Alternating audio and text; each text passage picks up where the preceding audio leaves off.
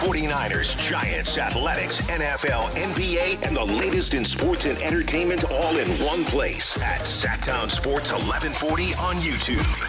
Your local sports leader, Sactown Sports 1140. This is the story of the one. As a safety manager at a manufacturing plant, he does everything he can to keep his coworkers safe. From finding ways to reduce risks to keeping safety supplies in stock. And for that, he relies on Grainger. Grainger offers a broad range of quality products and next-day delivery, so he can always play it safe. Call 1-800-GRAINGER, click Grainger.com, or just stop by. Grainger, for the ones who get it done. To 15-year-old Harper, buying an $80 vintage rock t-shirt is a great investment. To Harper's mom, this logic has a few holes in it. So she helped Harper open a Wells Fargo Clear Access banking account. With no overdraft fees and tools to track spending, Harper's learning, one heavy metal tee at a time. However you make money work, Wells Fargo can work with that. Terms apply. Visit wellsfargo.com/deposit disclosures for fees and details. Sacramento's best selection, best quality, and lowest prices on kitchen and bath products are at the new Anova Cabinet and Stone. For a limited time, get stunning new quartz countertops starting at just $159. That's right, only $159 for gorgeous quartz countertops. Listen to this, for a limited time, cabinets for kitchens and bathrooms are up to 50% off. Yes, up to 50% off new cabinets. It's a must-see, the new Anova Cabinet and Stone at Florin Road and Highway 99. Learn more at AnovaCabinetStone.com. If you have unfiled taxes or are in debt to the IRS, this is important news. Did you know the IRS has programs specifically designed to help people struggling with tax debt? Powerful tax assistance programs that can save you thousands if you qualify. No one knows these programs better than the experts at Optima Tax Relief, America's most trusted tax resolution firm, A-rated by the Better Business Bureau. Their award-winning tax attorneys and licensed professionals have resolved over $3 billion of tax debt for their clients. One call to Optima can start the process, helping to put an end to your worries about wage garnishment, asset seizure, and other aggressive IRS actions. Find the best options to solve your tax problems. Call the experts at Optima Tax Relief today for a free consultation. Call 800-375-2922. 800-375-2922. 800-375-2922. Optima Tax Relief.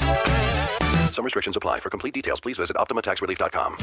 This is Sactown Sports 1140. Hey, it's Carmichael Dave. What's up? It's Matt George. What's good? It's Alan Stiles. With the most trusted voices in the community. This is Jason Ross. Hey, it's Kayla Anderson. It's Whitey Gleason. Ready to help promote your business, both as partners and customers. All you have to do is ask. Pick up the phone, dial pound 250 and say, grow my business to get connected with a team member today. That's pound 250 and say, grow my business. Our team will review your product, quickly pair you with a perfect endorser, and create video and audio samples all at no cost or obligation to you. With the most live and local on-air lineup, a dynamic content-driven website, and a state-of-the-art mobile app, Sactown Sports 1140 is tailor-made to help you connect with a sports audience in Sacramento. So why wait? Dial pound 250 today. Say, grow my business, and let us help take you to the next level. MoonPay X Games Sacramento 2026 is taking on Cal Expo this summer. Catch live music performances and more than 100 top skate, BMX, and Moto X athletes compete. June 26th through June 28th. Get your tickets now at xgames.com.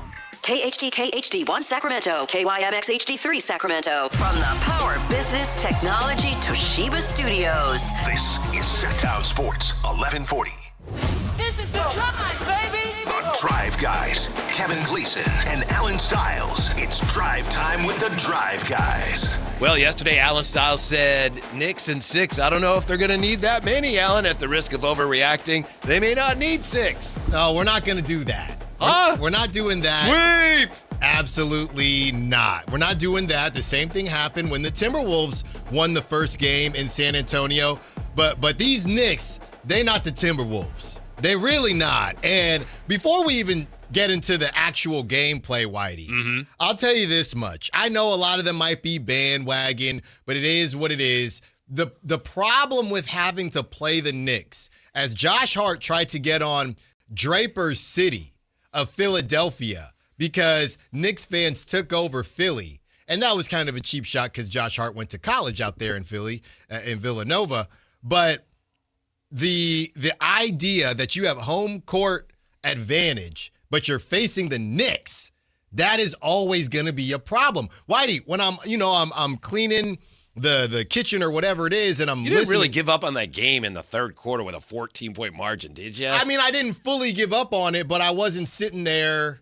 I Let wasn't that sitting be a there lesson to locked you. on. Uh-huh. I wasn't sitting there locked in. I knew it. Look, when I listened when it came back to town. All right, let's lock back in. That was it. But you have to face a team, and you have a home court advantage. The Knicks have to be the worst team in the league to have to face in those situations. By the way, Josh Hart had one of your games. That is one of the Josh Hart games you mentioned yesterday. Yeah. Remember? You said somebody, he used to have 17 rebounds. Last night he had 15 rebounds, 6 assists, going 1 for 5. That's insane. Josh Hart. I know. That is absolutely insane. 15 rebounds? That's old school Josh Hart. Yes. He's the weirdest gamer ever because he's a gamer in that, he's not going to just randomly show up and now score, 30 points. He's just going to get you 15 rebounds in a game with Victor Wembanyama in it. I just saw the video again today of when, I don't know, Jalen Brunson was at some function of some kind when he found out that they traded for Josh Hart. You see that video? Yeah. He's just doing something, and a fan comes and goes, hey, look at this. You guys traded for Josh Hart. And he was so happy. I mean, that goes to the whole continuity, and I know I always joke about Dante DiVincenzo not getting a ring. That was the other thing I was thinking about. You know who's going to get a ring either way? You know who. Who? My guy. Jeremy Sohan. Yeah, I know. I thought of him last night. Either DNP. way. Yeah. Either way. But the Knicks, what they have, that continuity, I wouldn't, we've joked about the Kings go get Darius Acuff and Malik Thomas, but it's not easy to do, but the continuity they have that has started from college from some of those guys, and then you add in others, I mean, it's just one of a kind. It truly is. I know it's a cliche, but it's one of a kind. So game one by the numbers really quickly here. The Knicks had 23 second chance points to the Spurs 14. So you had Wemby contesting, but once he contested, he was out of position, right? And the Knicks took advantage of that. 23 second chance points to the Spurs 14. Secondly, Brunson scored 13 of his 30 in the fourth quarter. The Spurs only scored 19 in the fourth quarter. They only scored 40 points in the second half. Man. The Spurs did. I'll tell you. It's just like throw it to Wemby and go get him, big fella. And, he's dribbling the ball off his foot. It's like, oh, my goodness, that was terrible offense. Yeah, and some of the guys that they had counted on, I know Schmal and Miles was not happy with Devin Vassell. Really not happy with Devin Vassell. You had some opportunities there, but I think everything we've talked about as far as why the Knicks are a different beast than some of these other teams, and going back to the Thunder, I know they won fair and square, the Spurs did. But if they had Jalen Williams, maybe it does, or A.J. Mitchell, maybe it does end up differently. Because defensively, Wemby did have a little bit of trouble with Hartenstein. I think the difference is, Chet, the first game when they're playing Chet off of him and just kind of weirdly not hiding Chet, but hiding Chet. I think that's where the Thunder, they set the table in the wrong way, and the Knicks set the table in the right way. We have a bunch of looks. You're going to see those looks, and you're not going to be able to. They had the knife upside down. Exactly. Setting the table the wrong way. Literally. Mom, Alan set the table wrong. You got the knife on the right, and you're in left instead of the right. Right. But, that ain't going to work. But the Knicks, they said, we got a curveball, we got a fastball, we got a changeup, and as soon as Wemby's trying to get his timing right, they're already throwing somebody else in there, and this is where you got to earn that ring. Whitey, I'm going to take something from you, how you always mention, hey, getting to a championship, it is very impressive. But there's a huge gap besides getting there and winning one. And now Mitch Johnson's on the clock because it's time to make some adjustments. Yeah, like hack a Mitch, which they had an opportunity to do when I texted you when they fell behind by 10 and they're running out of time. It's like that's when you hack a Mitch because it would have stopped the clock, and they got back in the game anyway. From that point, they still came back to take the lead, but I still think it's something they're going to need to do going forward. Third and finally here in the game, won by the numbers. De'Aaron Fox, 7 points, 3 of 13, 0 for 4 from 3. There's this debate about De'Aaron Fox. Is he a snake? Oh, no, he was a great guy. The Kings did him wrong. Look, the bottom line is this. The Kings should have gotten more for him in the trade, but they are fortunate to be off of him before they had to supermax him out because he wasn't and he never will be as good as the Kings would have needed him to be here. That's not a shot at him. That's not saying he's a snake. He sabotaged his franchise. It's the reality, though, and I think we're seeing it in these finals. He's a really nice player. He's a good player, but here the Kings needed him to be more than he was probably ever going to be. So big picture, they're probably better off that they've been able to move on from him. Yes, they should have gotten more back, but in some ways I think they're better now than they would be if he was here and you're paying him the supermax and still hoping he's going to lead you to the promised land. I don't think he's that type of player. He doesn't either. Right. He doesn't either. The only, and help me out, Whitey, because I know this super team thing happened a couple times, right? But off the top of my head, I guess let's eliminate Kevin Durant because Steph was Steph and, they were hot off of winning championships. There's another example that I have. And in both situations, the places where the star went was super desirable. Kevin Durant going to the Warriors, and let's go in the time machine here when LeBron James joined the Heat. So it wasn't as clear in Golden State. That's why I'm not going to talk about them the same way. Mm-hmm. But Dwayne Wade, who had won a championship by himself, saying, you know what? If LeBron gets here, we're just going to be a better squad in general, so let's do it. But I don't know how often it happens where the player that's the franchise guy stays on that same team and becomes a number 2 after they were a number 1. Think about it in coaching. When they fire a coach, they don't say, oh, you know what? Why don't you become the assistant coach again? Right. Right. That doesn't happen. That's a great point on D. Wade and, of course, Bosh and LeBron. And, other players have tried that and it hasn't worked as well. And some really astute people will point out, yeah, that's because it's not D. Wade and LeBron and Bosh. Right. There's something very unique about especially the first two. Yes. You don't duplicate that. Right. But in those two situations, the Warriors, who were the Warriors, a dynasty, and the Heat, who obviously Dwayne Wade was proven. Mm-hmm. That's Miami and Golden State. So let's talk about it. In what world, if De'Aaron says to himself, he looks himself in the mirror, you know what? I'm best served as a number 2. How in the world were the Kings going to get that number 1? Right. So that's the conversation. So that's not really, I think we can be objective about that. Mm-hmm. And it doesn't have to be, he's terrible. Yeah. Right. He's horrible. It's like, wow, I don't think he was ever going to be as good as they needed him to be. No.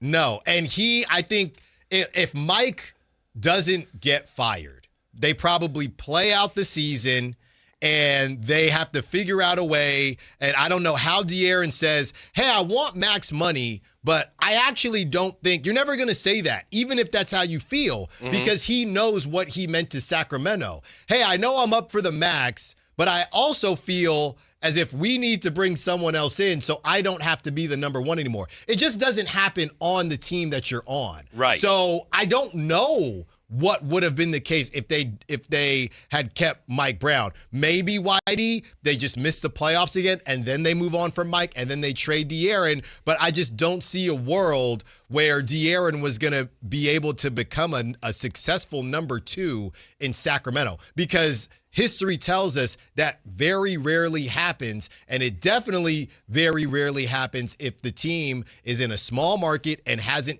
done anything. I really miss Mike Brown. He's a really good coach, but he's funny, and he says that. We used to play him all the time, and we're still playing stuff from him this week, the whole who let the dogs out. He's funny, and he's smart. Yeah. And he never looked down. Pace. He never looked down his nose at Sacramento. Not that any other coaches have done that. Mm-hmm. But anyway, he did a really good job last night, and I think he has helped. Now, this started way before Mike got there, so Brunson deserves most of the credit, but he has helped Brunson and Karl Anthony Towns be better players this year. And Jalen Brunson was, let me see here, Alan. Here are some synonyms for wonderful. Okay. Exciting, marvelous, astonishing. Yeah, I like that. I like admirable, that unusually good. No. I don't know. Unusually good, I think, works. No, that's like a... Those are synonyms. When I say someone's wonderful and you say, oh, that's an insult. I'm saying he's exciting. He's marvelous. He's astonishing. Astonishing. That's what he was last night. That's a much better way to put it. Okay. Hey, that's what he was yesterday. His new nickname's going to be Mr. Wonderful. No. That's already taken by Shark Tank. So it can't be that.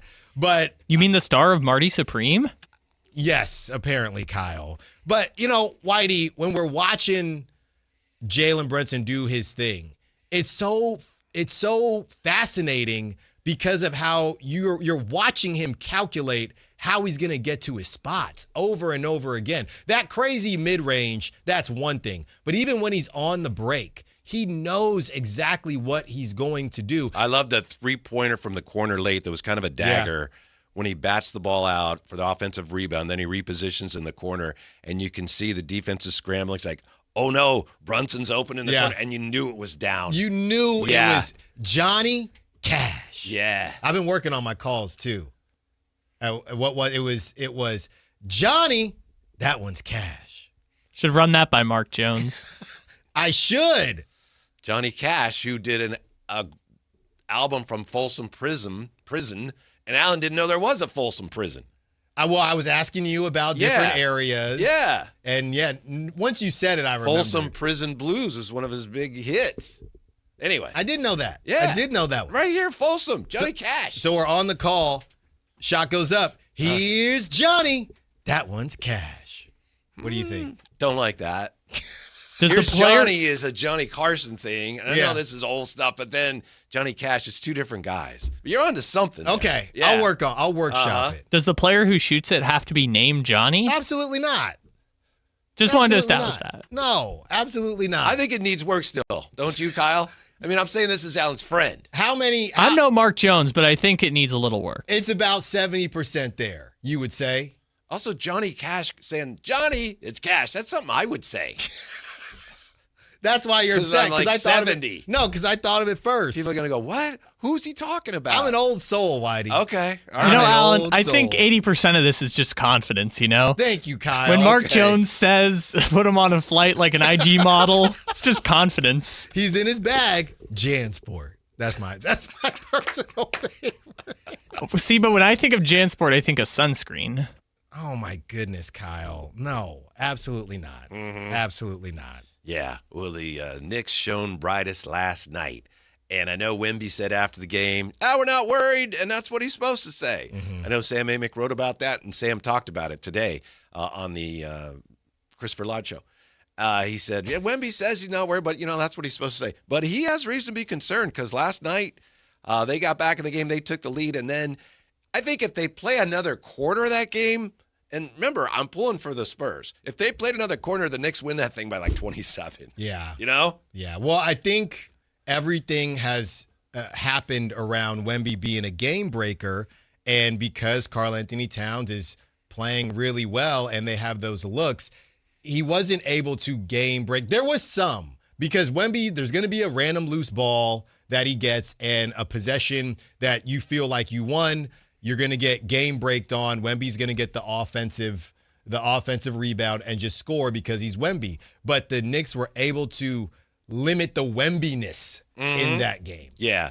I used to coach, Alan, this 8th grade girls team I coached. There's a girl on the team, young lady named Janie Peterson, and it was a privilege to coach her. Janie was taller than I was. Okay. And she was, 8th grade PAL. She was pretty dominant. Mm-hmm. She was so dominant, sometimes you could tell like her heart wasn't in it. It's like, it's too easy. Yeah. But one of the things we, worked with her on is sometimes she'd shoot like a fall-away jumper. She's a really skilled player. Could have played in college, just decided she didn't want to. But she would shoot a fall-away jumper. And I said, Janie, what? You're taller than me. What are you falling away from? Yeah. And I was thinking of that because Wemby sometimes will make a shot tougher than it has to be. Mm-hmm. He'll get the ball like free throw line, fake, and then like shoot a turnaround fall away. Mm-hmm. Like what are you falling away from? Right. Yeah. And I saw people yesterday saying that he kind of looked like a baby deer in a way. Yeah. And really what they were saying was he's still offensively, again, crazy potential, crazy ceiling, but he still offensively is just going out there figuring out stuff, which is crazy to say. To your point about Janie, Wemby's doing that in the NBA. Yeah. But you can only do it to a point until you come up against a team that just knows how to defend you and has enough pieces to defend you. Yeah, obviously I picked the Spurs, got to stick with it, but last night watching that game unravel for them, I started to think, man, all the warning signs were there in the games they played against each other this year, and maybe I ignored them when I shouldn't have. We'll see. I'm not switching picks. I wouldn't even consider doing that. But, man, the Knicks have to be very confident right now. Oh, yeah. These guys can't beat us. The only thing I'd still, and it's the same thing I'm always worried about with the Knicks, is I know their offense has been great, but Carl has an off game. You know Brunson's always going to give you at least 20, but if Carl does have an off game, how much can you trust to Mikal Bridges? How much can you trust to OG Anunoby? Clearly, it has not burned them very much yet. And OG Anunoby, the numbers you were saying, what is he averaging? 19 a game or something crazy. He's proven to be a playoff riser, but that's always been my worry. Do they have enough offense if one of Brunson and Cat have an off game? Mm-hmm. Let's face it, De'Aaron's on the spot.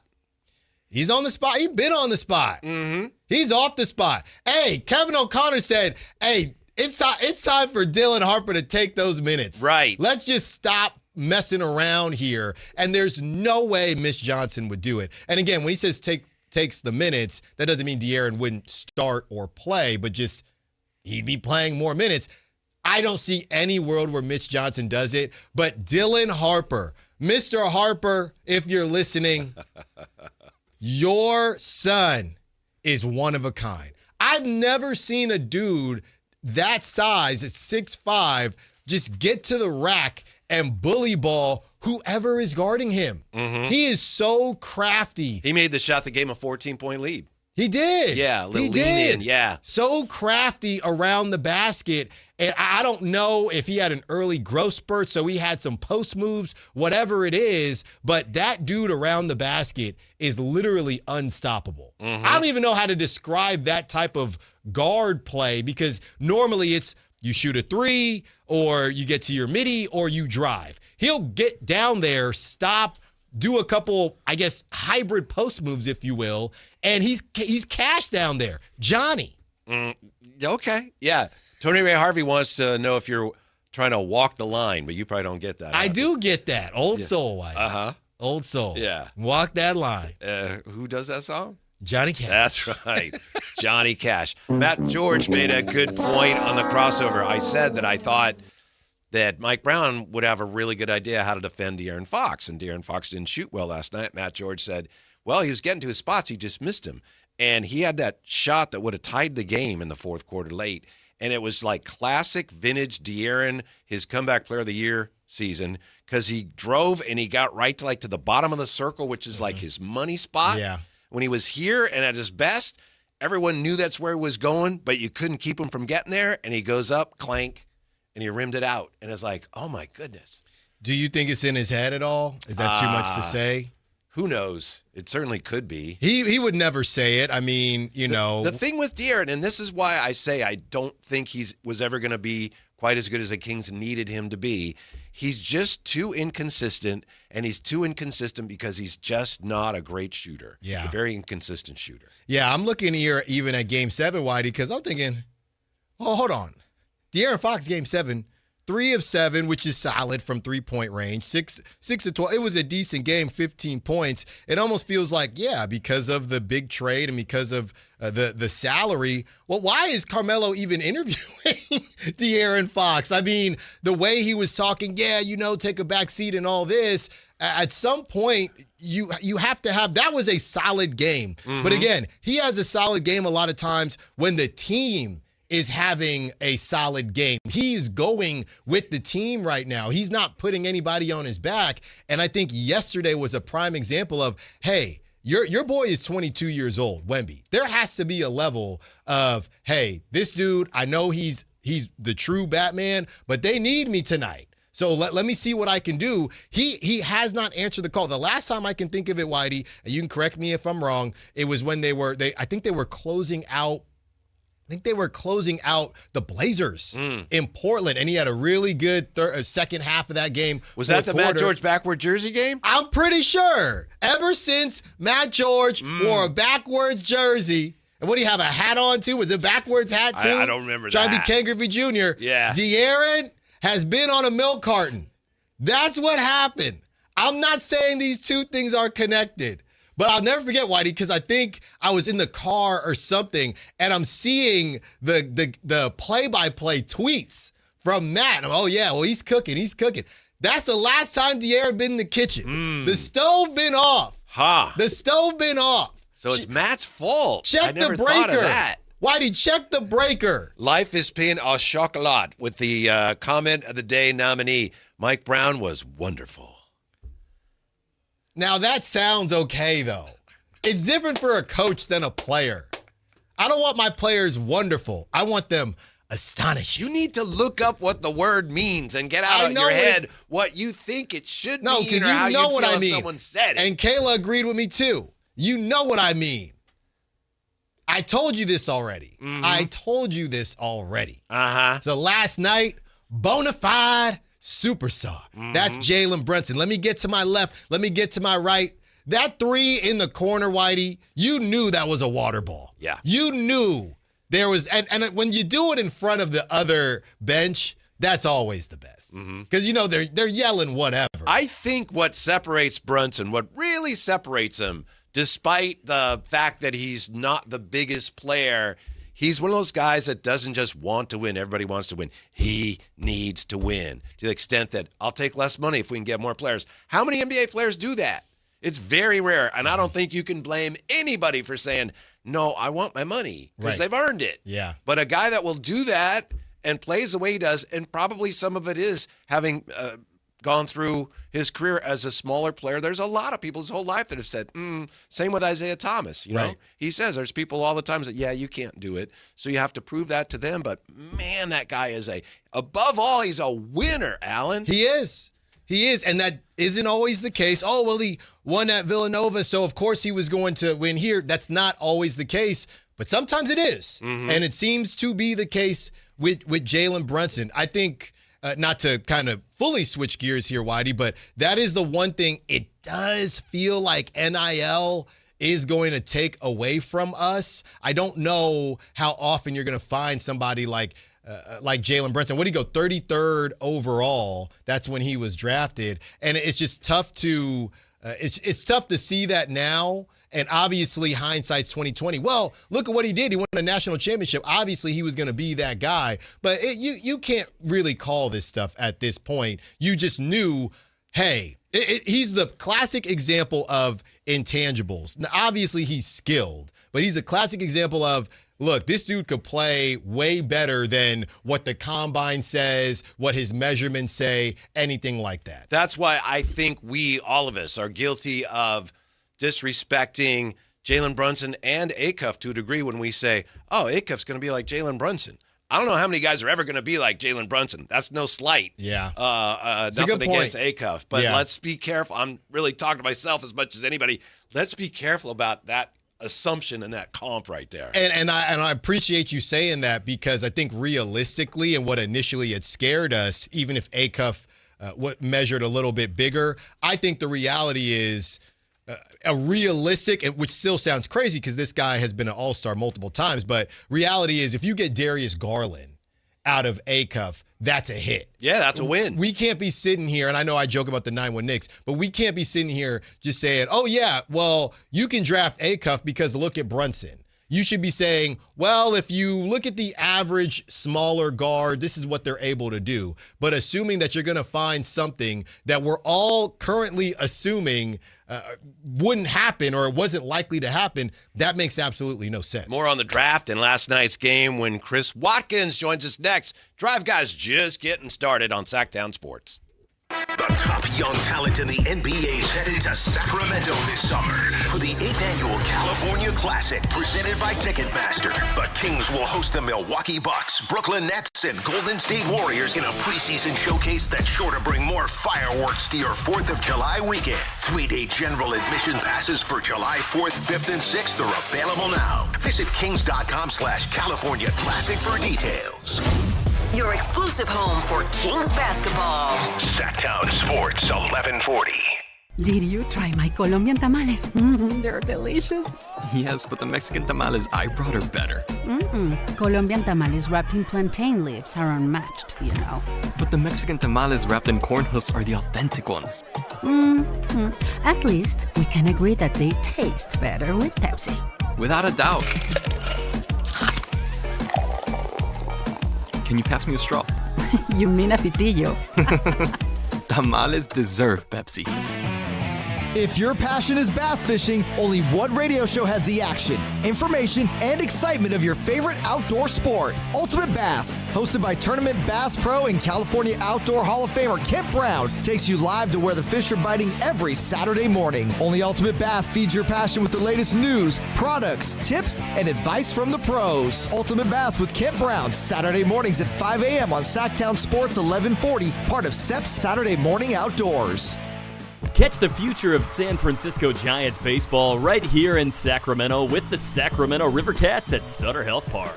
See tomorrow's stars take the field today and be part of the big league journey. Get your River Cats baseball tickets now at rivercats.com. Injured at work, slip, trip, or a heavy object fall on you? Fareed Yaguptil, Esquire at DTLA Law Group fights to get you paid while you recover. Don't wait. Protect your rights today. Text Injury Help to 40222 or visit calldowntown.com now. That's Injury Help to 40222. Text rates may apply. Office located at 560 Santa Fe, Los Angeles. Results or outcome may vary. No attorney-client relationship is implied. Visit them at calldowntown.com. That's calldowntown.com. Capital Casino is conveniently located in downtown, 411 16th Street, and has been a part of the greater Sacramento area for over 20 years. They offer the best variety of games in the region in a safe and friendly environment, and there's plenty of parking, all well lit and monitored by security. Come have a great meal at the cafe and restaurant inside. Capital Casino has the best food, the best service, and the best action. But please always remember to gamble responsibly. 1-800-GAMBLER. In 1962, Big O Tires began a revolution in the tire industry. Now through June 14th, celebrate with our 64th anniversary sale. Buy 3, get 1 free on 4 select in-stock Big O branded tires with installation purchase. You'll also get our industry-leading ProTech Plus warranty, free. Year after year, we turn big problems into no problem at all. Big O Tires, the team you trust. Installation required. Disposal fees and shop fees extra where permitted. See store for pricing. Eligibility may vary. Not valid with other offers. Want the best movie experience in town? Join Sactown Sports IMAX Pass by visiting SactownSports.com. Sign up today. You can win tickets to see this week's films at the Esquire IMAX Theater. Remember the days of real country music? Now you can get your favorite classic country every day on 105.1 HD3 The Ranch. Listen to The Ranch on the free KNCI app or anytime at 105.1 HD3. If you have unfiled taxes or are in debt to the IRS, this is important news. Did you know the IRS has programs specifically designed to help people struggling with tax debt? Powerful tax assistance programs that can save you thousands if you qualify. No one knows these programs better than the experts at Optima Tax Relief, America's most trusted tax resolution firm, A-rated by the Better Business Bureau. Their award-winning tax attorneys and licensed professionals have resolved over $3 billion of tax debt for their clients. One call to Optima can start the process, helping to put an end to your worries about wage garnishment, asset seizure, and other aggressive IRS actions. Find the best options to solve your tax problems. Call the experts at Optima Tax Relief today for a free consultation. Call 800-343-6460. 800-343-6460. 800-343-6460. Optima Tax Relief. Some restrictions apply. For complete details, please visit OptimaTaxRelief.com. It's time for your Sactown Scouting Report, breaking down the top prospects for the Sacramento Kings ahead of the 2026 NBA Draft. Second round wings and forwards. Maxime Reynaud, Dylan Cardwell, Mitchell Robinson, Deuce McBride. Scott Perry has found good players in the second round before and has 2 picks in this upcoming draft. They could use more size and versatility. Could they find that with one of these second-round wings? Read the entire breakdown from Brendan Nunez right now at SactownSports.com. Presented by Power Business Technology. Copiers and printers for all your office needs.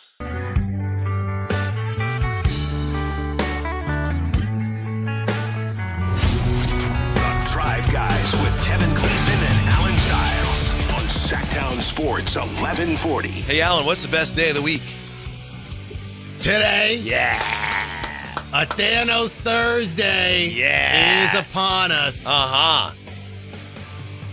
Alan's a little nervous because his baseball team is struggling to finish. Well, the tying run is now coming to the plate. Well, I'm trying to remember what the score was when the ninth started. We got to check on that.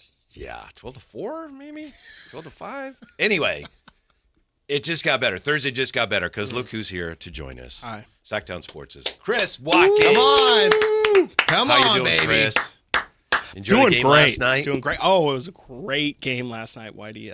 Yeah, it was phenomenal. Good to see all those Sacramento ties doing their thing, well, for the most part. And, yeah, it's shaping up to be one jolly good old series. You had a post last night. I called it a post on you weren't supposed to see what that. I call X. Yeah. And it was Mike Brown, and it was 3 years ago, and Mike Brown didn't know who Wemby was. That's incredible. Yeah, it was. I posted it yesterday on X, and it's one of my favorite clips from Mike Brown's time here in Sacramento. It was. I mean, if anything, it really displayed to me just how quickly this all happened with Wemby. Mike Brown's still the Kings coach, and he was pretty much asked. It was post All-Star break. Hey, the Kings obviously beam team season, no first round pick that year. He was just asked like, hey, what are your thoughts, if you've got any, on this 7'4" French dude? And he's like, honestly, I'm so caught up in the season, like, I have no idea. Like, I don't even know his name. That's and then amazing. Proceeds to call him Wemby Yaya, which is incredible. Something that I feel like only Alan could have came up with. A Wemby Yaya. So, yeah, absolutely incredible. I miss Mike Brown for those moments especially. I do too. Yeah, and well, it was funny because you look back on last season, and I really don't think we had any of that. It all went so left so fast. It just, well, and I'm talking about the season with Mike Brown. I know the Kings season is over now. But the last season with Mike Brown, we didn't get any of that. Because was that the season with the laptop, or was that the season prior? No. That was the season prior. Yeah, the laptop was the season prior. We got Royale that year. I'm talking about Mike Brown stuff. Yeah. But it was the tone was different for sure. What was it? Not where he said over, that's Marshawn, over and over. But when and he repeated himself. Pace. No, there was another there was something one. Possession else, after yeah. possession. It was possession after possession after possession Yeah. after possession. But after that possession. one was not fun. No. Yeah, the whole vibe of that entire year was off from Jump Street, and obviously how it. I say how it ended, but realistically, the middle of the season when Fox and Mike Brown leave, like it was.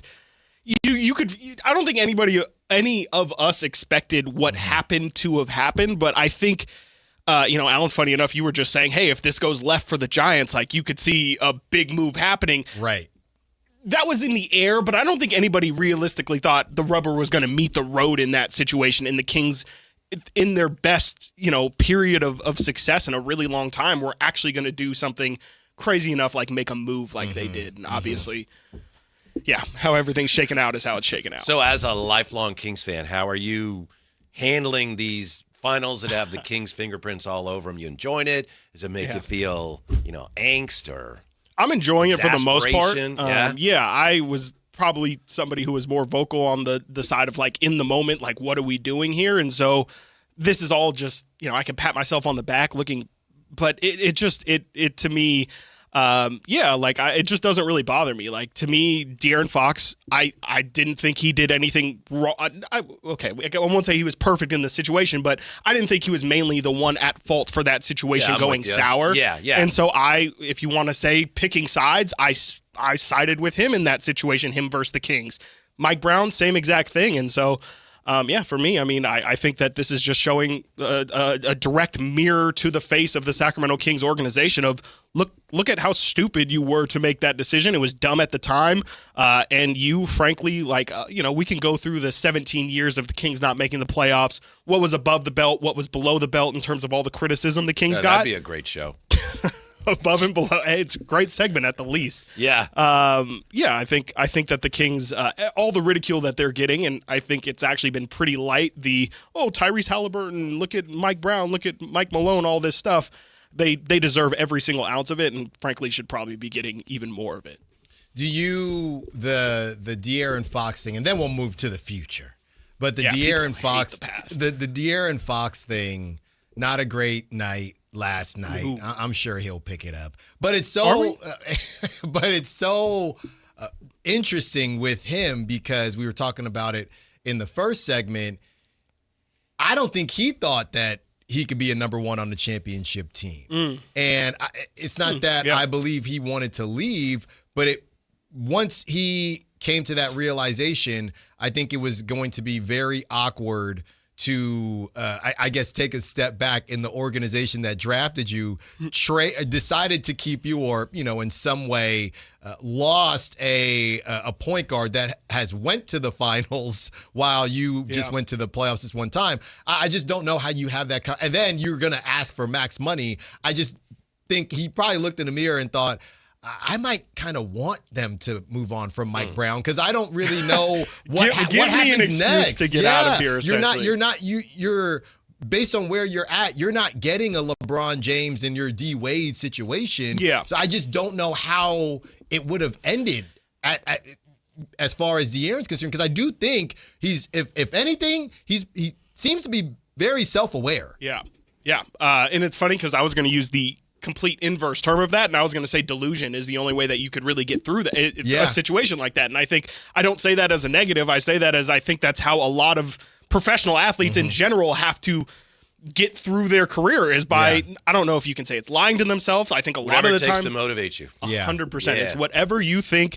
You're in the situation anyway, and so De'Aaron Fox looking around and saying, kind of like Raider fans, I kind of don't think I'm good enough, is not going to do you any good. And so I think it's just, you have to live in that forever state of delirium where you just have to believe that you are good enough, and it's not about getting pieces that are better than you. It's about uplifting. It's a rising tide lifts all boats, and I think that's the would have been the interesting experiment with De'Aaron. Is clearly, like you guys said in the first segment, he is not a 1A on a championship team. I think you, especially Alan, like you were very much on that, and I think it's definitely proven to be true.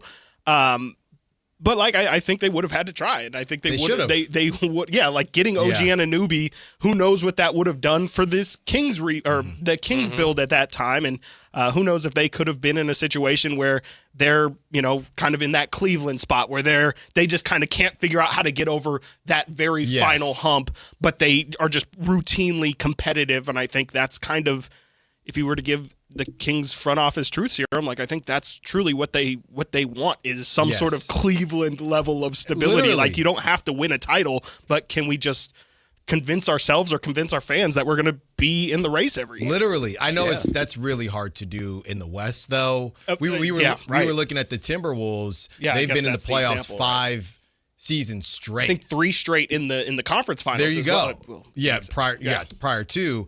And I think you're spot on. That's what they would have wanted. The only world I can see, and maybe it would have been OG. We know all these stories coming out, or these reports from Sam now Amick. They tell us, exactly. But if they had found someone as good as De'Aaron, and maybe it's a CJ McCollum, Dame Lillard type deal, maybe that prolongs this. But there was no world where De'Aaron was going to be a pure number one and they win a championship. I'm just not sure that he believed that, that he wasn't that. I don't know. We'll never know. I know you've been making that point for a while. I know that he said when he went to San Antonio, we just found out from Rich Paul this week, that he said, if I'm going to be a number 2, I'm okay with that. Right. That doesn't mean, though, that he was like, oh, Thank goodness, because I can't do it. We don't know. Also, when he was just here, because you're willing to be a number 2 somewhere else does not mean you're willing to be a number 2 here. Because he definitely did show a lot of indications while he was here, which is a healthy thing, that he felt like, this is my team and I'm the guy on this team. I think he got to a point where, maybe I'm not that guy. That's how I don't know. I understand. I'm not saying he never felt like that. Maybe in the middle of Beam Team when we all thought, he's going to keep ascending. But that very next season where it just didn't happen. I know a lot of guys didn't play well on that team, but I think he just came to a decision within himself. But I do think to that point, if I am going to be a number 2, I'm going to be a number 2 with a chance to win a championship. Yeah. Well, enough about last night. How about next year? More on that with Chris Watkins when the Drive Guys come right back. Sactown Sports. The top young talent in the NBA is headed to Sacramento this summer for the 8th annual California Classic presented by Ticketmaster. The Kings will host the Milwaukee Bucks, Brooklyn Nets, and Golden State Warriors in a preseason showcase that's sure to bring more fireworks to your 4th of July weekend. 3-day general admission passes for July 4th, 5th, and 6th are available now. Visit kings.com/California Classic for details. Your exclusive home for Kings basketball. Sactown Sports 1140. Today, we're talking about how you don't have to earn more when you can save more. Okay, so you brought me this stat. T-Mobile customers had the lowest wireless bills versus Verizon and AT&T over the past 5 years. That seems surprising. Yeah, when I first heard it, I thought, okay. But when the experts at HarrisX broke it down, it was true for millions of families. They have a 5-year price guarantee on experience plans and America's Best Network, plus lower bills. I'm not hearing any sacrifice here. Which is what people need right now. Reliability, predictability. Affordable wireless service isn't a perk. It's a difference. And listeners, if you don't believe me, you can check it out at tmobile.com/switch. Best mobile network based on analysis by Ookla Speed Test Intelligence Data 2H 2025. Price guarantee on talk, text, and data exclusions like taxes and fees apply. Based on HarrisX billing snapshots from Q3 21 to Q4 25 compared to average AT&T and Verizon bills. Comparison excludes discounts, credits, and optional charges. For more details, see harrisx.com/T-Mobile-bills. Sacramento, get ready because the Fasteners Inc. Super Sale is back. Friday, June 12th and Saturday, June 13th. Stop by Fasteners Inc. Tool Outlet on Power Inn Road for crazy deals on DeWalt products. We're talking all of the lowest prices in Sacramento on Bear Tools, tool products, batteries, lasers, hand tools, outdoor power equipment, and so much more. Again, this DeWalt sale event will be June 12th from 7 till 5:30 and June 13th from 9 till 3 p.m. at Fasteners Inc. Tool Outlet on Power Inn Road. Visit fastenersinc.net for more info. Your business moves fast. Your bank should keep up. At Valley Strong Credit Union, business banking is built for momentum with tools that help you manage cash flow, streamline payments, and fuel growth. Right now, there's never been a better time to switch. Open a new Valley Strong business account and get 3 months of business banking products and services free, up to $750 in value to power your next big move. Because when your business runs stronger, the whole Valley does too. Valley Strong Credit Union. Grow your business, grow your future at valleystrong.com/business. This is Sactown Sports 1140. Hey, it's Carmichael Dave. What's up? It's Matt George. What's good? It's Alan Stiles. With the most trusted voices in the community. This is Jason Ross. Hey, it's Kayla Anderson. It's Whitey Gleason. Ready to help promote your business, both as partners and customers. All you have to do is ask. Pick up the phone, dial pound 250 and say, grow my business to get connected with a team member today. That's pound 250 and say, grow my business. Our team will review your product, quickly pair you with a perfect endorser, and create video and audio samples all at no cost or obligation to you. With the most live and local on-air lineup, a dynamic content-driven website, and a state-of-the-art mobile app, Sactown Sports 1140 is tailor-made to help you connect with a sports audience in Sacramento. So why wait? Dial pound 250 today. Say, grow my business, and let us help take you to the next level. MoonPay X Games Sacramento 2026 is taking on Cal Expo this summer. Catch live music performances and more than 100 top skate, BMX, and Moto X athletes compete. June 26th through June 28th. Get your tickets now at xgames.com.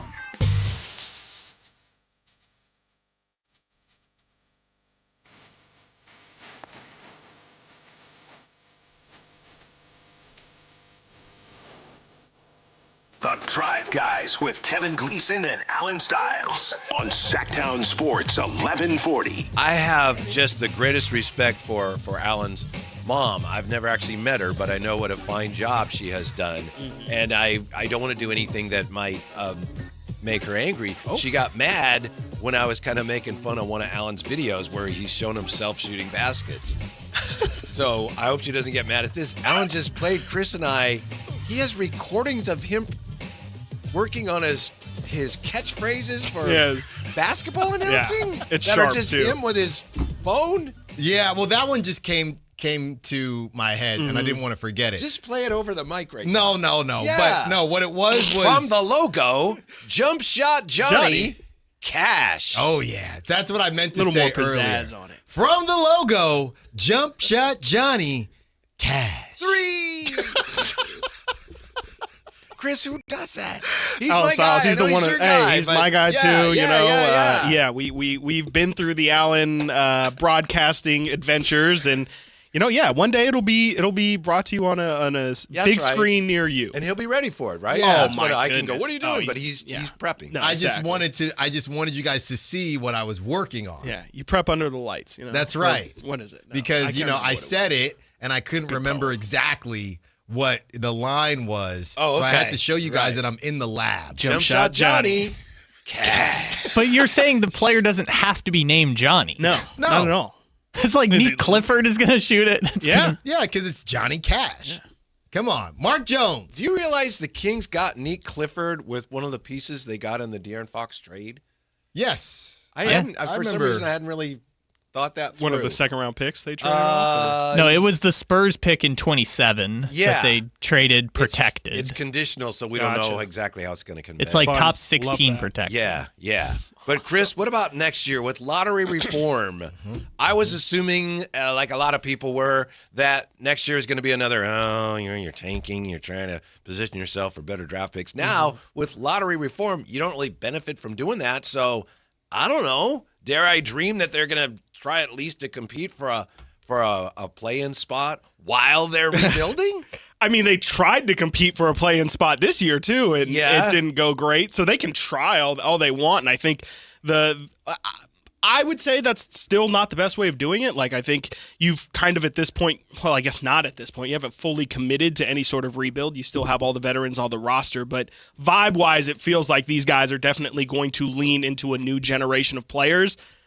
I'm not saying you don't have to, you can't have any veterans, but to me, I think this thing, it's just got to shift. Like you have to get, I just think the young guys have got to be the face. He doesn't like your hybrid rebuild idea, Alan. I don't love it, I can't lie. Well, I mean, you have to sit in the middle. I also don't think they have much of a choice. Right.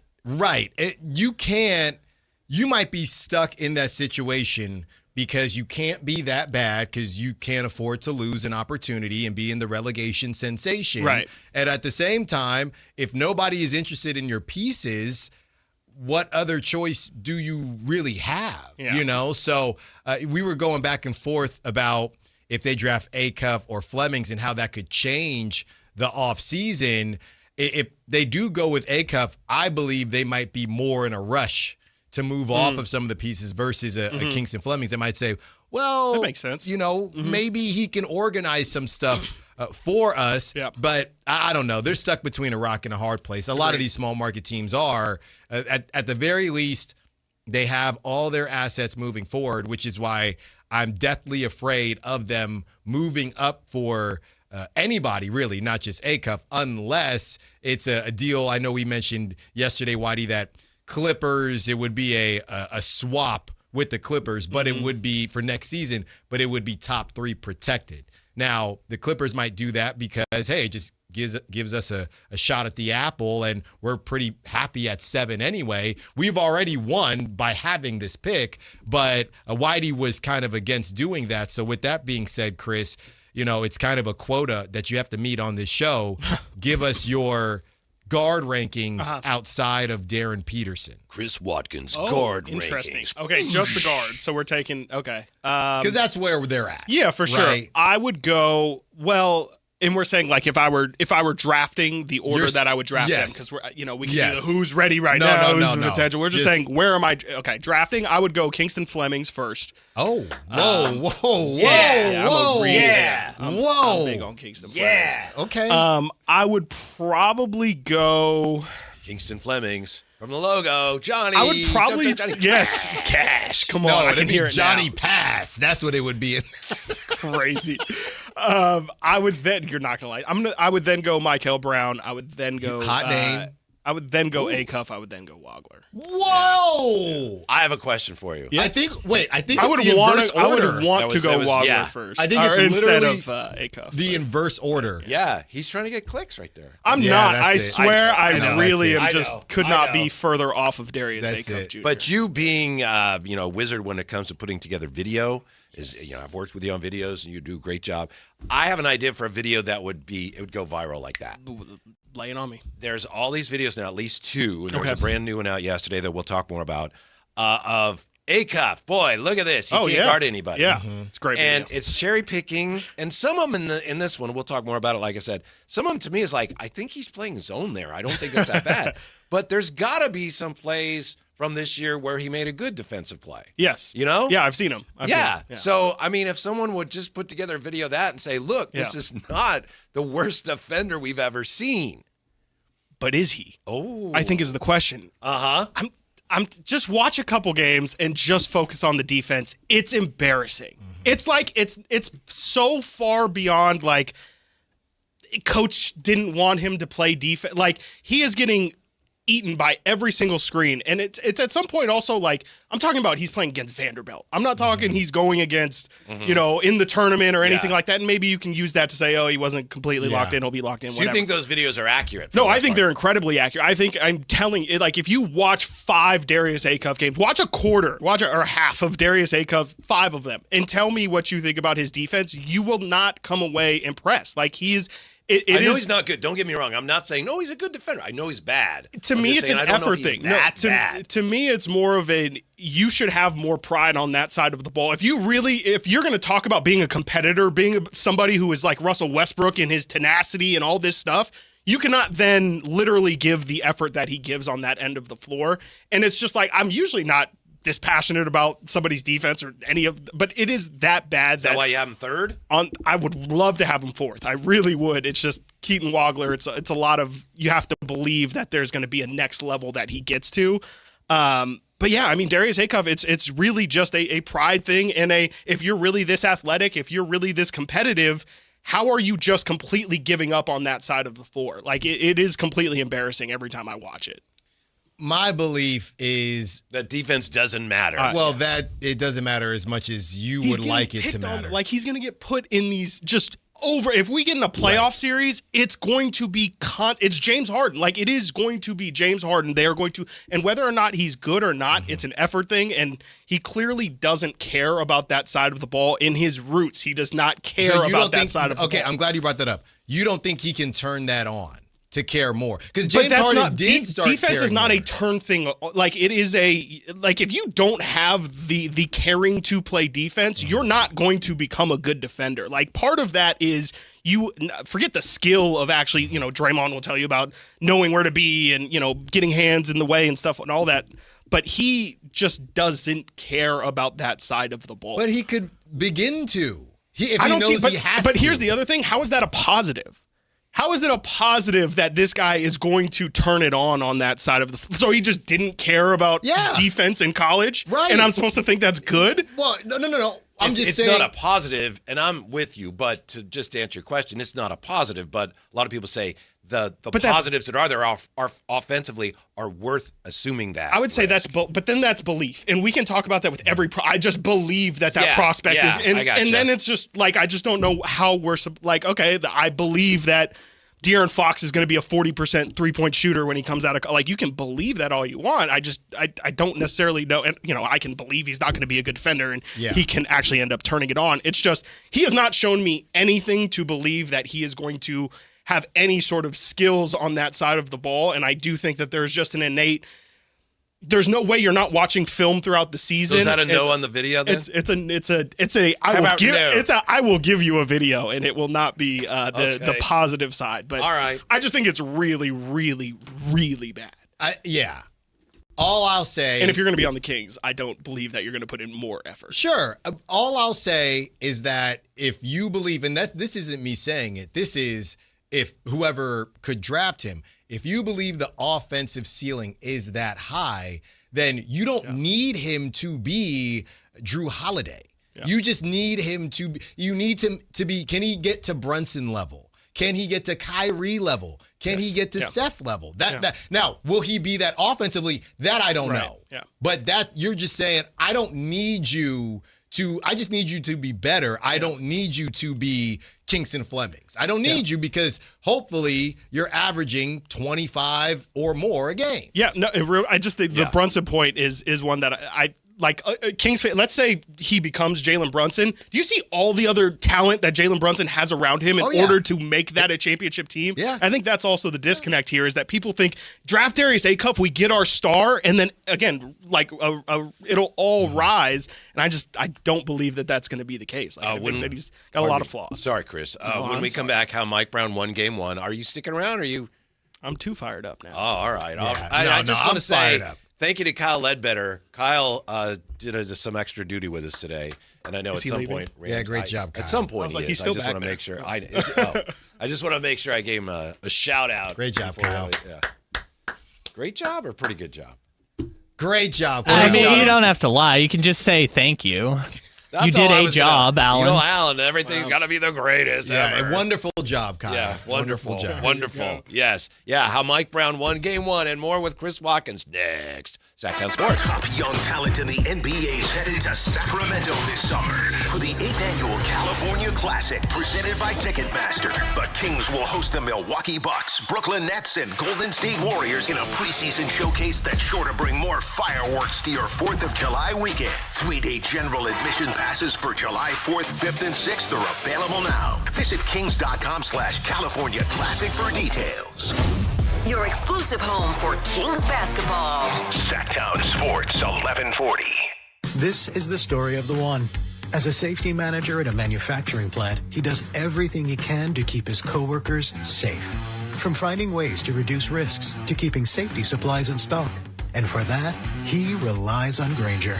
Grainger offers a broad range of quality products and next-day delivery, so he can always play it safe. Call 1-800-GRAINGER, click Grainger.com, or just stop by. Grainger, for the ones who get it done. Card collectors know there's nothing as special as a rare one-of-one card. And now you can hear a very rare one-of-a-kind sports card show right here on Sactown Sports. Whitey Gleason here inviting you to join me and Mr. True Sports Cards himself, Imran Pilati, for the True Sports Card Show every Saturday morning at 10 on Sactown Sports. It's the only sports card radio show in the nation. For all your hobby needs, get to True Sports Cards, 6661 Stanford Ranch Road in Rockland. And for hobby, insight, and fun, join us for the True Sports Card Show Saturday mornings at 10 on Sactown Sports. Is the volatility of the stock market driving you crazy? Is your retirement account sinking, yet you're getting older and you're starting to worry about, will I have enough for retirement? What about the money in the bank? These banks pay nothing these days. How do we get growth to get to retirement account? It's simple. Move into gold and silver. Want to know how to do it? Listen to my show, Striking Gold, with me, Kenny Michaels. Patrick was way behind on his IRS taxes. I was in way over my head. The total amount ended up being somewhere just over $30,000. $30,000. Then the IRS came to collect. Started getting letter after letter. A lien had been filed against me. They were going to basically hang me completely out to dry. He had to do something. That's when I reached out to Optima Tax Relief. Patrick's life quickly got a lot easier. It was very easy, pretty much hands off. They picked up the ball and ran with it. And how'd it go? I couldn't believe it. I had to ask 2 or 3 times. I saved an incredible amount of money. How does Patrick feel about Optima? Couldn't be happier. They definitely helped me. Optima Tax Relief, the best place to call. They're the best in the business. Do what Patrick did and call Optima Tax Relief for a free consultation. Call 800-375-2922. 800-375-2922. 800-375-2922. Optima Tax Relief. Testimonial from an actual client. Some restrictions apply. For complete details, please visit OptimaTaxRelief.com. Sacramento's best selection, best quality, and lowest prices on kitchen and bath products are at the new Anova Cabinet and Stone. For a limited time, get stunning new quartz countertops starting at just $159. That's right, only $159 for gorgeous quartz countertops. Listen to this. For a limited time, cabinets for kitchens and bathrooms are up to 50% off. Yes, up to 50% off new cabinets. It's a must-see. The new Anova Cabinet and Stone at Florin Road and Highway 99. Learn more at AnovaCabinetStone.com. You can buy golf clubs anywhere, but buy clubs that fit the shelf instead of your swing. That's why Hagen Oaks offers total game fitting. TrackMan dials in your driver and irons. Ping's Bolemic Ball Fitter finds your perfect golf ball. Hagen Oaks Putter Fitting Studio helps you roll it true. And FootJoy's 3D foot scanner matches you with balance and stability. Whether you're a beginner or accomplished, your best game starts with the right fit. Hagen Oaks Golf Complex. Better fit, more fun. Fulton Avenue at Business 80. Veterans and active duty service members, when your call to service ends, your mission doesn't have to. Go from GI to IT in just a few months at My Computer Career. Prepare for a high-demand career in cybersecurity, protecting people, systems, and institutions from real cyber threats. Cyber warriors are needed now. Will you answer the call? Go to mycomputercareer.edu/CWP to learn more. That's mycomputercareer.edu/CWP, an elite CompTIA certification partner. VA education benefits are available to those who qualify. My name is Whitney Allen, and I'm a widow. My husband, Ryan, died. We never thought we'd ever have to use life insurance, but the unexpected happened. With Ethos, signing up was fast and 100% online. You can get a quote in seconds, apply in minutes, and get same-day coverage. No medical exams, and you can get up to $3 million worth of coverage. I'm grateful we were prepared. Get your free quote at ethos.com/beat. That's ethos.com/beat.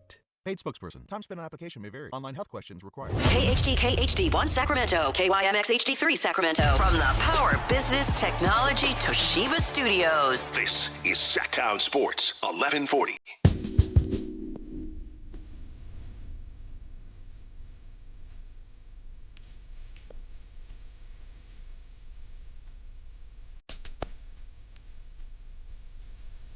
The Drive Guys with Kevin Gleason and Alan Stiles. And Chris Watkins. Well, we got a lot going on. First of all, Carmichael Dave will find tomorrow that his beloved Nicolas Cage pillow has been removed. So that'll be interesting to see how he deals with that. I'll probably get blamed.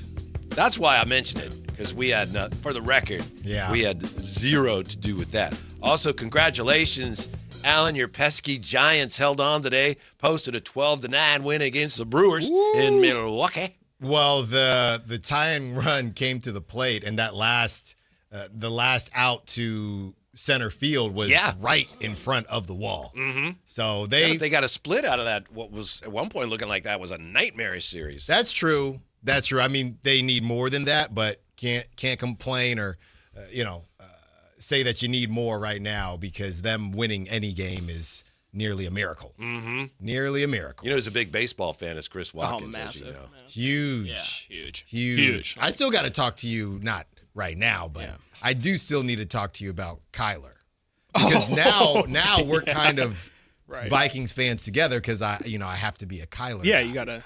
You're Zons. I gotta represent. Yeah. So we'll be connected. We'll be connected this year more than bring ever on, before. Man. By the way, before we get back to the NBA, let me ask both you guys, because it's official now. Russell Wilson has retired. Oh, no. Alan, you go first. Russell Wilson, is he a Hall of Famer? Ooh. I want to say yes, but that cliff was steep. He's one of the best cases ever. I mean, he's one of the most interesting, I don't know, borderline guys. Eli made it, right? Eli Manning, I believe. No, not yet. I know he's up this year, I think, right? Yeah. I'd probably put him in, but this comes down to, funny enough, I know voters shouldn't care, but how Russ was perceived towards the end of his career. I wonder if that'll actually be the thing. It might have been Tony Gonzalez. Somebody said, he may have played himself out of the Hall of Fame. Right. Literally. Russell Wilson may, because he was so bad late that, he was going to be a Hall of Famer. What do you think, Chris? I think he should be, right? I mean, with even just going to that many Super Bowls isn't something that many have done. And, I think he definitely made a stamp on the league. Like I don't think you can necessarily, especially that era. I don't think you can tell the story of that era without Russell Wilson and those Seahawks. And I think a lot of his, the bad thoughts of Russ have more to do with his off the field than actually what he did on the field. Like I think a lot of people just think he's corny and didn't love his off the field persona, and that kind of carried. The criticism of him as a player is that defense and running game carried him. Sure. Russell Wilson never won an MVP award. He never received a single MVP vote. That's crazy to me because when they were in the let Russ cook era, it felt like, again, that he had kind of microcosms of his career where he would start out red hot. Funny enough, we're talking about Kyler Murray. And then there would be the let Russ cook MVP convo, and the whole thing would just crumble to pieces. And that was 2-3 years of that before it got bad, and then he eventually went out to Denver. But it's crazy that he never got one vote. I mean, that's a rough one. If they beat New England, if he hadn't thrown that interception, or one way or the other, if they'd beaten New England, I think it'd be, there's no question. For sure, right? Yeah. If they just run the ball. I mean, and I wonder if a lot of it is a conversation that was brought up a lot when me and Alan would do the show, is the game manager versus game changer thing. And it feels like Russ was always on that line of like, he's a really high-level game manager. And for me, I mean, maybe I have a different experience because he did have a couple really clutch games in a playoff game, especially against the Vikings. But he just was a really, really clutch guy. And like, I think that's the thing with him or that's the sell, if you are going to say, is it wasn't necessarily about the numbers. It wasn't necessarily about, was it him solely leading the team? It was when he needed to make a play, he wasn't a complete stiff. He wouldn't turn the ball over Except more for times that one time. More times than not. It felt like Russ was a really reliable option and also like a great quarterback crop as well. Like we can't forget he was still playing when Drew Brees and Tom Brady and Cam maybe was the doing end his of thing. Peyton Manning as well. Yeah, Cam, like it was a really good crop of quarterbacks he had to do. More than 45,000 passing yards, 344 touchdowns, and his passer rating 100.1, fifth all time. Wow. I think he will get in. I think if I had the vote, he'd be like that next level, like just as close as you can get to being a Hall of Famer without being a Hall of Famer in my book. Like when Dion a couple years ago said, we need a separate Hall of Fame. There are guys that are in the Hall of Fame, but there's levels to the Hall of Fame. He's like a first floor Hall of Famer. Sure, you walk in and exactly. It's like then there's a penthouse. Just kind of warm you up to Exactly. like what is the idea of the Hall of Fame. Yeah, I would put him in. I just think the game, he threw one of the most beautiful deep balls in the game for a while, and he was running all over the place, guys. I think, game manager doesn't feel like enough. Like I said, he was doing a lot of game-changing stuff, but when he was doing that, felt like they were losing in the wild card. They weren't as good, but also that team just wasn't as good. The Legion of Boom carried his behind for a couple years. Yeah. I think he also he would scramble, but he wouldn't run for yards, and I think that hurts in like the fantasy footballification of this game too. Like if Russ maybe rushed for 500 to 600 rushing yards every single year and got a couple touchdowns, I think people probably would have thought he was better than what it was. Kayla Anderson, who's from Seattle, I thought she's from Tennessee. Maybe she. Maybe high school in Seattle, grew up in Tennessee, whatever it is. Anyway, she's talking about Russell Wilson today on the show. She said, she's a Seahawk fan. She's like, really? Yes. Wow. All because of that interception? I'm not sure why. I can't say the why. interception, and then as much as Seahawks fans love Marshawn, when it came out that Marshawn don't really rock with Russell Wilson. Defense don't really rock. Yeah. I mean, Sherm went. Seems and like played, everybody except for everybody likes everybody except for Russ. Except for him. So of course fans are going to say, "Well, I guess we're not rocking with him no more." Then there's the Sierra thing too. Like maybe people feel like he's trying to be Hollywood. Had his own. Didn't he have his own office? That was the rumor. He had his own office. Remember Sean Payton told him. We might have been talking about this when we were doing the show together. Sean Payton said like. Stop! You're not running for office. Stop kissing all the babies. Yeah. I think he literally said, "Stop kissing babies." And then he was 11-19 with Denver. And I remember Chris and I had the discussion. I remember I said, "I think he's going to bounce back this year." Did not. No. But anyway, did not. I think he will get in. But if it was up to me, almost. Hall of very good. Mm-hmm. It's tough with those Super Bowl winning quarterbacks. I know if you get carried, but yeah, you put a ring on that finger and you have solid seasons, it's pretty hard to keep them out. All right, Beyonce. Hey, Chris, your friend and mine, Alan Stiles, said yesterday, Knicks in 6. I had the Spurs. I think I had the Spurs in 6. They may not need 6 right after last night. Man. The Knicks may not even need 6. Yeah, I think it's obviously you win game 1 on the road, you're controlling the series, but I think a lot of the things that the Knicks established in game 1 to me are things that the Spurs should be really concerned about. Like the Spurs are definitely the ones that have to react to what happened last night. And I think the Knicks can, for the most part, they still have a couple things that they can go to. Mm-hmm. I don't want to overreact. Because that's what I did against when the Timberwolves won. Because you didn't even watch the game. You checked out. No, I didn't watch about game. 4.5 minutes of the third when they made the comeback. That's all I didn't watch. And I was listening, half listening. I'm just kidding. That's it. Yeah. This is from Michael Pina from The Ringer. He says, in order to maximize the team spacing, this is when they were down 14, all right? The Spurs are up 14.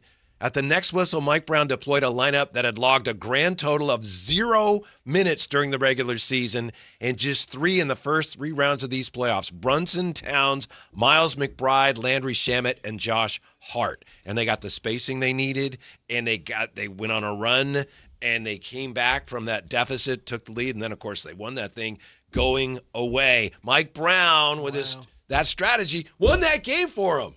That's the type of stuff that a lot of people don't give him credit for. Well, he's got a better team. He's playing Deuce McBride and Landry Shamet. Yeah. Put some respect on his name, please. Just think how he'd get roasted if that hadn't worked in the Big Apple. And they've been waiting to roast him. Yeah. They've been waiting to roast him for a while. First round, they were ready to get him out of there. Yes, they were. When it was the Hawks series was 2-2, I think it was. Mm-hmm. They were down 2-1, weren't they? It might have been. I mean, there was a lot of get Brown out of town over there too, and I was like, whoa, what's going on over there? And he's just, I mean, they've turned it on and completely flipped it. And Cat was great yesterday. Cat's been a big reason why all playoffs they look like a completely different team. It's scary. I mean, I think. Did you hear what Kat said? He said after the game, he how felt like comfortable he was. He said he felt like he saw his mom. In the crowd, he was like, I just felt like a calming presence in the arena. And if I'm the Spurs, I'm scared. Yeah. Yeah. Well, and they had him mic'd up, or you could hear him. They had him mic'd up. Yeah, and he was, saying, hey, this is just like it was. I don't know if he said game 1 in Cleveland, but let's just keep playing defense and the offense will get there, while we're waiting for the offense to get there. And everybody, roast Cat and his 14 voices and all of it, but you're kind of watching him. I know 2 people who it's going to be a movie. After all that. Big Cat. I didn't even know about it until I heard this show with 2 guys on it here on the station. But we're kind of we're big Cat guys. We're kind of watching him mature a little bit, and I'm not going to I'm not going to put that all on Mike Brown and say he's the sole reason, but you're kind of watching this team kind of grow together throughout the season and throughout the postseason, and it has been really, really cool to watch. And I hope that Mike Brown gets his credit. I would ask now, though, guys. Okay, let's say Mitch Johnson figures something out. Spurs are still the favorite, and the Knicks lose the series 6-7, whatever. Has Mike Brown done enough, or are we still in the category? I know we've been going back and forth with all he's got to do. He's got to win the finals, or they're probably going to be looking elsewhere. It's a fair question, but it depends on how it happens. Yeah. I mean, you're saying they would fire him? That's the conversations we had going into it, because it felt like he wasn't their first pick. It was always finals or bust. So if he didn't win it, they might look elsewhere. It reminds me of 99, the last time these 2 teams played in the finals, and they ended up bringing back Van Gundy. Van Gundy had been an assistant, and I think the GM at the time, Ernie Grunfeld, he was like publicly saying, he's our guy, but behind the scenes they were trying to replace him, and they ended up bringing back Van Gundy. I think you have to bring him back next year no matter what happens from here. Yeah, I would think so. I mean, I think the way that the team has came together this postseason, 12 straight wins at this point now, I think he's proven that at least he's got their ear, and I think part of it's the reality of do you really want to restart this or not necessarily restart, but I guess restart in the sense of back to square one from this season, not necessarily, a complete rebuild or anything like that. But I just, to me, feels like way too big of an ask. And also, where do you go? Like, it gets to the point where it's like, okay, if you're going to fire Mike Brown, you're going to fire Tom Thibodeau. Like, are you going to hire Phil Jackson? Like, what name are you? Like, Mike Malone? There's only so many names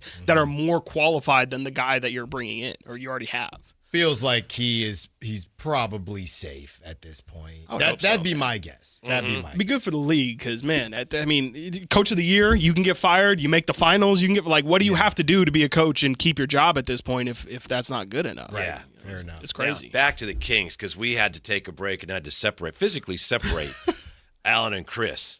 And I actually forget what it was you guys were disagreeing. It was probably Kingston Fleming's Darius Acuff. There you go. What? Yeah. Ding, ding, ding. Round 2. Yeah. I don't even want to. Let's change the celebrity fight, if you will. Ooh. Now I used to love Celebrity Deathmatch. That's what I'm saying. MTV. Yeah. Let's log in. Alan doesn't think defense matters, so he says, Acuff, what's the difference? Chris says Acuff is the worst defender in the history of basketball. But I want to tap in Keaton Wagler. We haven't. Yeah. I know you alluded to him a little bit. My issue with Keaton, and I don't know if I'm watching the same clips, it feels like for his lack of athleticism, I don't think he's got the deepest bag. We were talking about Mark Jones, Jansport. Doesn't feel like his bag, when I watch a lot of his moves, feels like he's doing a lot of the same moves, and that worries me. They work in college. That just worries me. Okay, you have to be as crafty as you know what. I know he's bigger, but you're going to have to be super crafty and a crazy shot maker. So that does worry me, but you had him last, which is crazy. Of the four. No, he had him in the second round with Bennett. He had Bennett Sturts above him. So that's crazy to me. Richie Saunders? Richie, oh my God, I need brother. some Richie. I need some Richie Saunders. You had, what was it, Tyler Nickel in front of him? Oh, he's out of the draft, but yeah. I thought he stayed. No, he took his name out. Or I'm thinking Tyler Tanner. I'm thinking Tyler Tanner. Tyler Nickel. Man, he had it. You watched that Arkansas game? Yeah. Watch Darius Acuff and Tyler. I mean, there's no one-on-one, but Tyler Nickel has a great game that day. All right, so what's up with Keith? I mean, it's just a belief thing for me. Like, everything you said is totally right. Like, I just think he's got a good skill set. It's just the belief that you have to have that if you're in a situation like that's why I think the Clippers are a good situation for him because they already got stuff going on. They got Kawhi, like they got Darius Garland. Like, if he doesn't pan out or if he's just a bench role player, that's okay. And I think he can figure that out. I think it's more just if we're talking about the Kings bet. Right. You like everything you said is true. And so you have to believe that at the NBA level, he's going to be like and this is maybe he's going to have to be like a Luka or a Shea where the game is played at his pace. Right. And obviously if we're listing those two guys as the counter examples of how it could work, that's just not like a great bet to take on. I think he's got a lot of, he does a little bit of everything. I think he's a little bit of a jack of all, master of none. It's just you, again, have to believe that there's something in there that's going to stick out at an NBA level, or he's just so young that, he's 6'5", he's got a ton of tools. You just got to believe that his game is going to grow, or he's going to grow into his body. If he can shoot, he's going to have a long career. Yeah, and he can shoot now, so he should be able to. Yeah. He's a little bit of a which position is he too though? Because I don't know if I would necessarily feel great about him being the drink stirrer. If he's going to be your point guard. Yeah. I don't know if it's that. Like, to me, it feels like I think I might have used it for Keaton, but he's a little bit like a Malik Monk playmaker, where it's like he can do it.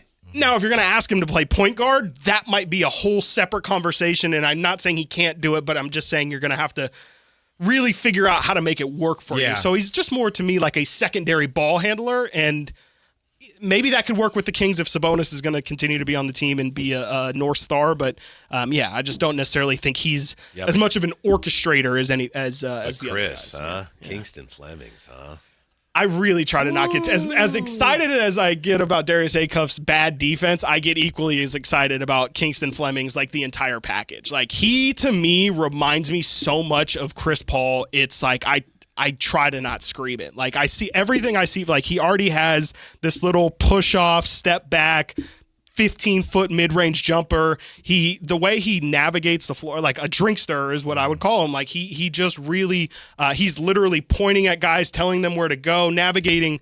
Coach on the floor. Just all of it. Like all of it, I think is a huge positive. I think if he would have had a positive wingspan, like he's 6'4", I think his wingspan was 6'5", it might have even been less. Like I think if it would have been even like an A-cuff measurement, I think this guy is undeniably the top guard outside of Darren Peterson. Like I just think he clearly is a point guard. Mm-hmm. He gets his teammates involved. He's incredibly high IQ. He's a great passer. He also guards people. And that's like part of his identity is like he reminded me some of his later high school stuff, like not that I watched the full games, but the highlights more so of like Colin Sexton. When he was coming out of high school, Colin Sexton was like the slap the floor, get in your face. That's the kind of defender Kingston Flemings is, and him going to Houston where, Ralph's like they run such a beautiful offense that it just makes me believe that this guy really cares about basketball. Like he just really seems to have a high IQ. He's an anti-A-cuff. In many ways, yes. In many ways, yeah. Like I'm very confident in Kingston Fleming because I know as a floor, even if he's not a 20, 17 point per game scorer, he's going to be Ricky Rubio. Like he's going to be able to, he can be your true point guard. He can orchestrate your offense. He might score 8 points. He might score 12 points, but he's going to get you 7 assists every night. You're going to feel good about it with him, with the ball in his hands. He's going to be the point of attack defender.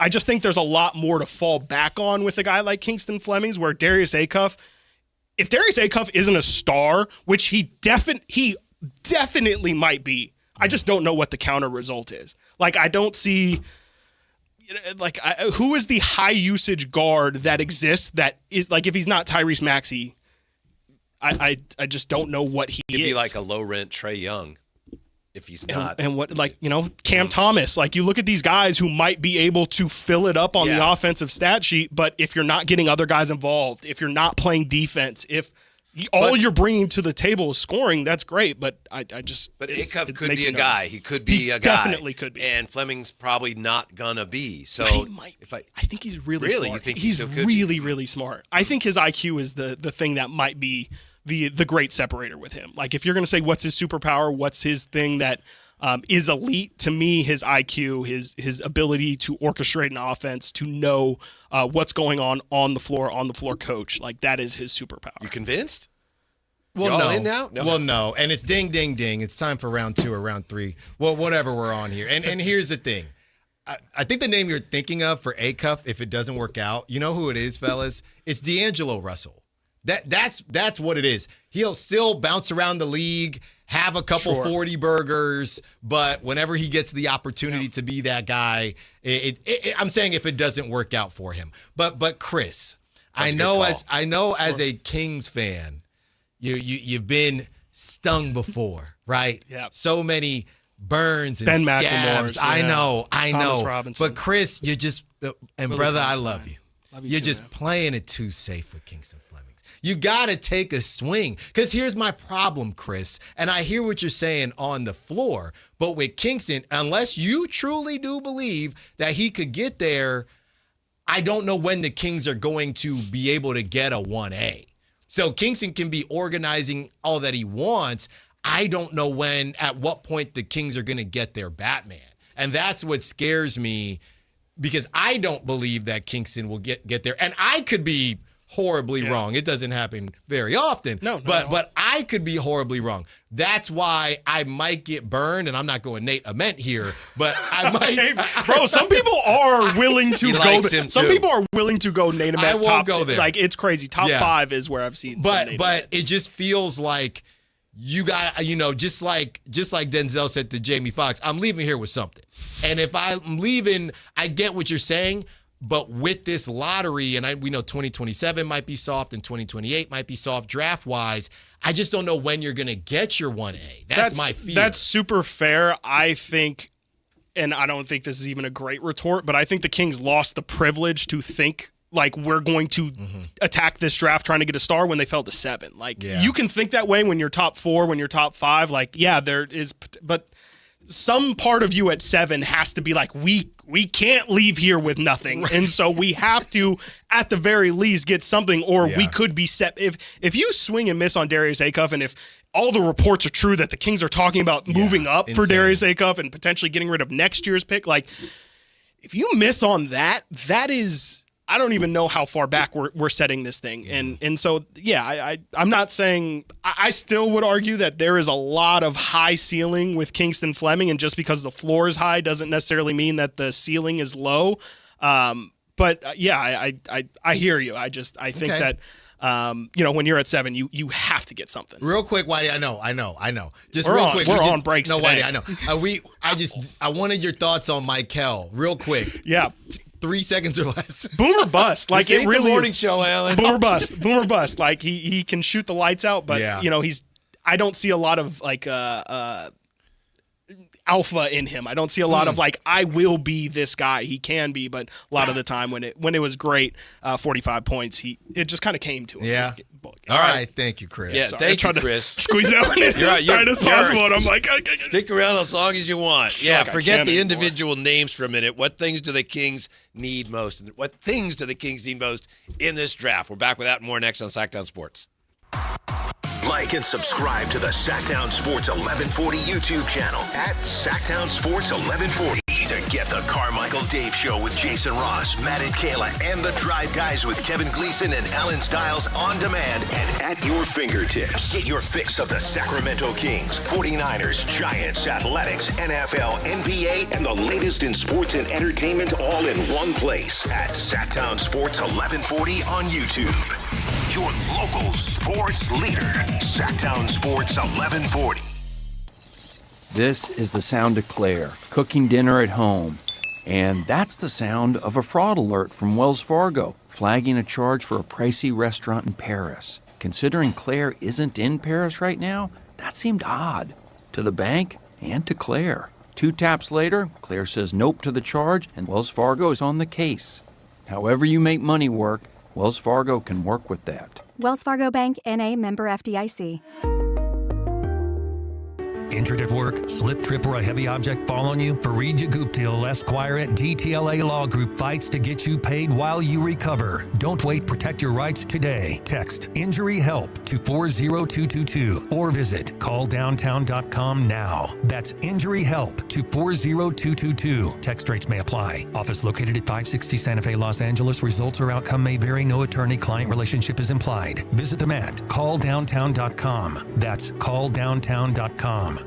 It's Big O Tire's anniversary sales event. Now through June 14th, buy 3 tires, get 1 free on 4 select in-stock Big O brand tires with installation purchase. Plus, you'll also get our industry-leading ProTech Plus warranty for free. Disposal fees extra, not good with other offers. See Big O dealer for pricing. Catch the future of San Francisco Giants baseball right here in Sacramento with the Sacramento River Cats at Sutter Health Park. See tomorrow's stars take the field today and be part of the big league journey. Get your River Cats baseball tickets now at rivercats.com. Only one radio program captures the excitement of hunting and fishing as it happens. The award-winning California Sportsman with Sepp Hendrickson. Only California Sportsman takes you where the action is. Live on the water, live in the blind, and live with the top pros and experts in outdoor sports. California Sportsman with Fishing Hall of Famer Sepp Hendrickson is your premier destination for all things outdoors. Sepp's Saturday Morning Outdoors. Ultimate Bass and California Sportsman, 5 a.m. to 8 a.m. Saturdays on Sactown Sports 1140. Card collectors know there's nothing as special as a rare one-of-one card. And now you can hear a very rare one-of-a-kind sports card show right here on Sactown Sports. Whitey Gleason here inviting you to join me and Mr. True Sports Cards himself, Imran Pilati, for the True Sports Card Show every Saturday morning at 10 on Sactown Sports. It's the only sports card radio show in the nation. For all your hobby needs, get to True Sports Cards, 6661 Stanford Ranch Road in Rockland. And for hobby, insight, and fun, join us for the True Sports Card Show Saturday mornings at 10 on Sactown Sports. Capital Casino is conveniently located in downtown, 411 16th Street, and has been a part of the greater Sacramento area for over 20 years. They offer the best variety of games in the region in a safe and friendly environment, and there's plenty of parking, all well lit and monitored by security.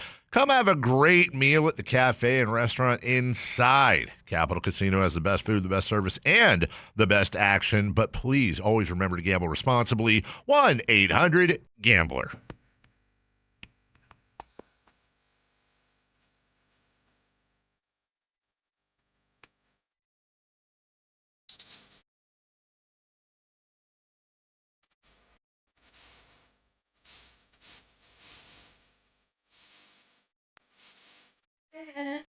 Download the app and listen to The Drive Guys. The Drive Guys with Kevin Gleason and Alan Stiles. On Sactown Sports 1140.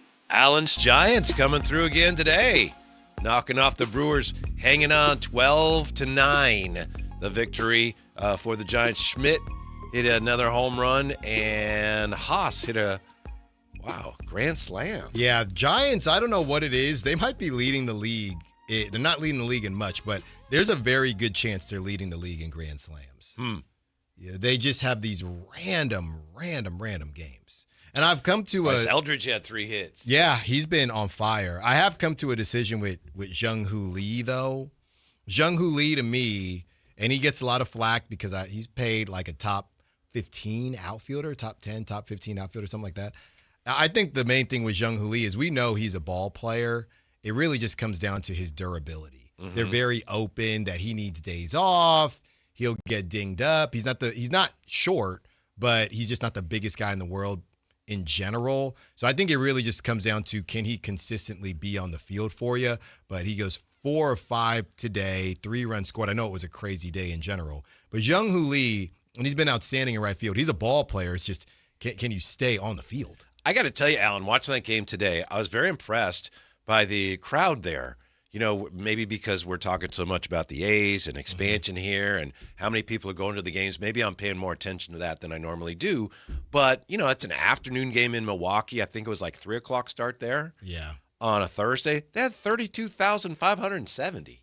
Probably mostly Giants fans. I don't know. There was a big crowd there. I'm just kidding. That's a first-place team, though, and I think Milwaukee's one of those. The Giants are not. You know? Absolutely not. But right. They're not a big draw right now. You'll always find some Giants fans in the stands. I do think they travel fairly well. And if you are a Giants fan and they come out to Milwaukee, that's the one time you're really going to have a chance to see them. But I would also say Milwaukee probably underrated as a sports city thing, not to have that convo. And they're in first, and they're in first place, and they've been in first place. They're a well-oiled machine. I think Milwaukee, they always struggle with when the playoffs come around.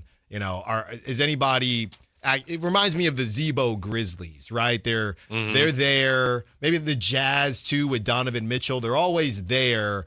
Respectable for sure, but do they really scare you come playoff time? And then last night, after the basketball game was over, I wasn't sure if the Giants were still playing, so I turned it to NBC Sports Bay Area, and the River Cats were on. Mm-hmm. I think they're playing Tacoma. I could be wrong. Rainiers. Yeah. And there's just a really small gathering, and I understand it, with everything going on with the A's. But I was stunned. I'm going out there Sunday. I'll be out at the River Cats game on Sunday. Yeah. But, man, they're just not drawing like they used to. I get it, but still, it was just startling to see how few people were there. Yeah, and now that they did this deal with NBC Sports Bay Area, I think a lot of people are going to just happen to see them that didn't happen to see them. And to be honest, I didn't even know they were on NBC Sports Bay Area. That's recent. Yeah. Very recent. But to be honest with you, Whitey, I don't want to say it could do more harm than good, but when we were at and I think it was last season where the River Cats, either last season or the season prior, where they won a best minor league organization. Mm-hmm. It was within the last 2 years. And honestly, Whitey, when we're there at the Sacramento pitch, shout out West Sacramento, when we're there and they're talking about, hey, we're world class, we have a top billing AAA team as well. Honestly, this deal with NBC Sports Bay Area might on accident show how things have changed a little bit. And obviously that's not their intention, but you texted me, and obviously I know that because I'm out there, but I do, whenever people come out and, obviously when it's on the weekend or even if it's not on the weekend, a lot of times they'll say to me, man, Alan, I didn't know it was like this. And I say to them, well, I don't really have another reference point because I've only been the host with the A's in town. Now, I don't know who was doing the game. They did a fine job. No disrespect to them, whoever it was. But why aren't you doing the games? Well, that's my boy Lee. Oh, okay. That's my boy Lee. Because you know why? There's a call time, and I don't want to leave the show early too often. Gotcha. Yeah, the call time is, pretty early, even though the game start at 6. So that's why, we have our setup where I do the Sundays and then some of the Saturdays. I'll see you out there Sunday then. You'll see me out there. I'll be out there because I had to make up a couple games. I'm paying back a debt for my Bottle Rock debt. So I have to work Friday, Saturday, Sunday this weekend, every single day. So you'll see me out there. Yeah. So when do we get here on this station you repay that debt from the Bottle Rock shows? Well, I did. No. Hold on now. Because I already repaid it because you didn't feel well. So you gave it up too early. You gave it up too. You should have. Okay. You should have pocketed it. Okay. You should have pocketed it. By the way, the A's are hot again. They're turning heads again. They beat the Cubs 5-4 and 10 last night, so they're going for the sweep tonight. Alan, real quick, baseball. I know this is like baseball. Last night, first and third, tie game, 10th inning. Okay, 1 out. Runner at third, a right-handed pitcher for the Cubs. Nick Kurtz is up. Yeah, actually, it was just a runner on third. There was no runner on first. Runner on third.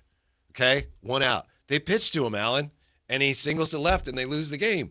It's Nick Kurtz. Yeah. They threw him like first pitch, strike. Oh, I guess they're going right at him. Second pitch, there's a base hit left field. Alan, what? Yeah, not sure why they. What? It's Nick Kurtz. Yeah. Well, at least I don't know if they had a lefty in the bullpen. Just something. Do something. Righty up next, Langoliers. Right. Well, he didn't have to hit. Yeah, but it's like, anyway, that just surprised me. You know what that reminds me of? You know, that's the type of gamesmanship that I appreciate. Yeah. The same way you don't hack a Mitchell.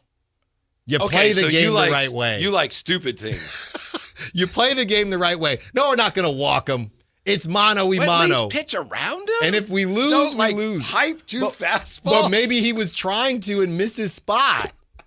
That's the thing. We never know where the spots actually are. Yeah. Or where they're supposed to go. If I were a Cubs fan or even a every other day Cubs fan like Ramsey, I'd be a little upset by that. Well, I will say this, though. The Cubs had already used their only lefty out of the pen, Hobie Milner, as their first reliever in the 6th inning, so they didn't have any lefties left to put on the mound to face Kurtz in the top of the 10th. Okay, but then just don't throw to him. Yeah, something. I mean, I get your premise. I personally would have walked him to force a double play. Well, that's it. That's what I'm saying. If you walk him, it sets up the double play, and just like, hey, two-seamer right down the middle. I don't know. You think Nick Kurtz was also surprised that they even threw to him? Probably. I think he was. Yeah, probably. Yeah. He's up there probably thinking, I may not swing the bat. Oh, that was a strike. Well, you have my attention, sir. Right, okay. Base hit left field. Let's go to work. Yeah. By the way, Alan, as we look ahead to the draft, and we talk about this guy and that guy and you and Chris Watkins, man, I had to separate you guys 2 or 3 times today. I think Chris may have gotten this one. I think he had a stronger start. I had a stronger finish. But it's really just how you value. I think Chris, what he hit on towards the end, Whitey, was a philosophy. Now that you are at 7, do you take your medicine and get a piece, or do you say, dang it, I'm still going to try to get a superstar? So really, we're not arguing players. We're arguing philosophies. But from the Kings standpoint, they got to pick whoever they think is going to be better. You know, but better in what capacity though? Well, who's going to be the better player? Yeah, I still think it's a philosophy thing though. Well, what do you think they need if we're going philosophies? In your opinion, forget the guys, individuals, but what things, what skills, or just intangibles does this roster need through this draft? In general, I still think, I know we're going to talk defense, but you can't talk about the worst three-point shooting team in the league. Shooting, yeah. And not get some shooting. Yep. And I don't mind guys like that are going to be, I would hope you would be a Kyle Korver, but guys like that kind of Kevin Huerter types, I don't really care if you're 22 years old because you're here to do a job, right? We honestly want you to be further along. I don't need, and there are no young second rounders this draft go around. But if you are more of a specialist, I think that's what it is, Whitey. If I feel like you project as more of a specialist, I don't mind if you're a bit older. I think the Kings may, with some of these guys, really have to lean on, if they're serious about the pillars, this is the pillar draft. In what way? Well, you're really like, all right, we love this guy. Well, how does he meet what we're looking for in terms of our pillars? Unless that was just lip service. I don't think it was. Well, they got, I mean, because you're adding maybe 3 guys in this draft. Right. I think that's a quarter of your roster almost. Yeah. And obviously maybe a fifth. The number 7 pick, again, I talked about philosophies. It's also how they view these players when they're having dinner or whatever the case may be. That's one thing. When it comes to the second rounders, I don't know if they're going to spend as much time versus we do need to fill a need. But they're going to want the pillars to be filled regardless, but clearly they're going to spend more time on that 7th. I'm just thinking you really need players that are determined, that want to have an impact. I'm tiptoeing up to the term dog, but they definitely need some of that. Yes. Still. Yes. And I know I'm always grinding tape, but shooting dogs. That's what they need. I do. Maybe that's not the best way to measure dogness, but I want to see you chirp at the other team. I want to see you chirping at your own team. I want to see. I feel like we have not seen a ton of emotion on this team in years, and I do see that from Maxime. Obviously, Malik is Malik, and I would say Domantas Sabonis shows a ton of emotion. But I just want to see more of it. I want to see. That's one of your issues with Flemings, isn't it? It is. I mean, with me, it's not. But I understand where you're coming from. Well, in high school, the whole even keel thing, not too high, not too low. Those coaches were talking to me. I like to see a little bit of hum you. I want to see that, Whitey. I like that. It doesn't have to be with Flemings. You got too high? Too high, too low. Oh, you. I'm the best. I'm the worst. Oh, okay. There's no middle ground, Whitey. Now, I don't, like you said, maybe that's better, even keel for your top pick, and then the guys in the second round, you say, you know what, I like whoever the case may be, Zuby, whoever it is, I like that dogness, and we'll see what we can do from there. But you're right, that grit, that bleep you feeling, we haven't had it in Sacramento for a while. We had it a little bit with Doug, when things were a little bit spicy. Remember Mike Brown, the whole Mike Brown Doug thing? I completely forgot all about that, but I don't want to talk about that with coaches. I want to talk about it with players. On the floor. Yeah. Have college teammates ever won an NBA title together? Well, look at that. We have the interesting answer next. Sactown Sports. The top young talent in the NBA is headed to Sacramento this summer for the 8th annual California Classic presented by Ticketmaster. The Kings will host the Milwaukee Bucks, Brooklyn Nets, and Golden State Warriors in a preseason showcase that's sure to bring more fireworks to your 4th of July weekend. 3-day general admission passes for July 4th, 5th, and 6th are available now. Visit kings.com/California Classic for details. Your exclusive home for Kings basketball. Sactown Sports 1140. Sacramento weather is brought to you by Bonnie. I'm Dirk Fedorn in the KCRA 3 Weather Center. Clear skies and southwest winds 5 to 10 miles per hour this evening. Temperatures will be dropping off into the upper 50s to lower 60s by Friday morning, and then mostly sunny skies with daytime highs in the mid to upper 90s. Get the latest forecasts on the KCRA 3 News and the KCRA 3 app. Oh, the Sacramento heat. Right now, get your AC professionally tuned up for as low as just $59 and enjoy your summer nice and cool.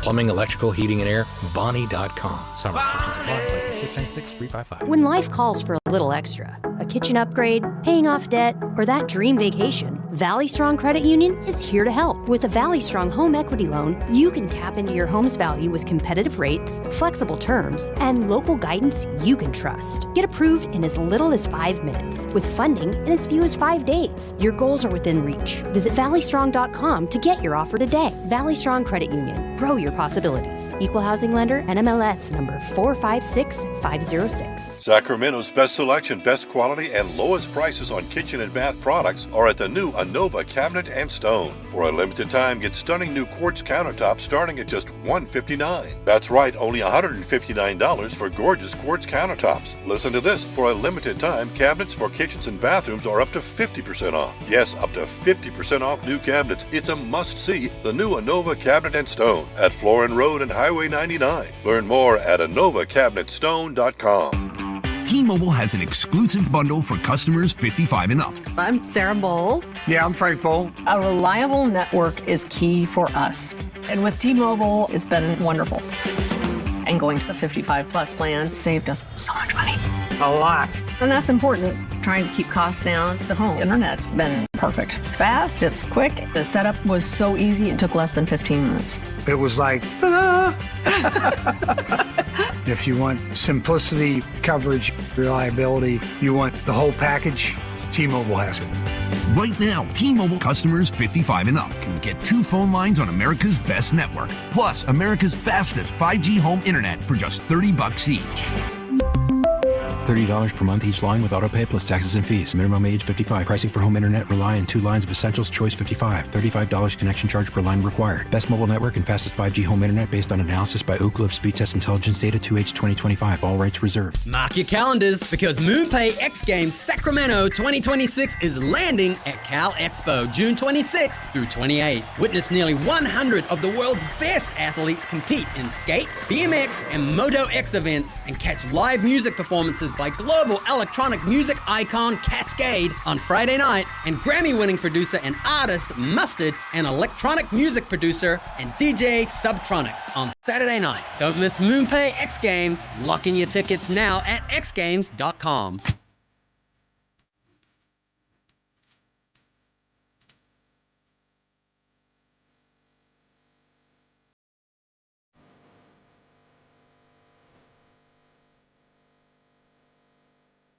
The Drive Guys with Kevin Gleason and Alan Stiles. Thanks for being with us today, basking in the the afterglow of NBA Finals Game 1. Didn't go the way I was hoping it would go, but it was a fascinating game. Tip of the cap to Alan Stiles. We'll see if the Knicks come through for him, but he called it yesterday. He did do kind of the, well, can I have that back and pick the other team? But he did that hours before the game. So yes, exactly. I stood on business. If he can live with it, I guess I can. No, I definitely can. It was in the same segment. It was within 5 minutes. I gave a little spiel on why I thought it was the Spurs. I kind of think this team, but I don't know. I said, you know what, this is why I think it's the Spurs, and then literally threw back to you, and when it came back to me, I said, you know what, I'm flip-flopping like a flapjack. That's it. Yeah. And I was open about it. Mm-hmm. And you got to be feeling pretty good. I am. You know, I'm not one to boast. I'm not one to brag. I'm not one to boast. I'm not one to brag. You know, I'm not one to victory lap. But it's only one game, 1 minute at a time, one possession at a time, one game at a time, one day at a time. That's where we're at right now. Bing bong. Mm-hmm. That's where we're at. Oh, I see. Bing bong. Do the Knicks have an advantage given that they've got, guys who won a college championship together? Again, they know each other pretty well. They got rid of my boy Dante, so it's not completely the same. But it definitely doesn't hurt, right? I think it's just a belief. When they interviewed Jalen Brunson after the game, he just kept talking about belief. And they can reference things that obviously other teams cannot reference. They've been through fires together for years and years and years. And not only that, it's not as if it's their first time in the playoffs, but they were in March Madness together. They've been in the playoffs together for a couple years now. Mm-hmm. So this is the team that we really don't talk about at Whitey, being through those, trying to break through the ceiling. They've been in the playoffs for a while. They had to make the switch from Thibodeau, but they've gone through the battles that so many people say that's what a team typically has to go through. Mm-hmm. And nobody's really talked about it like that. Here is a brief list of the college teammates who've won an NCAA championship in basketball and then went on as teammates to win an to win an NBA title. Mm-hmm. We have Bill Russell and Casey Jones, USF and the Boston Celtics. We're talking the 50s. And then they won the finals in 59 in the NBA, and they went on to win many titles. That's Bill Russell, Casey Jones. I know, Alan. Mm-hmm. They played against plumbers. I didn't say it. They're all plumbers. If you're all plumbers, then it's all even. I did not say it. John Havlicek. Somebody said it. I can hear someone saying it. John Havlicek, Larry Siegfried, Ohio State, and the Boston Celtics. That's I think, again, we're talking like early 60s. Mm-hmm. Kareem Abdul-Jabbar and Lucius Allen, UCLA, and the Milwaukee Bucks. And that's when Kareem was still Lou Alcindor. And then fourth and finally on this list, Derek Anderson and Antoine Carr, University of Kentucky, and then they rejoined forces in Miami for the 05-06 season, were part of the team that won the Heat's first NBA title that season. So you've got your teammates from Villanova trying to join that list, Bridges, Brunson, and Hart. They'd be the first threesome to do so. It's not really surprising. It's pretty rare. And even some of the names that you said, the Antoine Walkers of the world, there's a lot of there were a lot of variations as far as how important those players were. Both players to the team. All three of these guys are infinitely important to this team. Mm-hmm. So this would be incredibly unique. And if you had your way, you'd also give a ring, should they win, as you predicted they will, to Dante DiVincenzo, just because. I think he should get one the same way, our guy Sohan's going to get one. Either way. Mm-hmm. He's just not playing at all, huh? There's a big difference, though. Sohan actually played for both teams this year. Dante has been in Minnesota all year. There's a big connection difference there. They haven't even paid. Neither team's actually paid Dante DiVincenzo. There's a connection, and people know what I mean. You took it easy on Matt George today with all the potential De'Aaron Fox stuff. Oh, I let everything else speak for itself. That's all it was. I had, I got a couple yellow tinted glasses. It's kind of my swag, so I have a couple different pairs, and they were staring at me like the Green Goblin. Do I walk in with them? And I said, you know what? It's only one game. I'm not going to do all that. Let's just see how it plays out. Because, I'm not going to judge things, Whitey, off a one-game sample size. We're going to wait and let it all play out because it might be even sweeter. Love De'Aaron, the businessman, but on the court, we're going to have to see what he's got. And we talked about it before, Whitey. As much as De'Aaron is the type of person to say, I go home, I play basketball, I go home. Not that he doesn't love basketball, but he is good at compartmentalizing. Right. I don't know. I think even the steel trap of any of these athletes, some of it has to be creeping in on De'Aaron. That was a huge night for him at home. You on the road, New York. Lights are pretty bright, okay. But if you're not going to show up then and at least have a semi-decent game, what are we talking about here? Well, if you're Mitch Johnson, what do you do? Do you change anything up, especially after Dylan Harper played so well, then you took him out, and then the game was lost after that. Game got out of hand. Maybe that's not the only reason why, but, in San Antonio and even people like Kevin O'Connor are talking about, the Spurs used to bring Manu Ginobili off the bench. Maybe it's time already. Dylan Harper starts. I don't know. How do you think you would approach this if you were the coach? I would not bring De'Aaron off the bench. But what I would do is if I'm Mitch Johnson and we were just talking about dogs, and this is the same thing that Mike Brown, ironically enough, used to say about De'Aaron. When De'Aaron would have a crazy game or a crazy weekend, Mike Brown would say, or Mike Brown is the one that used to push back on that mad De'Aaron thing. He would say, I need this more often. So before I do anything X's and O's, Whitey, I know game's on the line. And maybe if you're not seeing it, you just switch up your rotations. You can't take him out the starting rotation, the starting lineup. That's just, it's too much of a distraction. But I would invite De'Aaron into my office. I would close the door. I would say, look, dude, I saw you in Sacramento. I saw you be the clutch player of the year. I need you to lock in. And I need you to be that because Wemby, he's our guy. But the kid is 22 years old.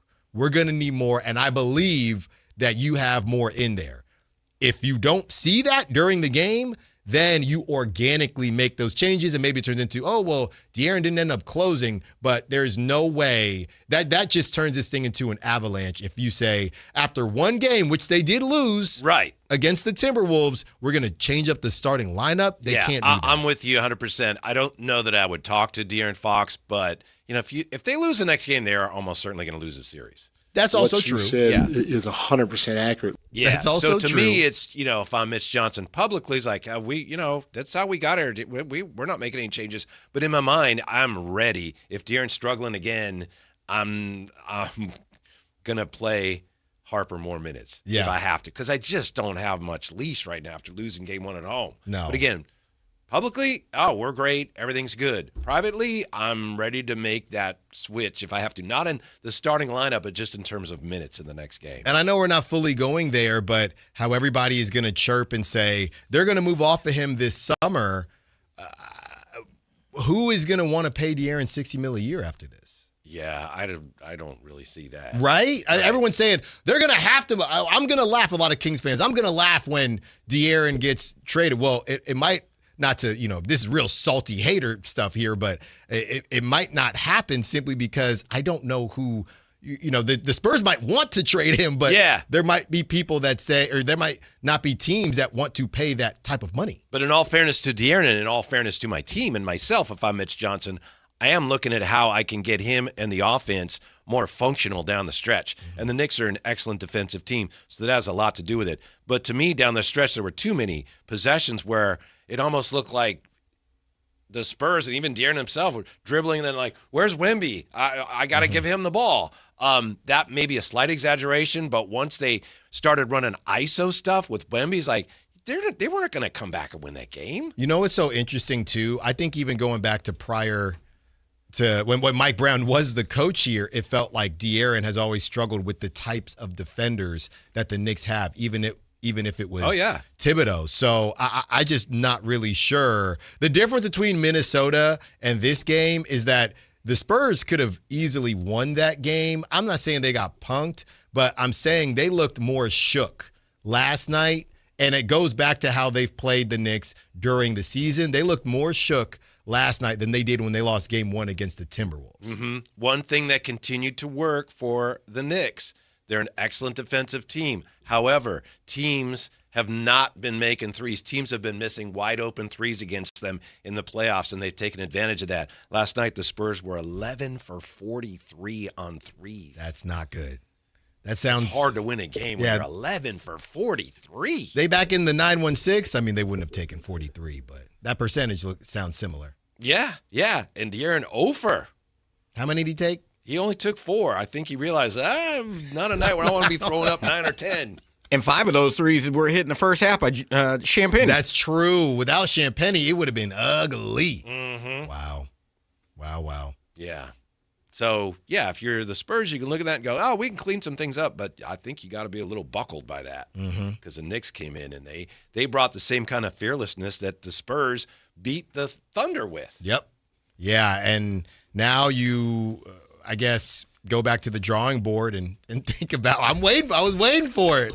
Go back to the drawing board and figure out what's next. Yeah, when we come back, tell you why KG and Paul Pierce call Sacramento the farm to fork capital of basketball. What? It's coming up. Sactown Sports. The top young talent in the NBA is headed to Sacramento this summer for the 8th annual California Classic presented by Ticketmaster. The Kings will host the Milwaukee Bucks, Brooklyn Nets, and Golden State Warriors in a preseason showcase that's sure to bring more fireworks to your 4th of July weekend. 3-day general admission passes for July 4th, 5th, and 6th are available now. Visit kings.com/California Classic for details. Your exclusive home for Kings basketball. Sactown Sports 1140. This is the story of the one. As a safety manager at a manufacturing plant, he does everything he can to keep his coworkers safe. From finding ways to reduce risks to keeping safety supplies in stock. And for that, he relies on Grainger. Grainger offers a broad range of quality products and next-day delivery, so he can always play it safe. Call 1-800-GRAINGER, click Grainger.com, or just stop by. Grainger, for the ones who get it done. Today on the pod, we're talking to Megan, trapeze artist and Scratchers enthusiast. So, Megan, what do you like about playing Scratchers? Well, they're easy to play when I'm hanging around. Oh, okay. Like when you're relaxing? No, like when I'm hanging on the trapeze. I swing upside down, then do a quadruple somersault, all while playing Scratchers. Watch this. Ta-da! Unbelievable. I know, right? Scratchers from the California Lottery. A little play can make your day. Please play responsibly. Must be 18 years or older to purchase, play, or claim. Hi, I'm Adam Johnson here with Golf Fitness Solutions. If you want more distance, less pain, better mobility, and a body that holds up for 18 holes, come see us. We're expanding in Carmichael, and you're invited to our grand opening party on June 13th from noon to 4. Tour our new space, meet the team, try the simulator challenge, see if you can make a hole-in-one, and learn how golf-specific training, stretching, massage, and assessments can help your game. Call 916-802-5175 or visit us at golffitnesssolutions.com for more information. Support comes from Amazon Business. Free your team from time-consuming procurement tasks. Discover smart business buying where unmatched selection meets AI-driven tools to simplify complex processes so you can focus on what matters most. Learn more at amazonbusiness.com. Pump up the volume. Business moves fast. Orders roll in, deadlines close in. When you ship with USPS Ground Advantage, you can keep up with confidence. Every package stays in our secure network from dock to door. And with nationwide reach, dependable tracking, and upfront affordable pricing, you get built-in peace of mind. You run the business. We run the routes. Visit USPS.com/Ground Advantage to learn more. Check engine or ABS light on? Take the guesswork out of your warning lights with O'Reilly Veriscan. It's free. Ask for O'Reilly Veriscan. O'Reilly Auto Parts. Golf to Go is brought to you by the Hagen Oaks Golf Super Shop. Here's Frank LaRosa. We golfers tend to grumble too much. Golf Monthly's Nick Bonfield compiled our biggest complaints. They include our own game. The refrain, is it going to be another one of those days, should maybe be realigned and set about the next shot with positivity. Next is our equipment. We always blame our tools even though they were just along for the ride. Course conditioning is another gripe, and maybe you should try getting up while it's still dark, whether it's 108 or 32 degrees, and deal with global warming, limited budgets, and sustainability. And then go hug your superintendent for what they do. Dress codes get a lot of attention. Some feel the tradition should be maintained, and others are comfortable in T-shirts. It's a game, people. Also in the mix are rules of golf, slow play, the World Handicap System, tee time booking systems, bad luck, and more. I say you get out of it what you're willing to put into it. You're on a golf course, your phone's not ringing, and you might make a birdie or two. Enjoy the moment. There's lots of time left in the day for complaints. That's your Golf to Go. I'm Frank LaRosa. In 1962, Big O Tires began a revolution in the tire industry. Now through June 14th, celebrate with our 64th anniversary sale. Buy 3, get 1 free on 4 select in-stock Big O branded tires with installation purchase. You'll also get our industry-leading ProTech Plus warranty, free. Year after year, we turn big problems into no problem at all.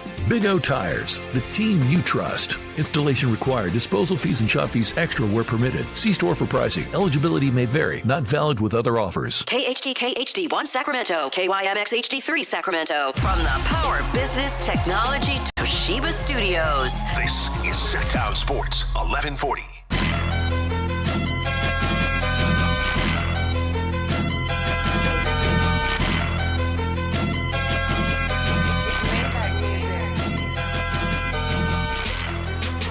Download the app and listen to The Drive Guys. The Drive Guys with Kevin Gleason and Alan Stiles. On Sactown Sports 1140. Sacramento Kings are the punchline again around the NBA. Play for you some audio here in just a moment of KG and Paul Pierce having some fun at the expense of the Kings. See what you think of that. I know Matt and Kayla talked about that a little bit. Before we get to that, have some interesting texts here. How about this, Alan, from the 530? You know, you and I, of course, you're out there all the time, going to the Rivercats game Sunday. You two might get to see Tugboat for the Rivercats this weekend. Yeah, everybody is excited about Tugboat. He came over in the Patrick Bailey. Yeah. Deal. Matt Tugboat Wilkinson. What has happened to the team's ERA since they traded Patrick Bailey? It's gone up. Gone up quite a bit. It's gone up. He's a great defensive catcher. There's Mm-hmm. no ifs, ands, or buts about it. Mm-hmm. But yeah, Tugboat, a lot of people are excited about him and his highly deceptive and effective Invisiball. Ooh, really? Yeah. Oh, yeah. What is it? His Invisiball fastball. Change up? Is it a? I guess got a little hop on it. Yeah, because it's only 89 to 92. His low release point and high extension create deception that makes the pitch appear to jump on hitters. You know what we used to call that, Whitey? 92? Yeah, I know. We used to call that batting practice, Alan. Oh, yeah. But he is a lefty, so it's a little bit different. But you know what we used to call that, Whitey? Hey, so-and-so, there was a buddy of mine. He was one of my roommates. He was a tall dude, only threw 90 to 92, but you would say he throws a heavy ball, right? And that's a different way of saying sinker. It. Yeah, it's a heavy. Even when you make contact, it doesn't feel like you're really. It feels like wet newspaper. Yeah, that's how it feels. By the way, 89 to 92 that would not be batting practice. I was about to say, get your hands out there. Yeah, that would not be batting practice for me. Would you rather have Fox in his contract or Levine in his contract right now? Interesting question from the 209. We'll get to that. And from Folsom Mike. I don't get the Wemby's phenomenal love affair. It really bugs me. He's anointed to be the greatest ever. I don't see that. He has a good shot, and he's 8 feet tall, but he has zero moves and hasn't developed a go-to shot within 10 feet. And all that showed yesterday. He's just not that special. Am I wrong? Folsom Mike. I think you are. What do you think, Alan? I think the anointing is probably a little excessive, but I always feel like this, Folsom Mike. You got to do something. You know how I am. You got to do something before we just anoint you. And I agree with him there because the only example I could use for this quick anointing was Mahomes. And Mahomes still had at least one Super Bowl before we had those conversations. I know it's a little bit different in football, but yeah, I think there's definitely a world where Wemby is not the greatest of all time. And wouldn't you probably, if you were a betting man, wouldn't you probably bet on him not being just because it's so hard for that to happen? Yes, but I'd have to think about it, which says a lot. Mm-hmm. I think he is special. And I know last night he didn't look great, and the Knicks did a really good job on him, and he's still finding his way a little bit. But to me, just defensively alone, to me, that makes him very special. Yeah, but and I've never special. seen anything quite like him. Understand your point, Mike, and I always appreciate your views. To me, boy, I think he's going to be really special. But it's going to be interesting to see how he finds his way through this series because that's going to go a long ways towards establishing, what his legacy is. If he wins a championship already, you mentioned Mahomes winning Super Bowls early on, he may be on his way to being considered one of the all-time elite greats. I think that's what would change it because if you bring up a Kevin Durant or you bring up a Giannis, they got there, but by the time they got there, it's not to say they left that conversation, but him being here this young is inherently part of why we're talking about him being one of the greatest because KD didn't get here this young. It's the only guys that did while leading their team are guys that we consider the greatest of all time. Mm-hmm. That's got to be one of the things that really would buckle the Spurs, though. The Spurs were just dominating people this year, especially when Wemby was on the floor. But in their games against the Knicks this year, that didn't happen. So then last night, if you're the Spurs, we're better now. We're home. Game 1 of the finals. They don't have us figured out. And then after one game, it's like, ooh, maybe they do have Wemby figured out. Right. That's got to be a little alarming. Right. Oh, and that's why I use the word shook, where it's, we haven't played him in a while. We're even better than we were then. Oh, it's the same thing. Mm-hmm. Oh, they still got us. Yeah. That's the difference between them and when the Timberwolves beat them in game 1. It's just a little bit different. Yeah, and when Wemby and he still had big numbers, he just didn't shoot well. That's why you have De'Aaron Fox, right? If we're being honest. Mm-hmm. You have him literally to fill some of that void. De'Aaron! Mm-hmm. Yeah, and again, we talk so much about that contract, and I do think that was a great text about Levine or De'Aaron Fox. Oh, we'll get into that, Yeah, it's high time for De'Aaron. We're not even bringing up – because here's the thing, Whitey. If Dylan Harper is going to play better than you, then there really is no discussion. This is not pay to play, even though we are paying you to play the opposite of the other way around. But you don't have time to – get into the flow. That was the other thing with De'Aaron. He's, getting to the flow early, especially when they had DeRozan. All right, is it De'Aaron this game or DeRozan? Yeah, you got to take the bull by the horns, and De'Aaron really has not done that because he hasn't had to do that. I think you could make the argument, Whitey, and De'Aaron referenced it himself in that Carmelo Anthony question. Early on, and Matt talks about it all the time. Early on when Matty George? Yeah, when Wemby was out, I did have to show up, or he said something to that nature. My role was a little bit different, but it's almost as if he's incapable or hasn't really been capable of doing it when Wemby is on the floor because honestly, his mentality is just different. Mm-hmm. Also from the 209, I think Wemby is a phenomenal basketball player. Might even go as far as to say a once-in-a-lifetime player. However, I am in agreement with you that until he does something, he doesn't deserve that anointing. And secondly, it's frustrating to watch how in his third year he's already getting the benefit of all the calls from the officials. He's done nothing to earn that. I would say, trying to give the officials the benefit of the doubt, I think a guy like that is hard to officiate. You took the words right out of my mouth. The same thing happened with Shaq, it felt like, and Jokic as well. These guys are getting hacked alive. Yeah. So I'm not saying it's a guessing game, but it's really hard to officiate guys like that. I think they do protect him a little bit. He falls a lot, too. It's just everything is awkward and clunky with him. Mm-hmm. How about this? Acuff equals Marcus Thornton. Now, you got a compliment or two on your Acuff is, if he doesn't work out, he's going to be D'Angelo Russell. I don't know if you remember Marcus Thornton. He was a small jump shooting guard. It was a pretty good score for the Kings. He was not anything really special on some bad Kings teams. Yeah. I mean, that's a pretty harsh one, Alan. I was going to say, at least D'Angelo Russell gave you some moments, right? I mean, they're clearly not enough, but D'Angelo Russell at least made you wonder, hey, can you take a leap? Oh, okay. Hey, we're going to give you another chance. Another team's going to give you another chance. Oh, okay. He might even lead you to a playoff run every now and then, but he's not going to have you as a staple in the playoff.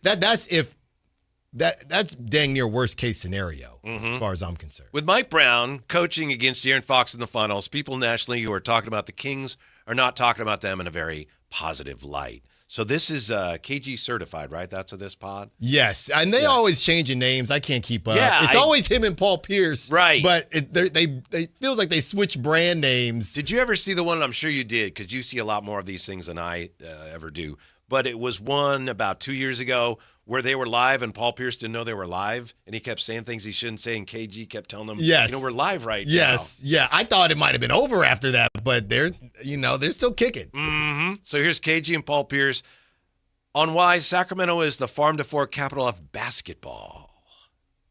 Hold on, speaking of Sacramento. Oh, Lord have mercy. Man. Nobody's talking about the Kings, Hold man. on. They trade Halliburton. What does Halliburton do last year? Goes in the NBA Finals. They trade De'Aaron Fox. What's he doing? He's in the NBA Finals. They fired Mike Brown. What's he doing right now? He's coaching in the NBA Finals. What does Sacramento do? They're farming NBA champions. So if you're looking for a champion, go get him out of. Get him out of. Go get him out of. Champion sitting in there right now. Sabonis sitting in there, about to win next year. They're out there farming champions over there. Doug Christie go get on somebody's. On the board right now. Sabonis, where he want to be next year. Right, and take somebody to the finals. Yeah. Doug Christie, what coaching staff you want to join? Man, if you don't get that out of here, dog, y'all need to sell y'all team to Nashville. Man, that's crazy. Welcome Nashville, to y'all Sacramento Championship Farmers. Right, farm the fork. What do you think, Alan? They're having some fun there. That's just what we expected, right? It's not that bad. It's not really that insulting. They're just having fun with the fact that, wow, last couple of years we've had former Kings in the finals. The music doesn't help. No.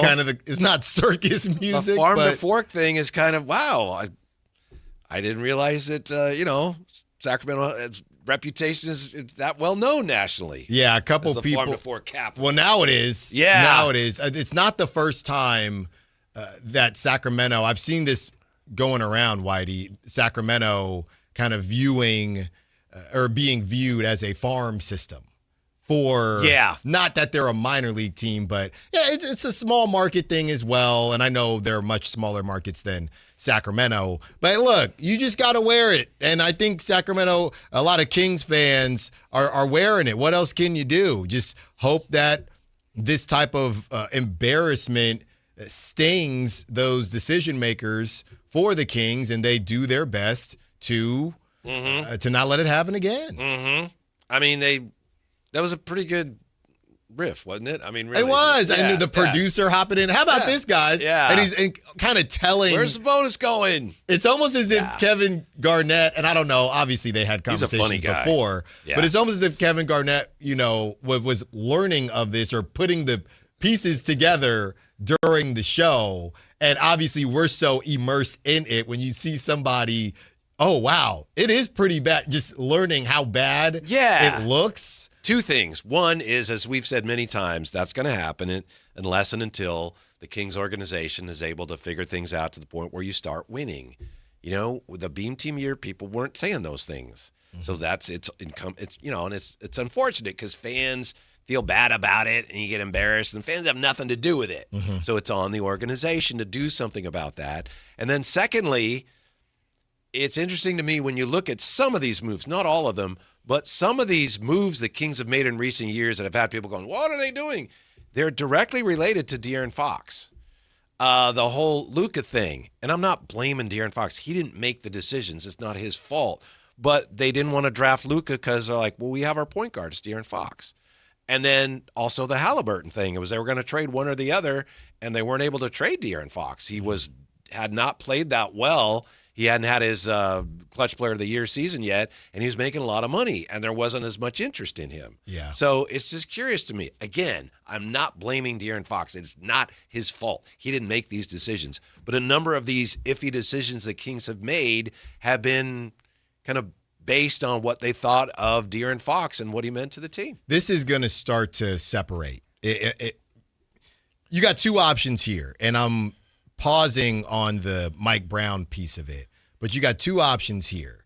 It's either going to turn into, wow, the Kings moved on from De'Aaron Fox because he played so well, but honestly, that clip in general, it just feels like, and that's why I always joke about that movie, Good Luck Chuck, it's just anybody that touches the Kings organization when they leave, they have a certain level of success, but it's not even necessarily about the Kings keeping De'Aaron Fox. It's just about joking the Kings. It's not that they missed out on De'Aaron Fox. It's that he just got out. Even if he's not playing well, he just got out. And right now, that's what it is. I don't know how many people are actually saying, even in that clip, man, they missed out on De'Aaron Fox, especially not the way he's played this postseason. It's just the idea. It's just more of a joke that he got out of there. Yeah. I think the Halliburton one was a big one. And I don't know, if you keep Halliburton, do you then get Sabonis with Fox, or how does that work out? Do you even have the Beam Team year? I don't know. But I think Halliburton has already been, I think last year he was a better player in the playoffs than I think we've ever seen De'Aaron Fox be. Yeah. That's not a knock on Fox. Right. It's just, again, it's like, hello, he was never going to be the player the Kings needed him to be, in my opinion. He certainly wasn't, other than a few, instances here and there. So again, not to be redundant, I feel like as an organization, they're probably better off to be out from under that without having to pay him the supermax. But it all depends on what you do with what you got back, should have gotten more back, and where you go from here. As far as Tyrese Halliburton is concerned, we need Rich Paul to sit down with Max Kellerman and finally did we ever fully get a lay of the land on the Pacers and what they wanted? Because I know the money was involved in De'Aaron. I know the rough reporting is that, because when everyone says they should have traded De'Aaron, I know the rough-ish reporting is that the Pacers just wanted Halliburton. It wasn't more of a, hey, take whichever one, and the Pacers said, okay, we're going to take Halliburton. There was no idea of, they wanted Fox, and the Kings decided to get rid of Halliburton. Yeah. They didn't really have a choice. It's a good point, and we should, drill down more on it. But my understanding is, looking back, it wasn't like, we could trade either one of them. Which one do you want? It's like De'Aaron Fox at that time was much more difficult to trade. Right. So the whole question would be, to your point, do you just continue to go with them? And the Kings at the time felt like, we'll keep De'Aaron, we'll get a center, we're good. Yeah. And they were right, but just only for a brief time. Right. And even the idea of, and that goes, Whitey, to kind of bring it full circle, that even goes back to how they did pull the plug, even with the addition of DeRozan, even just on principle, playing out that season because of what you did lose in Tyrese Halliburton. Honestly, it's almost as if that trade and what you lost deserved the respect of you finishing out last season, which they didn't even get past December. But it's almost as if, look, you might as well let it play out because you lost something so big, you might as well see this thing through. And I think that's a kind of avenue that they clearly didn't look at, or maybe they did and decided against it. But it's almost as if, look, you need to at least see this thing through because of what you lost. Yeah. Now, they still do have, obviously, Sabonis, whom they got in the deal for Halliburton. And they still have some of the pieces, most of the pieces, right, that they got for De'Aaron Fox. Zach LaVine is the biggest one, and that looks like maybe they shouldn't have done that. But they still do have some assets they got from that. And as we mentioned earlier, maybe this was off the air, but you guys know this, they got Nick Clifford with some of the assets they got for De'Aaron Fox. Mm-hmm. I mean, it's better than nothing. It is. It's better than nothing. I'm not saying Nick Clifford's as good as De'Aaron Fox, but it's a nice piece to have right now. Right. It's better than nothing, and you're going to start from scratch and see where you can go.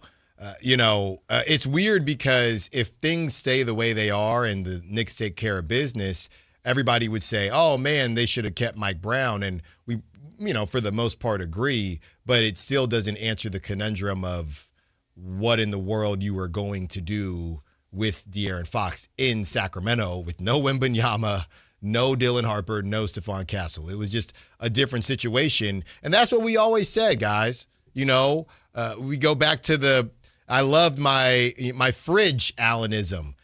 Mike Brown, the fridge he had in Sacramento, he tried to make the best meal he could. And we're learning now, he's got a more full fridge in New York, but that dude's a good cook.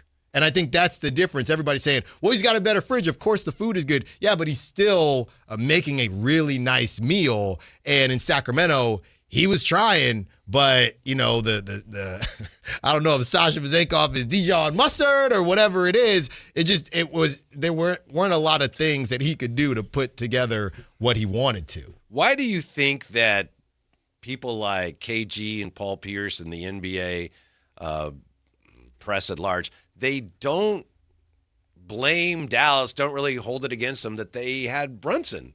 They had Luka and they had Brunson. Now they don't have either one of them. Yeah. Well, you had actually said this to me last week about, hey, they did have a couple, runs together.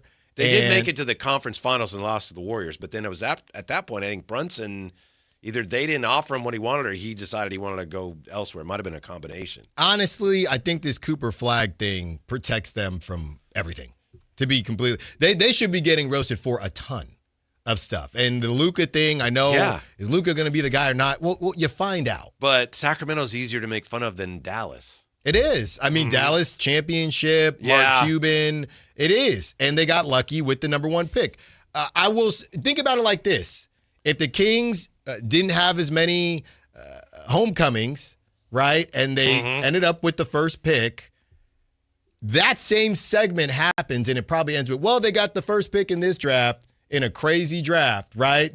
That's probably how those conversations, it wouldn't be the same. It's the fact that, man, and they ended up with the seventh. It's really rough in these streets in Sacramento. And the whole conversation's different if they did get a top pick in this draft, which they didn't. And the other thing is, Paul Pierce and KG, they probably won't do this, but if De'Aaron Fox doesn't play well, and I'm not wishing that on him, but if he doesn't play well in these finals and the Spurs fall apart, someone needs to come out and say, hey, maybe the Kings were right. That won't happen, but maybe it should, depending on how this goes. They've even mentioned that about Luka when he's had some of his struggles. Man, maybe Nico was on to something with the trade. Right. He just didn't get enough back. Right. We haven't heard any of that in Sacramento yet. But if this continues with De'Aaron, I do believe that we will. Maybe not from KG Certified or, whatever their show will be called by the time that happens. Who's going to do it? Kevin O'Connor? He would never do that. I think he might. I think he might. Here's the one other thing I want to say about that whole Dallas thing that I know it's recent. It really hasn't happened. But there hasn't been much scrutiny put on Jason Kidd and how they let him go either. They haven't really. I mean, like I said, it's recent, but we haven't got into how much that all went to the wayside. Now Jason Kidd's gone. We don't know who their head coach is. How lucky are the Knicks that they couldn't hire Jason Kidd? Yeah. That as well. Elk Grove Ernie, hey, Drive Guys, what's your take on Wemby saying that he's not worried about the Game 1 loss? Arrogance or realism? I mean, respectfully, Elk Grove Ernie, you know you're my guy. What is Wemby supposed to say? I'm very nervous. You know? He can't say that. He might be. He might be shook. But you have to do the thing. So I don't think he's being arrogant. I think that's all he can say. Mm-hmm. Yeah. Beam Team LTB says, I don't think we can claim a victory with a Fox decision if they are literally in the finals. All right. Well, no, yes, you can. We'll see. Context matters. De'Aaron ain't leading that. Even Western Conference Finals MVP. We're looking for De'Aaron. The other thing, real quick, on the Mavericks. Another reason they're not getting bagged on. Who's their GM? And I know Scott Perry, very respected. Masai Ujiri is extremely respected because of that Toronto run and more. So they're doing just enough to protect like you're saying, they're like we're getting bailed out at the moment because of Masai Ujiri. Literally. So, hey, Dallas, number 1 pick. A lot of people said Cooper Flagg might be the number 1 pick in this draft. Then they get the number 9 pick top 10 pick in this draft, and they just added Masai Ujiri, the champ. Dallas is looking up. Mm-hmm. The Kings remain not only low-hanging fruit on the ground. The people making fun of the NBA and teams like, Sacramento. No one's talking about Sacramento. Look at that bruised apple on the ground. I'm not eating that. Yeah. Hey, Sacramento. It's easy. But honestly, and look, we jump on them in general, national, whoever, when they're disrespectful. You just kind of got to wear this one. They were just having some fun, Gilbert Wear Arenas, it, but just don't forget it. Gilbert Arenas said some crazy stuff. This was not that at I don't all. even listen to him anymore. But You're right. He says crazy stuff. But just Sacramento, the city, he gets real disrespectful. Well, he's have an ex-wife who's from here something or something, like and that. it's like, But KG and Paul Pierce, that's just par for the course. Okay, we'll get KG on. When we come back, is the De'Aaron Fox contract a worse contract than Zach LaVine? Somebody asked us. We'll answer that when we come back to Sactown Sports. Like and subscribe to the Sactown Sports 1140 YouTube channel at Sactown Sports 1140 to get the Carmichael Dave Show with Jason Ross, Matt and Kayla, and the Drive Guys with Kevin Gleason and Alan Stiles on demand and at your fingertips. Get your fix of the Sacramento Kings, 49ers, Giants, Athletics, NFL, NBA, and the latest in sports and entertainment all in one place at Sactown Sports 1140 on YouTube. Your local sports leader, Sactown Sports 1140. No way. Gas prices shot up again. I know, but I got us covered. So generous. What's your deal? What's my deal? I went to Metro and saved. Got 4 lines for just $25 each and 4 free new Samsung Galaxy A17 5G phones, and all on the T-Mobile network. How about we go to Metro today? Get that more for your money feeling. Visit your Metro by T-Mobile store. Just bring your numbers. Net available if you've been with Metro or T-Mobile in the past 180 days. Sacramento. Get ready because the Fasteners Inc. Super Sale is back on Friday, June 12th and Saturday, June 13th. Stop by Fasteners Inc. Tool Outlet on Power in Road for crazy deals on Milwaukee tools. We're talking 20% off all Milwaukee pack-out, hand tools, and tool accessories. Free goods and dollars off your order and certain spend amounts. And overall insane deals on Milwaukee batteries and Bear tools again. June 12th from 7 a.m. till 5:30 p.m. and June 13th from 9 a.m. till 3 p.m. at Fasteners Inc. Tool Outlet. Visit fastenersinc.net for more info. MoonPay X Games Sacramento 2026 is taking on Cal Expo this summer. Catch live music performances and more than 100 top skate, BMX, and Moto X athletes compete. June 26th through June 28th. Get your tickets now at xgames.com. Running a business takes grit, vision, and a partner who believes in your success as much as you do. At Valley Strong Credit Union, business banking is built around you. The entrepreneurs, the growers, the dreamers powering our community. Whether you need flexible checking, faster payments, or financing to take your next big step, Valley Strong brings local expertise and real relationships to every stage of your business. Because when local businesses thrive, the whole valley grows stronger. Valley Strong Credit Union. Grow your business, grow your future. ValleyStrong.com/business. Wesley Financial Group is not a law firm. I'm Chuck McDowell, founder of Wesley Financial Group. Did you buy a timeshare because they told you it was a great investment? That's a lie. Most timeshares can be bought online for $1. To find out what your timeshare is worth and to cancel it, Call us today and we'll send you our timeshare exit kit free with all your options for cancellation. Call Wesley for your free exit info guide. 800-771-1300. That's 800-771-1300. Snapshot from Progressive wasn't created for just anybody. Oh no, we made it for you. Gradual breakers. You keep your eyes on the road, so you've seen it all. As long as it all happened directly in front of you, like a Swedish masseuse, your foot knows exactly the right amount of pressure to apply to the brake. That's why your passengers feel totally relaxed with you behind the wheel and occasionally super sleepy. With Snapshot, safe drivers like you get personalized rates based on your driving habits. Sign up today at Progressive.com. Progressive Casualty Insurance Company and Affiliates. Snapshot not available in California or from all agents. In celebration of 80 years of 49ers football, Sactown Sports is counting down 80 of the most memorable moments that have shaped the team's storied legacy and winning tradition. Here's today's faithful flashback. Number 68, Bill Walsh's first draft. Bill Walsh participated in his first NFL draft as head coach of the 49ers and changed the future of the franchise. Without a first-round pick, Walsh used the club's second-round selection on speedy UCLA running back James Owens. In the third round, he selected Notre Dame QB Joe Montana, and in the 10th, he found Clemson wide receiver Dwight Clark. From that draft class, Dan Hampton and Kellen Winslow went on to be Hall of Famers, but none of them would compare to the career of Hall of Famer in that draft, Joe Montana, taken by Walsh and the 49ers with the last pick of the third round and 82nd player taken overall. Faithful flashbacks on Sactown Sports 1140.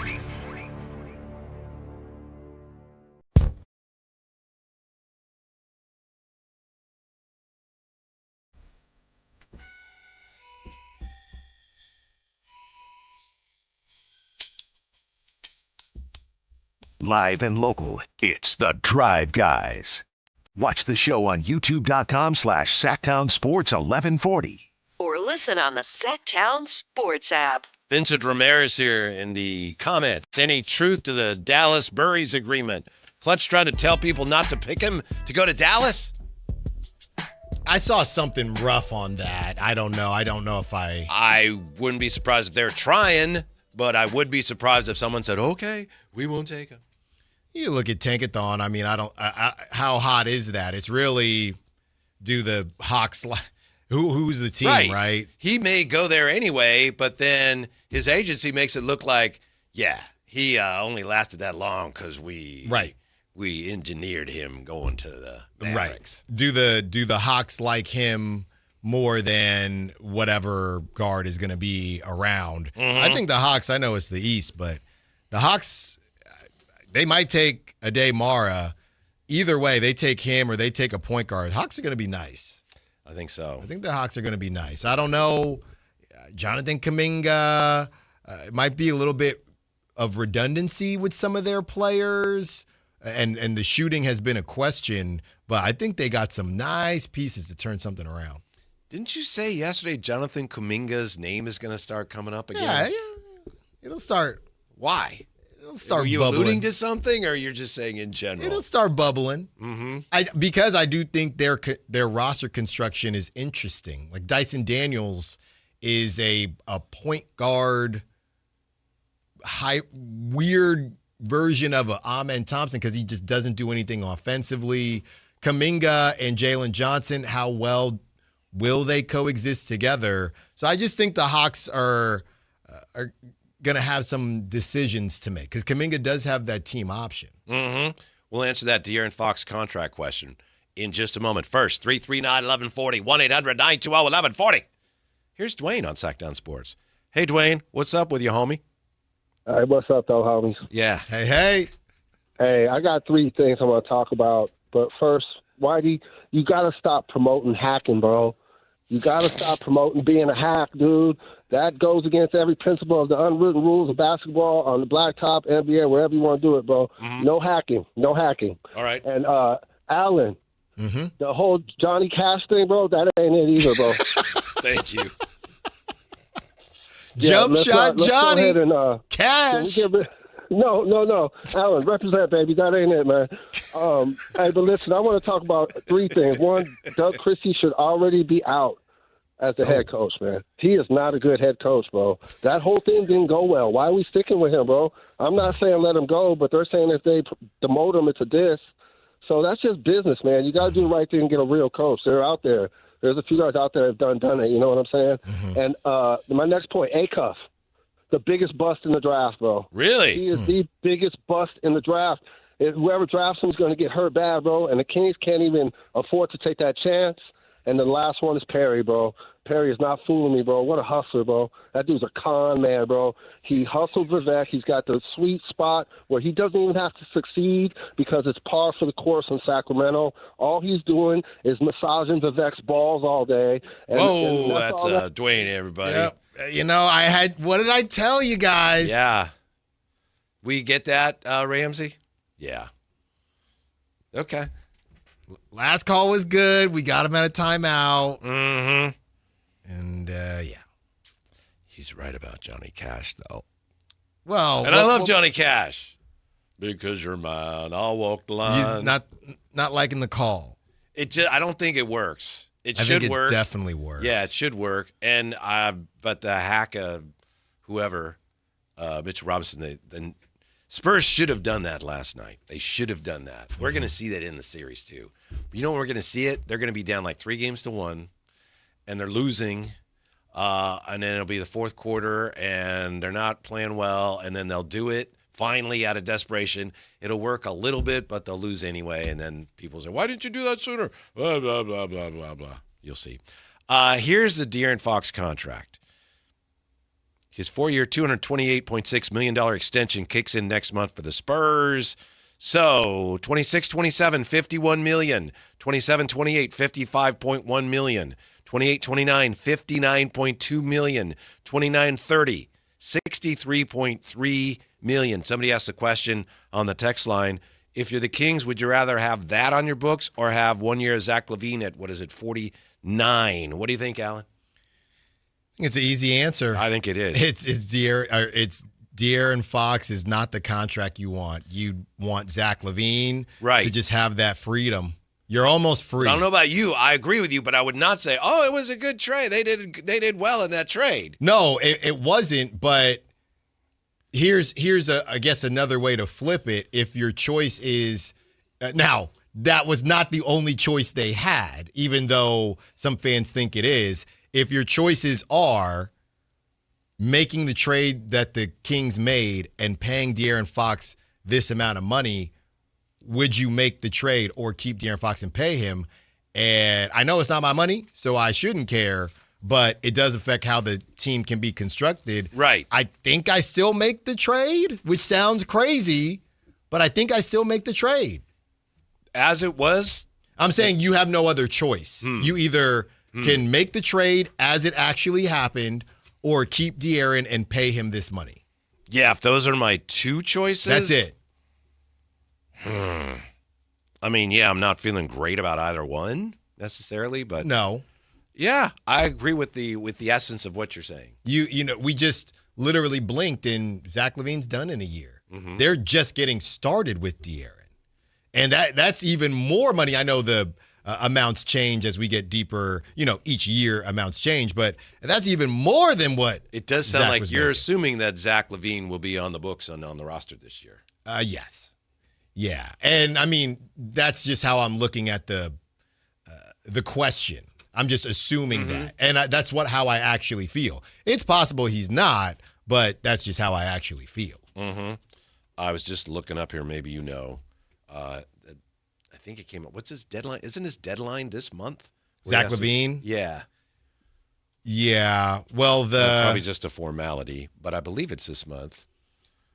Formality. I mean, we haven't heard anything about it. The only conversation that could possibly be had is if another team is interested in giving him some version of this. And so maybe that's why he hasn't picked it up yet. So, well, let's just see. We're working on some things. And then if nothing happens at the deadline, okay, he'll pick it up. Right. If it's he's owed about $50 million. So if they say, hey, he's going to sign a 2-year, $60 million contract somewhere, I could see him, and he gets to get out of Sacramento, Mm-hmm. the Pistons or whoever. I could see that happening, but yeah, if it is happening, Rich Paul hasn't talked about it on his podcast yet. Seems like Fox, according to the text line here and somebody from the 530, seems like Fox is still trying to fit in with the Spurs, even though he's been there this long now. He needs to just get his confidence back, and he'd be the player we remember. That's what I said. Have a conversation with him. Remind him he's bleeping nice. That's what he said all those years ago. Remind him that. I'd have the convo. Whitey, you said you wouldn't. Why wouldn't you? I don't know what type of relationship, now that we're here, I don't know what type of relationship De'Aaron Fox and Mitch Johnson have. Mm-hmm. We talked so much about how he loved Mike Brown and they were close. I don't know what type of relationship he has with Mitch Johnson. I don't know that a veteran of his caliber needs the coach to go, hey, come on, we believe in you. Go get I don't know. It's almost my fear would be calling too much attention to it. I'm assuming De'Aaron Fox nobody looks needs at to this know and says, wow, I kind of stunk, and knows that, all right, I better do better or we're going to lose the series. He's done that. This is not the first time. If he was a first-time offender, we would be talking about it, but we're talking about it because there's been more of this than Mad De'Aaron. Do you buy the narrative that, well, it's because he's hurt? I don't know. It feels like we're having the Pinky conversation again. That was really hard to cover, honestly, De'Aaron Fox, because you'd be watching the broadcast, and I'll never forget he had that shot. It was in the corner, and he hit the top of the backboard, and immediately, I can't remember if it was Drapes or Mark Jones, but immediately, well, that finger. Well, finger will affect shooting. I know that, but yeah, I know. He also had that crazy weekend with the finger, or that crazy 2-game span with the finger. So I didn't know I don't know how to properly assess what he's doing when there's an injury, but he's still playing. While we know that he has said that if Wemby's the number one guy, I'm cool with that.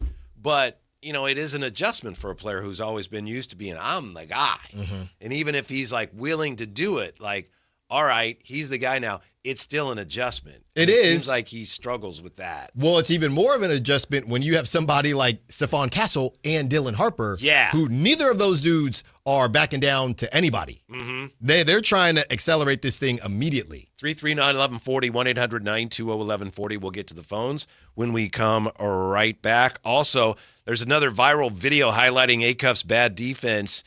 Can he really be that bad? We'll dive into that coming up on Sactown Sports. The top young talent in the NBA is headed to Sacramento this summer for the 8th annual California Classic presented by Ticketmaster. The Kings will host the Milwaukee Bucks, Brooklyn Nets, and Golden State Warriors in a preseason showcase that's sure to bring more fireworks to your 4th of July weekend. 3-day general admission passes for July 4th, 5th, and 6th are available now. Visit kings.com/California Classic for details. Your exclusive home for Kings basketball. Sactown Sports 1140. If you have unfiled taxes or are in debt to the IRS, this is important news. Did you know the IRS has programs specifically designed to help people struggling with tax debt? Powerful tax assistance programs that can save you thousands if you qualify. No one knows these programs better than the experts at Optima Tax Relief, America's most trusted tax resolution firm, A-rated by the Better Business Bureau. Their award-winning tax attorneys and licensed professionals have resolved over $3 billion of tax debt for their clients. One call to Optima can start the process, helping to put an end to your worries about wage garnishment, asset seizure, and other aggressive IRS actions. Find the best options to solve your tax problems. Call the experts at Optima Tax Relief today for a free consultation. Call 800-375-2922. 800-375-2922. 800-375-2922. Optima Tax Relief. Some restrictions apply. For complete details, please visit OptimaTaxRelief.com. Injured and you're considering an LA law firm looking to charge you 45% to 50% in attorney's fees? That's overcharging. Ashton & Price has been around for over 25 years, and I can tell you no matter how complicated your injury case, you should never be charged 45% or 50% in attorney's fees ever. Direct, experienced, unrelenting, and honest local representation matters. It's called Home Court Advantage for a reason. Ashton & Price Serious Local Attorneys for serious people with serious injuries. So for the best local advice, don't think twice. Call Ashton & Price. Do Crohn's disease or ulcerative colitis symptoms keep coming back? Tremfya, guselkumab, may help, with rapid remission achieved at 12 weeks and lasting clinical remission at 1 year. Some even saw visible improvement of their intestinal lining at 12 weeks and 1 year. Tremfya is a prescription medicine used to treat adults with moderately to severely active Crohn's disease and adults with moderately to severely active ulcerative colitis. Serious allergic reactions and increased risk of infections and liver problems may occur. Before treatment, your doctor should check you for infections and tuberculosis. Tell your doctor if you have an infection, flu-like symptoms, or if you need a vaccine. Healing is possible with Tremfya. Approximately 3 out of 10 patients were in endoscopic remission at 1 year, based on areas visualized on colonoscopy, which may not represent the deeper bowel layer or entire GI tract. Individual results may vary. Ask your doctor about Tremfya today. Call 1-800-526-7736 to learn more or visit tremfyaradio.com. Is the crew on their way so we can fire up the grill? Cabrito, arrachera. They're gonna love it. Better go with birria and carne en su jugo. Classic Jalisco dishes with tradition. That seasoning is great, but northern Mexican-style meat speaks for itself. Let's make both. Deal. And to boost the flavor, ice-cold Pepsi. Its sweetness pairs perfectly. And to go with it, flour tortillas. And corn ones too. Hey, carne asada deserves Pepsi. Power your drive with Mobil 1 motor oil. Buy 5 quarts, get $15 back, and score a fast and furious prize after rebate at O'Reilly Auto Parts. O'Reilly Auto Parts. From the FIFA World Cup to competitive business environments, grand ambitions lead to game-changing achievements.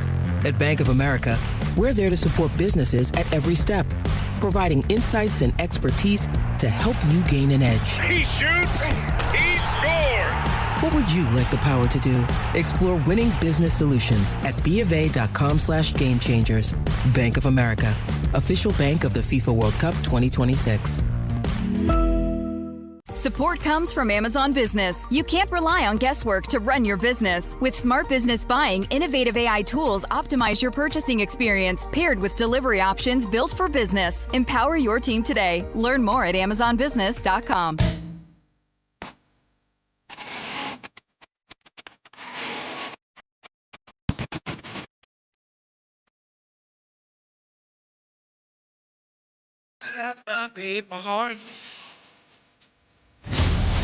The Drive Guys with Kevin Gleason and Alan Stiles on Sactown Sports 1140. One of my favorite rock lyrics of all time, Alan. This is Stone Temple Pilots, tripping on a hole in a paper heart. So keep your bankroll lottery, eat your salad day deathbed motorcade. Yeah. It's a line right there. Yeah. No, it's a line right there. Yeah, let's see. Is it coming up right here? Your bankroll lottery. Okay. There you go. No one does, but it gets the people going. 339-1140, 1-800-920-1140. Sean on Sactown Sports. Hey, Sean. Thanks for hanging on. You're on with the Drive Guys. What's up? Yeah, no problem. How we doing, guys? Good. Good. So I was listening, just here on 1140. They also right now are doing the 80 memories from the Niners franchise. Faithful flashbacks. Yeah. Yeah, so one of them had to do with Bill Walsh being a part of his first draft and how he was involved in drafting Joe Montana. And I was just wondering if there were any thoughts of, like, why not bring in, nothing against Doug Christie, but why not bring in a fresh coach to be a part of a really good draft class, being a part of the new, this rebuild or whatever you want to call it moving forward. It worked for the Niners back then, and would it work? Is that something that would make sense now with the Kings? Well, thanks for the call. There's some significant differences. Bill Walsh was, I believe he ran the show. He was the coach and GM for one thing, so that was his draft. And whoever you bring as a coach, you have a GM there already. And with Doug Christie, I know we're kind of in between, and he's in between. They're still evaluating. Yeah, it will be nice when they decide one way or the other. He's the guy going forward, or he's not. I hope they decide he is, but it would be nice. Just right now, that's where it is. We're kind of in that limbo, and I agree with you. It complicates it a little bit when you're trying to build your foundation with some young players coming in. The fact that here's the coach. He might not be the coach next year. We don't know, but that's just where it is right now, unfortunately. Yeah, the one thing, and great call from Sean, the one thing I thought about when we were talking to Chris earlier in the show about the relegation sensation and the fact that there's no point in being that bad. I mean, there's still a point in being, that's the other thing. There's still a point in being kind of bad, just not one of the 3 worst teams in the league, right? So right. It's not necessarily, no, we have to win now. It just seems much easier to stay in that 4 to 10 slot. And that's the one thing I was thinking about. If that is how you are believing it, Whitey, the Kings made that announcement about Doug before it was confirmed that this new lottery system was coming, and maybe it wouldn't have made a difference, and I know they probably assumed that it was going to happen anyway, but if there was a world, Scott Perry maybe could have used it as a reason to say, hey, we have to win games now, and if he does believe in Doug, then by all means, stay with Doug. Mm-hmm. But if it's still this assessment period, he could have said, I assessed Doug.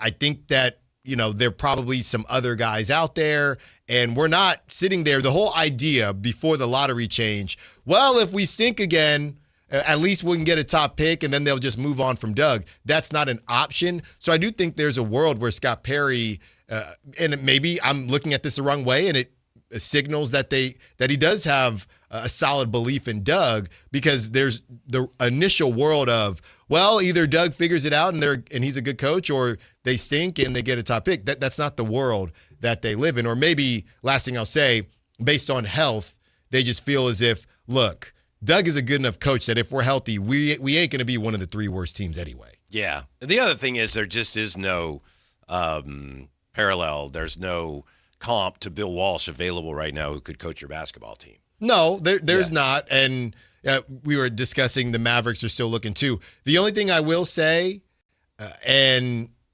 Jalen Brunson's a little bit different. I'm not comparing because he already knows what he is as a coach. Is there any world, we were talking about kind of the type of coach you are, any world where if they got Acuff, they maybe would have wanted a more offense, a hot offensive coach for Acuff, or is this not, am I thinking about this like football too much? Yeah, maybe. I understand what you're saying. I wouldn't look at it that way. It's just a matter of these are our core principles, and this is what we stand for, and the coach and the GM have to line up on that, and then you find players that fit that. Not, you can't adjust your coach to your players. Yeah, and just to feed off what Alan was saying, how can you make a true solid adjustment when you weren't 100% healthy last year and didn't have all the pieces you expected to have at the beginning of the season ready? Very unhealthy, to be honest with you. And we don't talk about it that much because they just got off to a bad start. But the fact that the starting lineup just never played together, you can't ignore that. You can't ignore that. Yeah. And by the way, I said there's no Bill Walsh out there now. Yeah, no one knew what Bill Walsh was going to be. But even then, when the 49ers hired him, he'd been an excellent offensive coordinator with the Bengals. He'd been an outstanding college coach. So we had some inkling that, this guy's something. He could be something really special. That guy's not out there right now. There's another viral video highlighting Acuff's bad defense. Does it matter? Grinding Tape is the site, and I don't know who wrote this for Grinding Tape. I did look at it. It's interesting. I did a deep dive on Darius Acuff's defense. I'm sad to report it really is that bad. I watched him every play for 2 games and noted 24, poor defensive possessions ranging from questionable to truly WTF. I'm just wondering here, I know he's not a good defender. You look at his numbers, and the stats will tell you, yeah, he's a below-average defender. But I just wonder if, it's easy to cherry-pick some of these things, Alan. You know what I mean? It's like, wait a minute. There's 2 separate videos out now just showing bad plays he's made. Yeah. Aren't there some good plays out there? This is eye test stuff, and you can get in trouble when you really, really put much stock in cherry-picked eye test stuff. Yeah, it's almost the opposite. I mean, it is the opposite of a highlight reel, right? Where low light. Where you don't miss a shot. It's a low light reel. And it wasn't good, but some of them was like he was guarding somebody and he fell down. Yeah. Okay. It reminds me of they would do the same thing with Harden. Right, those tapes were everywhere. Now, obviously, he was already in the NBA, and he was always a stud offensively. But those tapes were everywhere as well. So I don't know. In my opinion, I said the same thing to Chris. If you are expecting him to be Drew Holiday, don't draft the dude. But if you believe in his offense that much, I have no reason to believe that he can't get to the same level as a Jalen Brunson or a Kyrie Irving or a Steph Curry defensively. Do I believe that he'll get there offensively? I don't know. I'm saying if you do believe in him that much offensively, there's no reason to believe that he can't be serviceable defensively. He doesn't have to be Drew Holiday, but he can't be a 3-day holiday for whoever he's guarding. Right? Like, woo! Yeah. Fun time! And to feed off your point again, Alan, if you believe Acuff's speed is almost as quick as De'Aaron Fox on the offensive end and you can find a way to teach him defensively or hide him on the defensive end, draft him. If not, there's other prospects out there available. Yeah. Yeah, the Michael Brown thing, I don't know. It's just interesting why nobody has a ton of worries about Michael Brown Jr. His tape is just so awesome, but it's so short.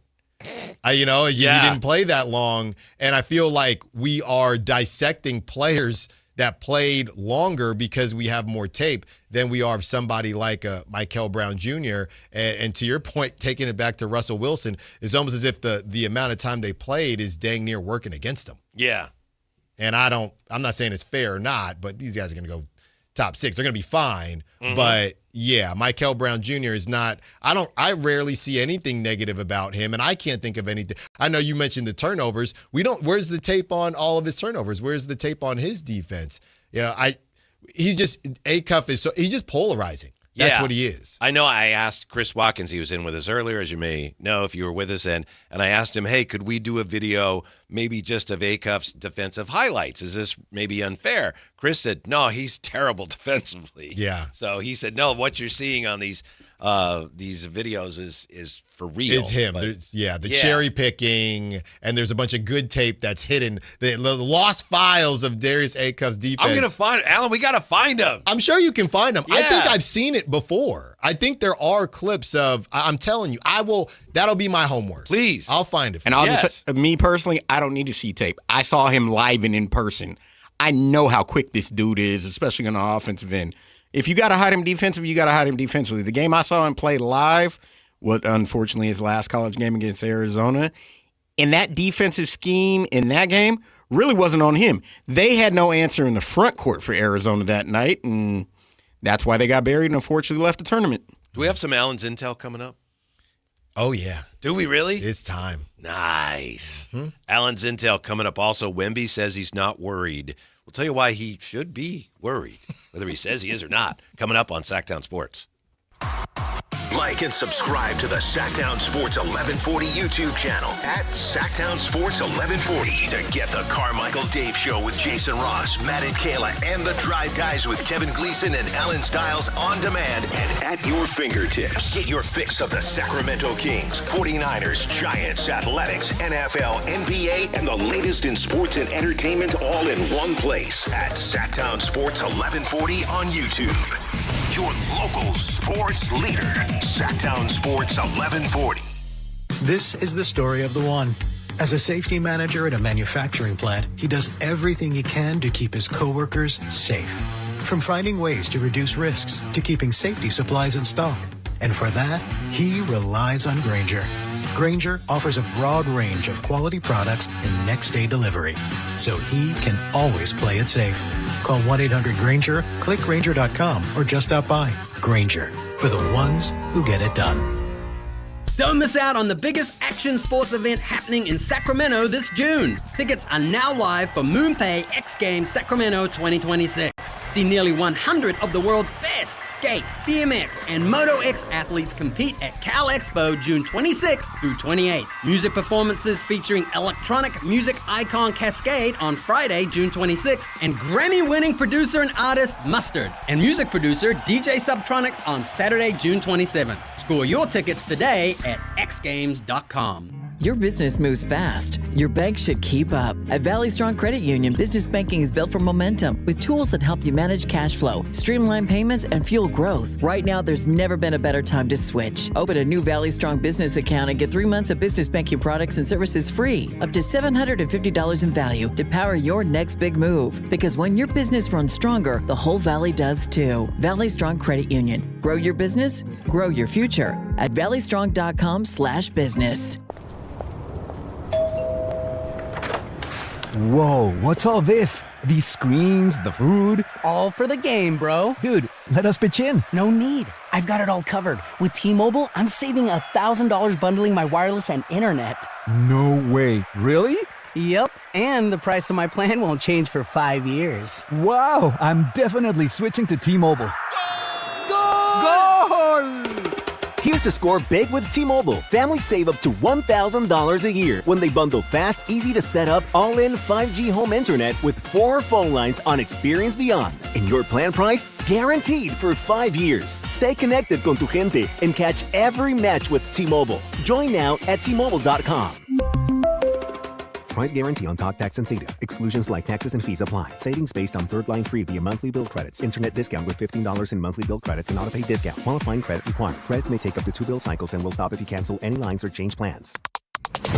Your summer concert lineup is here with the Sactown Sports Live Events calendar. June 18th through the 21st, it's the El Dorado County Fair and Event Center with rides, food, live music, and family fun.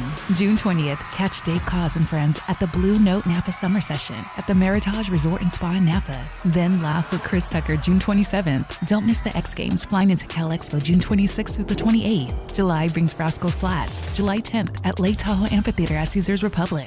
Gary Owen, July 18th at Hard Rock Live, Sacramento. And Willie Nelson, July 19th at Ironstone Amphitheater. Then, August explodes with Santana and the Doobie Brothers, August 8th at Toyota Amphitheater. David Lee Roth, August 14th at Thunder Valley. Kane Brown, August 16th at Ironstone Amphitheater. The Black Crows and Whiskey Myers, August 19th. George Thorogood, August 24th. And Ashley Cook, October 10th at Ace of Spades. Get every show and every ticket now on the Sactown Sports Live Events calendar. Joe Fallon did something smart. He saved hundreds on auto insurance switching to Progressive. With that money, he commissioned a portrait of himself. Does Joe already know what he looks like? Yes. Do guests know what he looks like? Also yes. But not as art. It's Joe's savings, and if he wants to spend it on a velvet painting of himself with a white tiger at his feet, we say, roar, Joe, roar. Switch and see if you could save with Progressive and treat yourself. Progressive Casualty Insurance Company and Affiliates.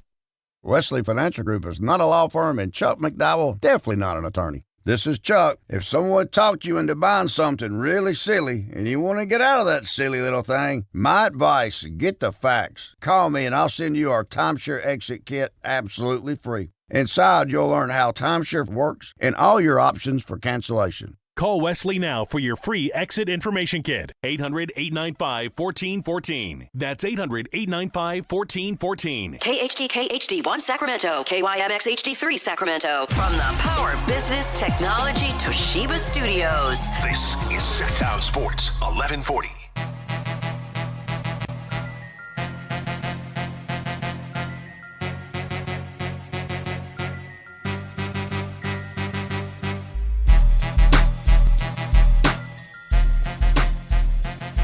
Download the app and listen to The Drive Guys. The Drive Guys with Kevin Gleason and Alan Stiles. On Sactown Sports 1140. After that Game 1 loss, Wemby says, I'm not worried. We'll tell you why he should be worried, whether he admits to it or not. By the way, you know the name Wally Pipp? You know who Wally Pipp is and what that means and all that? Yes. Wally Pipp was a Yankee who had a headache and said, I can't play today. And so Lou Gehrig replaced him, and that was, Lou Gehrig played 2,000 whatever consecutive games. We may have something similar going on the Matt George pod. Matt George, my wife thinks my job is easy. She's going to do a podcast with me this week. She thinks she can answer any question you have about the Sacramento Kings. I could easily see this becoming I don't know her name, Mrs. George Pod, right? With Matt. Yeah. Fetch me a soda or whatever. Right. It happens that quick. Yeah. It happens that fast. So you're just saying she's doing a good job. People are enjoying it. I haven't seen it yet. She hasn't done it yet, I don't think. I think it's tonight, so you'll want to check that out. It just wouldn't surprise me if she brings a level of, expertise that maybe and charisma that maybe regular viewers of that pod are not accustomed to. That's the nicest way I know how to say it. That's all. Right. Yeah. Okay. It wouldn't surprise me. I'm not saying it will happen. I'm just saying it wouldn't surprise me if it does. Yes. Yeah, I mean, it happened before. Yes, it has. Right. I know Stephen A's had his daughter on the show, and there's a lot of talent in some of these buildings, so you got to be careful, or somebody might say, "Hey, especially YouTube comments there. Hey, enough. Yeah, we want to hear from someone else." Right. So you got to be careful. You bring up another one of the reasons why I don't want the Knicks to win.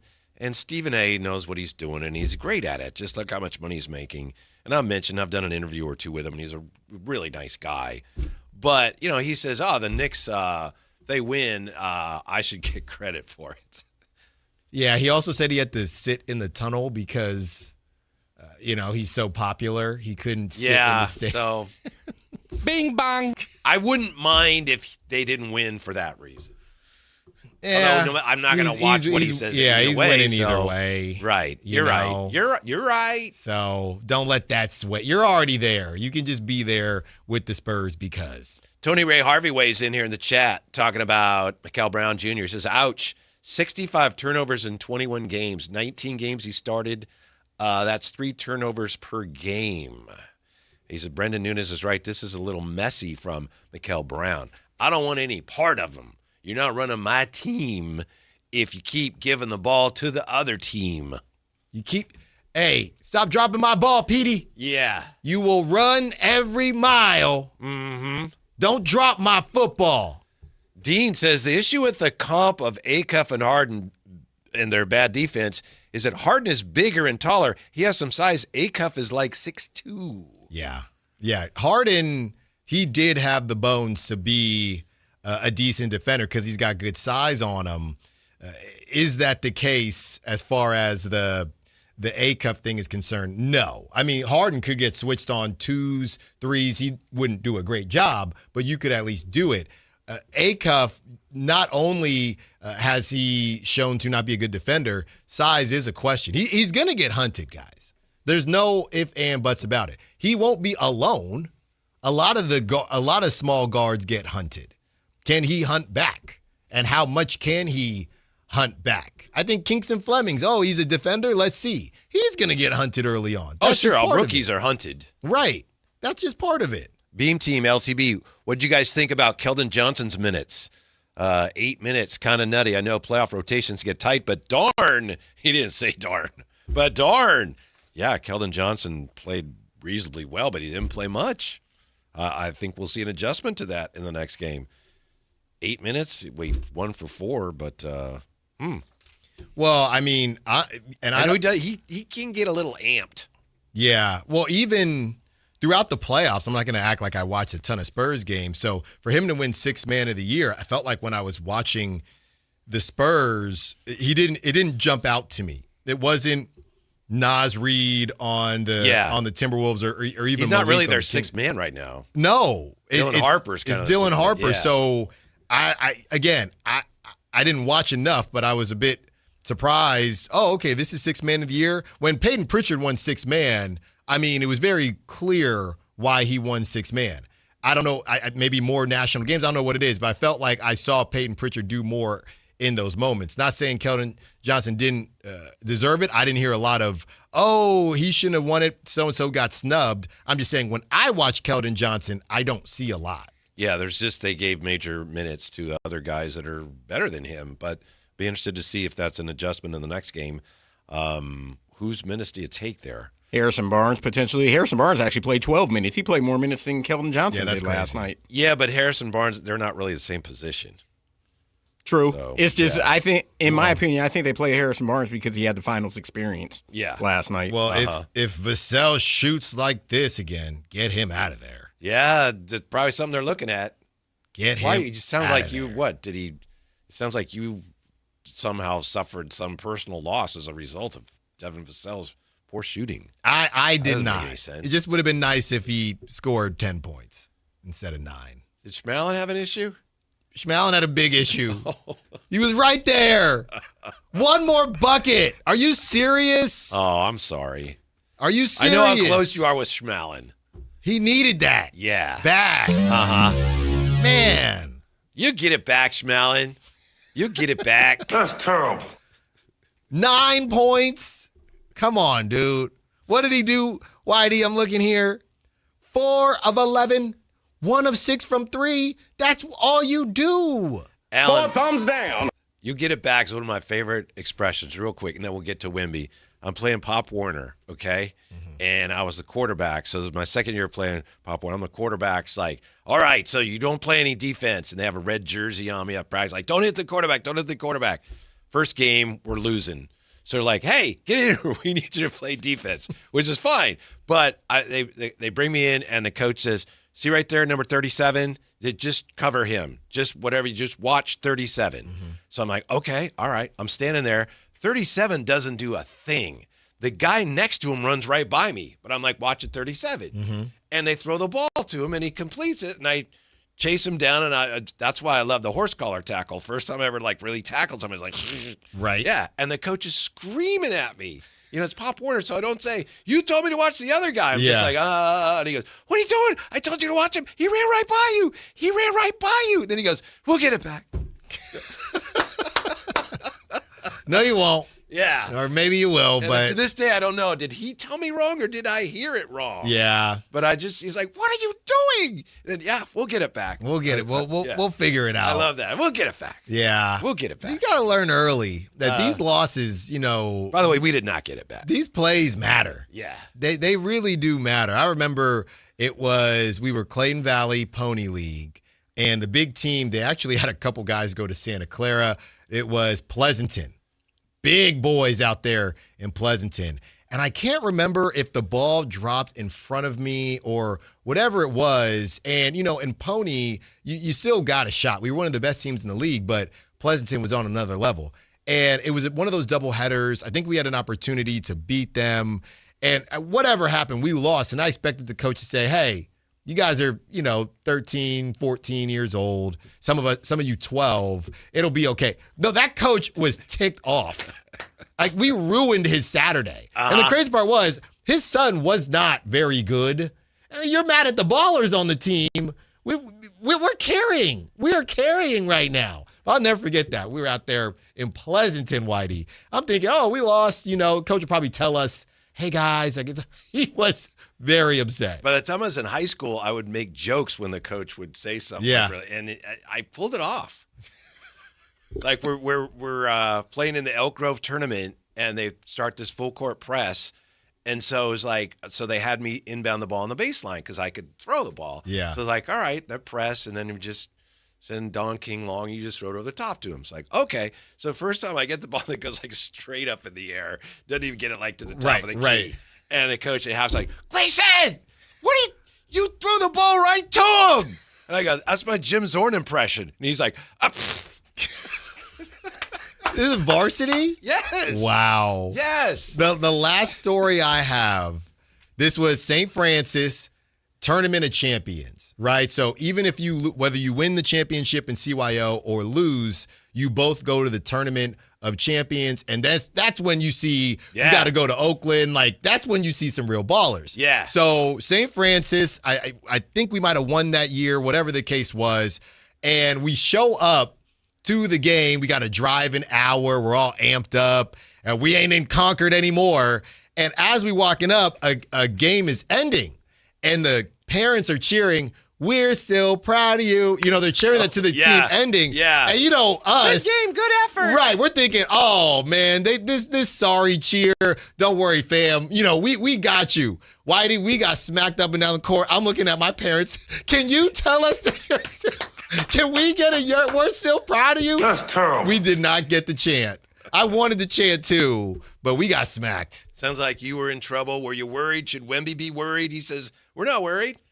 It's what he's supposed to say. It's what he's supposed to say, but I think there's lots of reason for him to be worried. Yeah, just like Ernie said, Ernie asked the question on the text line, is he being arrogant? No, I just think that's all he can say. He can't say, oh, I'm very – no, they had a lot of different looks, and I'm very worried. I don't know what we're going to do. I'm looking at De'Aaron, and De'Aaron is just giving the ball back to me. Mm-hmm. We're playing hot potato. Yeah, this is a problem. He can't say that, so he's saying all he can say. 6 for 21. Not good. Mm-hmm. And he still had 26. Right. I know some people are looking at Brunson, who's 12 for 31. That's not efficient. Yeah. But that's why, and I love box scores, but that's why if you watch the game and you saw the fourth quarter, it's like, oh, he had a great fourth quarter. When the game was on the line, he was great. Yeah, we have 13 in the fourth or something like that. Yes. Yeah, yes. He shut it down. Mm-hmm. He shut it down. Is it to the point, I know I get caught up on this, and maybe because of Mike Brown and watching the Kings defense, even not so much with Doug Christie, but would you blitz Brunson? Is he too smart for that? Would you blitz Brunson if you're the Spurs and say, Mikal Bridges, you're going to beat us today? Is that too simple? Well, they had to feel last night like they were doing a good job on Brunson until the fourth quarter. I know they got... Yeah. So, sure. And you're mixing up looks and... Carter Bryant, De'Aaron Fox. I think De'Aaron might have got a steal off him, and obviously Dylan Harper and Stephon Castle. It's a bunch of looks, but at some point do you say, you know what, this guy's just too good. Let's just make Mikal Bridges beat us. Mm-hmm. Yeah, you got to try a lot of things here. That they only had, I'm not a big steals guy, but the Spurs had 4 steals. The Knicks only turned the ball over 8 times. That's really good on the road in game 1 of the finals. Yeah, and hats off again to Josh. We got to get more pressure on the basketball, Allen. As you said, Josh Hart had as many steals as the Spurs team himself. Yeah, that dude, he's just a gamer. So when you look at the way the Knicks played against the Spurs all year long, and then they come into your building, come from 14 down, the Spurs have to be really worried. I mean, they got to make a stand in the next game. They came out, and again, I just keep referencing the Timberwolves because I'm referencing the Timberwolves because the Spurs had home court, right? And this is exactly the same thing that happened. And they smacked the Timberwolves that second game. So I think if you're the Knicks, and I know Anthony Edwards said, hey, when a team does win on the road, a lot of times they don't have that same they don't say that same fire in the second game. And he told the team that, but it still wasn't enough. I think the Spurs were just better than the Timberwolves. Even if the Knicks just survive that first wave where the Spurs have this new game plan, if the Knicks are able to do that even if they scrape a W, I think the Spurs, they could still end up being shook. Yeah. One reason why the Spurs can feel halfway decent is because they lost at home in Game 6, right, to the Thunder. That's right. Yeah. It's like, oh, man, you had it right there. Then they go to Oklahoma City and win Game 7. Yeah. Maybe there's a world where, I don't know, that home crowd, a ton of, and on the other side, a ton of pressure on the Knicks too, but that home crowd for the Spurs, maybe it does loosen them up a bit when they get on the road. Maybe. Did you see the seats, the cheapest seats available at Madison Square Garden for Game 3, and it's way, was it $4,000? I thought I saw $7,000. $7,000? Yeah. Who's going to that besides Timothée Chalamet? And if you and are he ain't sitting up there. No. If you're going to that game and you're out there in New York, I know we're across the nation, we're worldwide. You're listening to us on YouTube. We got, Raptors fans in here, all this. Just call in and tell us what you do for work. I just want to know, what is your profession? I just want to keep tabs on whatever your profession is, where you can drop $4,000 to $7,000 to watch a game on a screen, to looking like Frankie Cardicelli with the binoculars. Frankie always has the binoculars at Kings games. Looking like Frankie Cardicelli, you paid $5,000. Yeah. Boy, if Devin Vassell doesn't start making shots, Schmallen ain't going to be able to afford those tickets. Devin Vassell ruined Schmallen's night. It's all about the Devin Vassell. That's not fun. I shouldn't laugh. He's banned. We used to ban folks. That brother's banned. Huh. Actually, He's either banned or Schmallen gives them a redemption game. He might not. Y'all chicken. He might not play. He might not play as much. Vassell 1 for 6 from 3. Champagny 5 for 10. Wemby 2 for 9. Castle 1 for 5. Fox 0 for 4. Harper 1 for 4. Johnson 1 for 2. Barnes 0 for 2. Carter Bryant 0 for 1. 11 for 43 beyond the arc. Clang. Not gonna fly. Clang. And we can win that way. We can find the tape somewhere, but I'm telling you, we might not have even been doing the show yet. My question with the Spurs is whether or not they were a bunch of bricks. Now, specifically, That's right. It was. I remember that. And I wasn't necessarily talking about the Vassells of the world and the Champagnes. I was talking about the fact that your 3 main guards don't shoot it well. Stephon Castle, that are getting a lot of time. Stephon Castle don't shoot it. Fox don't shoot it, and Dylan Harper doesn't really shoot it. So if those guys are getting a bulk of your time and they don't shoot the 3 ball well, now you're relying on role players to take you to the promised land. And that was my call on them months ago. Yeah, it was. You were wrong, but I didn't think they get to the finals. Right. But no, it's a good point. Not wrong, just early or late. All right. Not wrong, just later than I expected. By the way, the Knicks were only 11 for 36, so yeah. I mean, if they'd lost, I'd probably be saying, you can't win a game shooting 30.6%. Well, they just did. Now, what do we have for Allen's intel? Mm-hmm. Yeah, well, a lot of the conversation. A better setup for that, or you have something you can. No. Okay. No. Yeah, at this point in time, you're seeing a lot of information floating around, and you're also seeing the mock drafts, right? Yes, everywhere. And in a lot of these mock drafts nowadays. I hope Matt George's wife has a mock draft. Oh, yeah, definitely. Yeah. A lot of Mrs. Maddie Mock. That's right. A lot of times these kind of new age mock drafts, Whitey, they're also coming along with a bit of intel within them. The clutch points, the Yahoo Sports, things like that. So with all that and conversations that I've had, it does seem like where we were heading to begin with is exactly where the Kings are looking. And it's basically about archetypes that aren't on the team right now. And if you think about that, the movement shooters, right? I know I think Doug was only on a 1-year contract. So the movement shooters, those types of guys that the Kings don't have. So there's that side of it.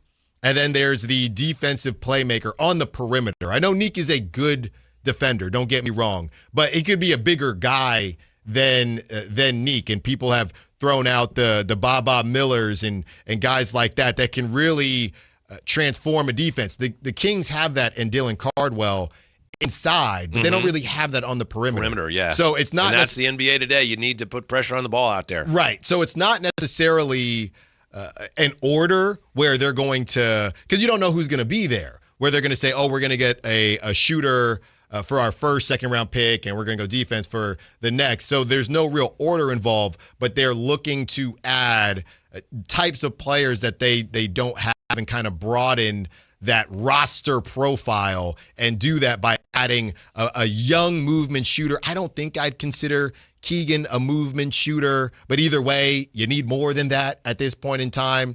And like I said, a defensive playmaker that, and I know somebody thinks I'm going to go the Keon Ellis route. I'm actually not going there because I think they want somebody even bigger than that can guard 1 through 3 or 1 through 4. And not Josh Hart-esque, because I know we've done the Nick Clifford thing, but somebody that can play make defensively for the backcourt and also help in the front court. So it seems like that's where the Kings are looking, and it's pretty clear that that's where they should be looking because they don't have guys like that. And if you're going to add 3 guys, think about it like this, Whitey. You'd be having 3 guys to your team for positions that you currently don't have.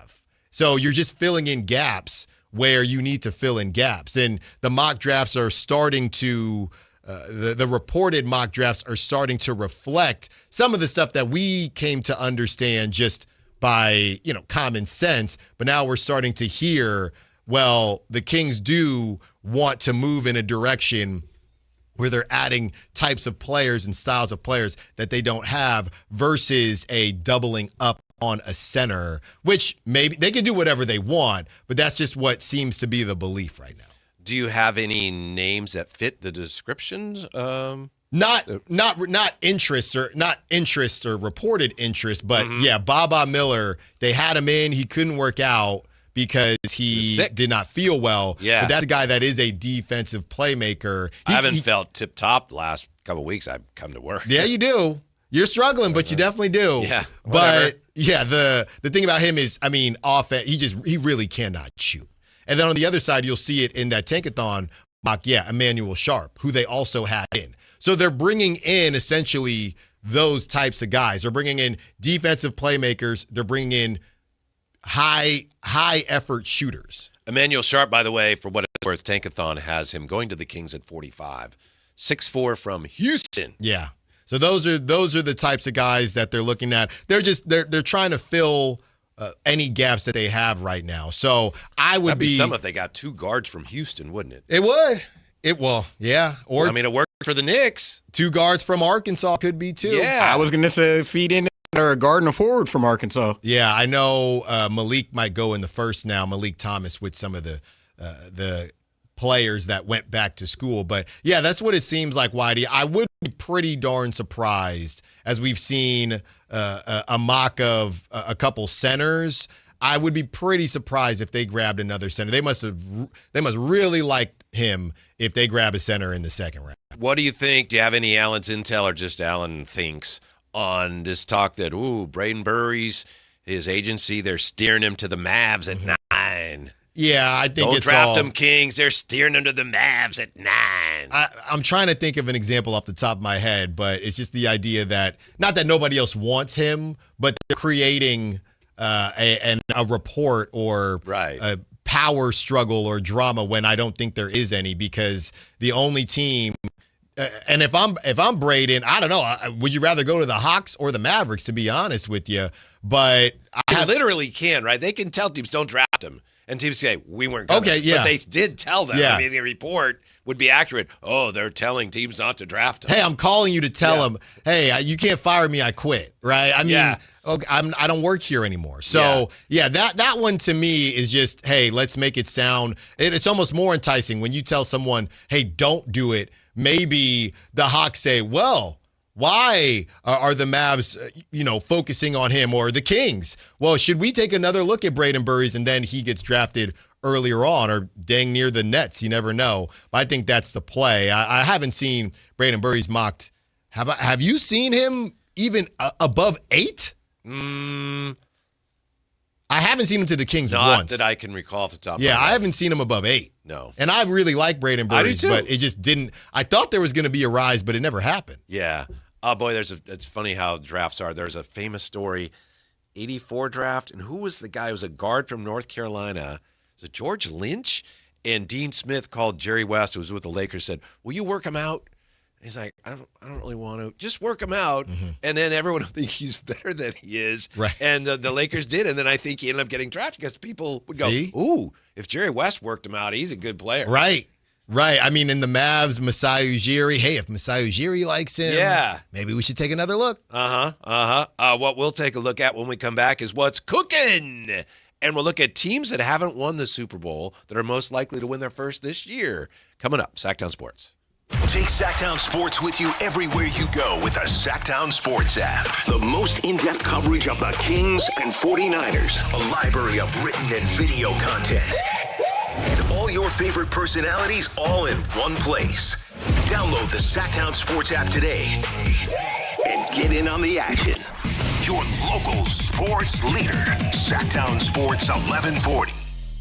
Sacramento weather is brought to you by Bonnie. I'm Dirk Verdorn in the KCRA3 Weather Center. Clear skies and southwest winds 5 to 10 miles per hour this evening. Temperatures will be dropping off into the upper 50s to lower 60s by Friday morning, and then mostly sunny skies with daytime highs in the mid to upper 90s. Get the latest forecasts on the KCRA3 News and the KCRA3 app. Oh, the Sacramento heat. Right now, get your AC professionally tuned up for as low as just $59 and enjoy your summer nice and cool. Plumbing, electrical, heating, and air, Bonnie.com. Summer shipping supply, license 696-355. This is the sound of Jack buzz cutting his way to a small fortune. To Jack, every time he cuts his own hair, that's $50 right in his pocket. If Jack sees DIY buzz cuts as a saving strategy, Wells Fargo is right behind him.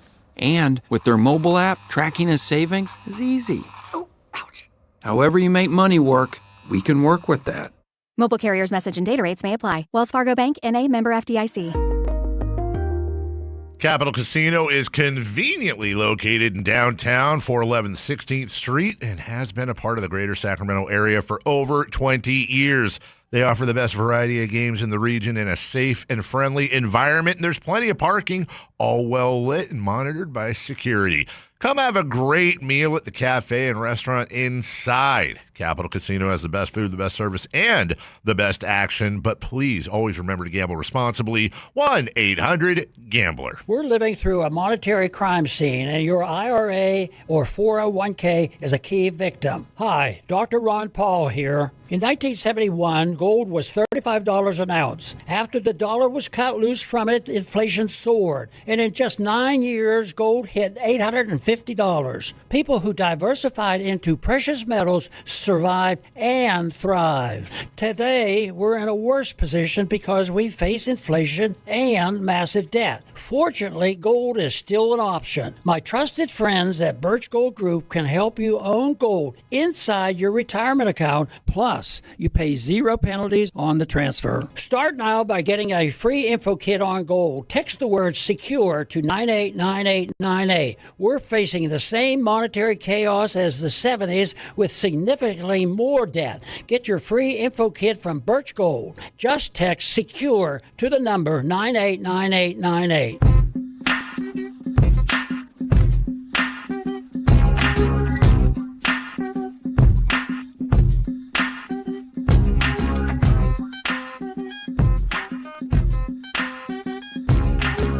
Live and local, it's The Drive Guys.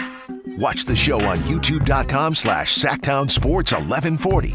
Or listen on the Sactown Sports app. Congratulations to Allen San Francisco Giants. They were getting murdered first couple games of this series against Milwaukee. Come back, win the last two with a pitcher's duel, and then they win a slugfest today. Hold on for a 12-9 win. Who cares? They turned this whole thing around. Who cares, man? They're turning this whole season around. Who cares? It's over. Who cares? It's Raider season. It's Raider season. It's draft season. It's summer league season. It's A season. The A's are starting to almost turn some heads again. Yeah, you were real worried. Oh, by the way, before we go back into the A's, Zach Manassian was on the Giants flagship. And just, erstwhile GM. Exactly. And it was funny because you mentioned the timing conversation, right? And how much time is there left? And I got the quote for you, Whitey. I just curious what you think about this. Zach Manassian on the state of the team. I am never going to skirt responsibility. We think there's talent on the roster, but if it doesn't mix or we don't have enough depth, those are things we're constantly going to evaluate. Here we go. 60 games versus 162, it's a big difference. It's difficult to have a verdict before the trial's over. It's disappointing where we're at, but you focus on today and go out and hopefully win a game. Complete waste of everybody's time. The jury is out, homie. The trial's not over? The trial's not over. The jury is in the back. Yeah. They're about to come out with the verdict. Are the Giants the prosecution or the defense? Because the attorney for the Giants side so far is like, yeah, the trial's not over, but he fell asleep. Yeah. When he's supposed to be presenting his case. Going back to Wemby, what are you supposed to say? But, I mean, these guys are the only ones left still trying to tell us it's early. 60 games versus 100. Bro, that means there's 100 games left. That's not that many games based on how far you are under 500. There's not a lot of time. By the way, my wife currently is, she started jury duty yesterday. Oh. She always gets picked when she's called to jury duty. And she said today, I'm glad I'm doing this. You know, it's how the system works. And she's really a good juror. And she doesn't, you're not supposed to tell anybody about these cases. She's not. She will not tell me anything about it. Yeah. Good. Yeah. That's how it's supposed to be. I know. Might be a fishing trial. It might. I don't know. You don't know. I won't know till it's over. Good job. You can't get a verdict till the trial's over. That's right, and that's what Zach Manassian's saying. I mean, I don't know what else he's supposed to say. Because I believe it's him, Tony Vitello, and Buster, and they rotate. I think we talked about this once a week, and they're just in there, just who's the short straw this time to go and get grilled by the flagship. Yeah, but they got to feel pretty good about 2 wins in a row. No, things are struggling. No, you're struggling like that. It's a good thing. No, gotta evaluate. And what does that even mean? We're constantly going to evaluate. What does that mean? What does that mean? What are you evaluating? Buster only said nobody wants. He said they'd have to give up money. They'd have to pay, give up prospects. They are stuck with. I call them the big three, not because it's a normal big three. It's just a big waste of everybody's time. That's what they are. But there's your GM. You feeling good about the A's? Ramsey's A's going against Ramsey's Cubs tonight, going for the sweep. It would be nice. Trying to get back to 500. It would be nice. Nick Kurtz, and I asked this question before, any world where Bryce Eldridge is in the same conversation as Nick Kurtz, that dude is so good. Bryce Eldridge had, I think, 3 hits today. He's heating up. Yeah. You just got to keep playing him. But the idea, I know it's not Bay to Bay anymore, but the idea of the A's and Giants both having stud first baseman for the next 10 years, I would definitely sign up for that. Yeah. We haven't had that since Will Clark and Mark McGuire or yeah, something. That would be at least, I know it's not the same, but that would still be fun. JT Snow and Scott Hatteberg. that's a reach, Alan. I'm just off the top of my head. That ain't this. That ain't what this is going to be. It's time for What's Cooking. Play the new sounder that I thought Richie was going to do a new. It's not done yet. What? I thought he said it's not done yet. He came in and said he's working on it. I know, but that was like a month ago or something. I think I asked. No, he came in today. Yeah. Okay. Well, this is good and everything. He just told us. I know. I'm kidding. Gotta listen. I know. I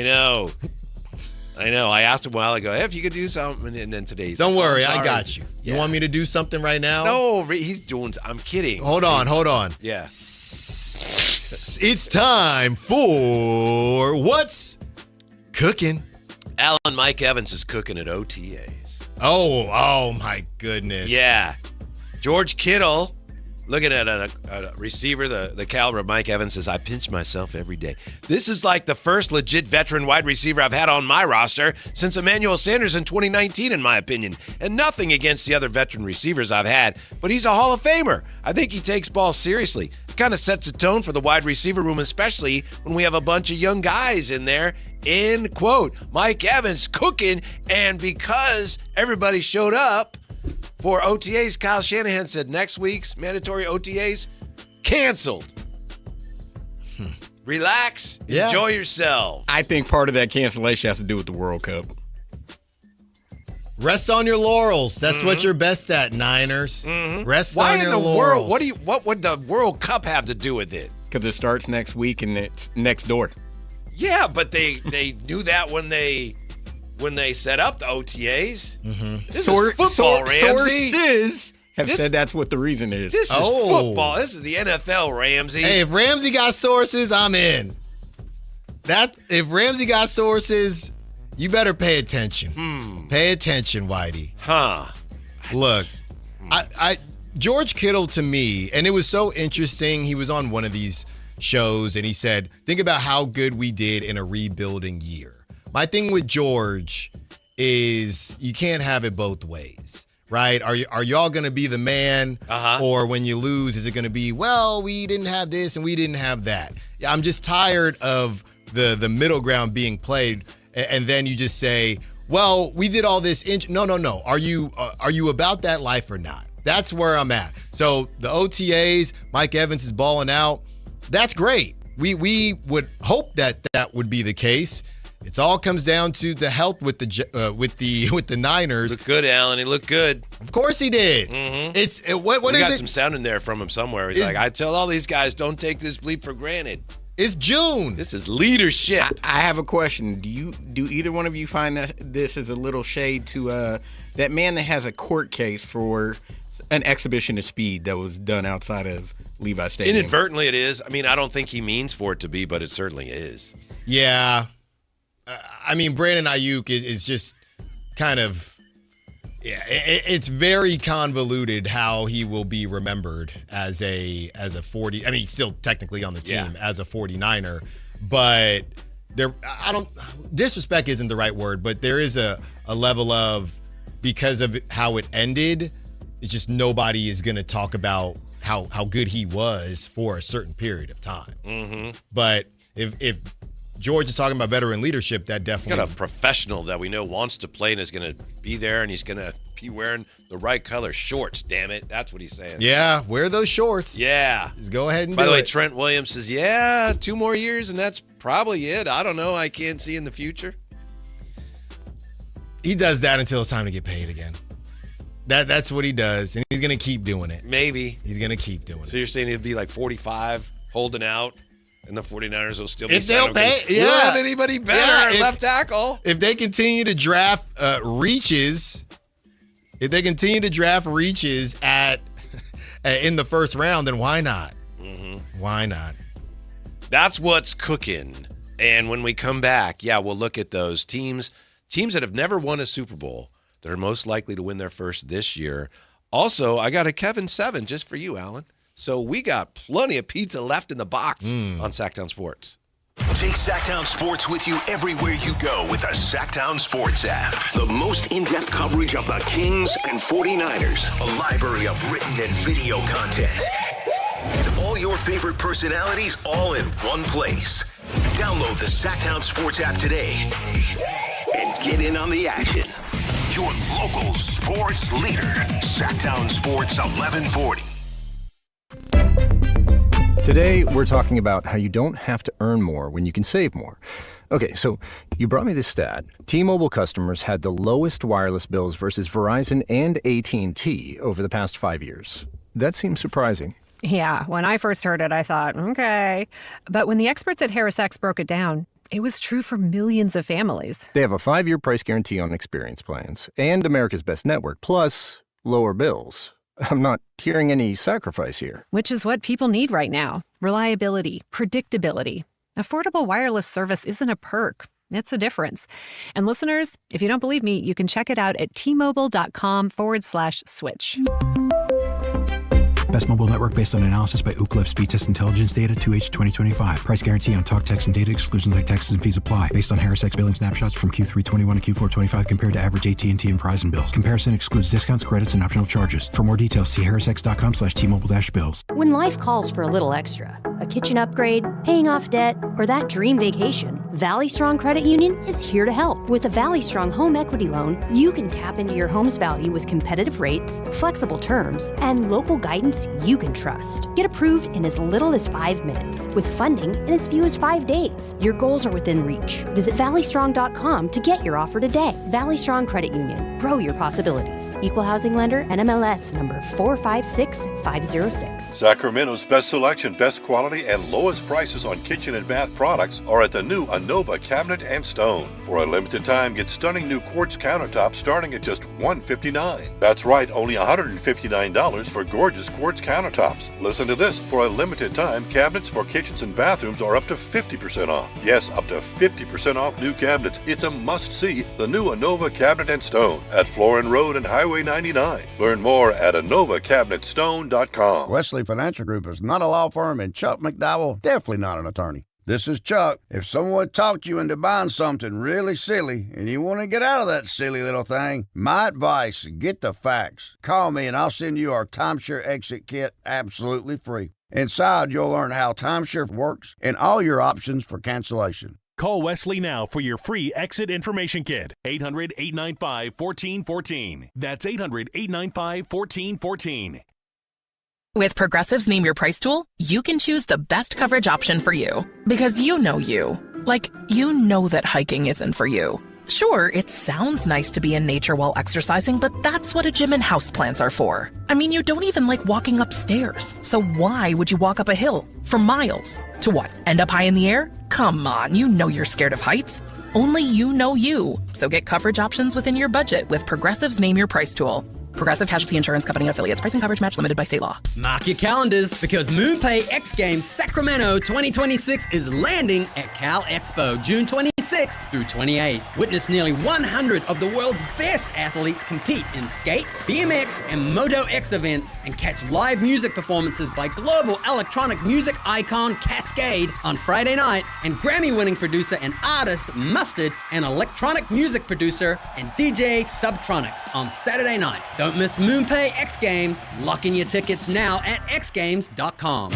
This is Sactown Sports 1140. Hey, it's Carmichael Dave. What's up? It's Matt George. What's good? It's Alan Stiles. With the most trusted voices in the community. This is Jason Ross. Hey, it's Kayla Anderson. It's Whitey Gleason. Ready to help promote your business, both as partners and customers. All you have to do is ask. Pick up the phone, dial pound 250 and say, grow my business to get connected with a team member today. That's pound 250 and say, grow my business. Our team will review your product, quickly pair you with a perfect endorser, and create video and audio samples all at no cost or obligation to you. With the most live and local on-air lineup, a dynamic content-driven website, and a state-of-the-art mobile app, Sactown Sports 1140 is tailor-made to help you connect with a sports audience in Sacramento. So why wait? Dial pound 250 today. Say, grow my business, and let us help take you to the next level.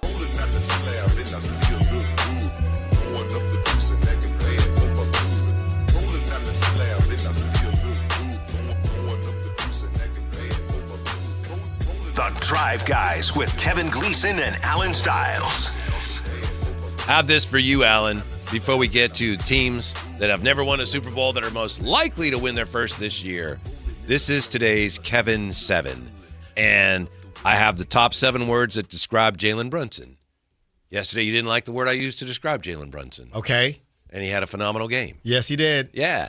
And I think you've been out front of me when it comes to saying, you know, this guy's a superstar. People say that he isn't, or he actually is. But the word yesterday I used was wonderful. Here's my top 7 words to describe Jalen Brunson. Number 7, fantastic. I like that. Number 6, fabulous. Yeah, I'm in. Number 5, terrific. Sure. Number 4, amazing. Yes. Number 3, sensational. That's the one. Number 2, glorious. No. Number 1, superb. Fantastic, fabulous, terrific, amazing, sensational, glorious, superb.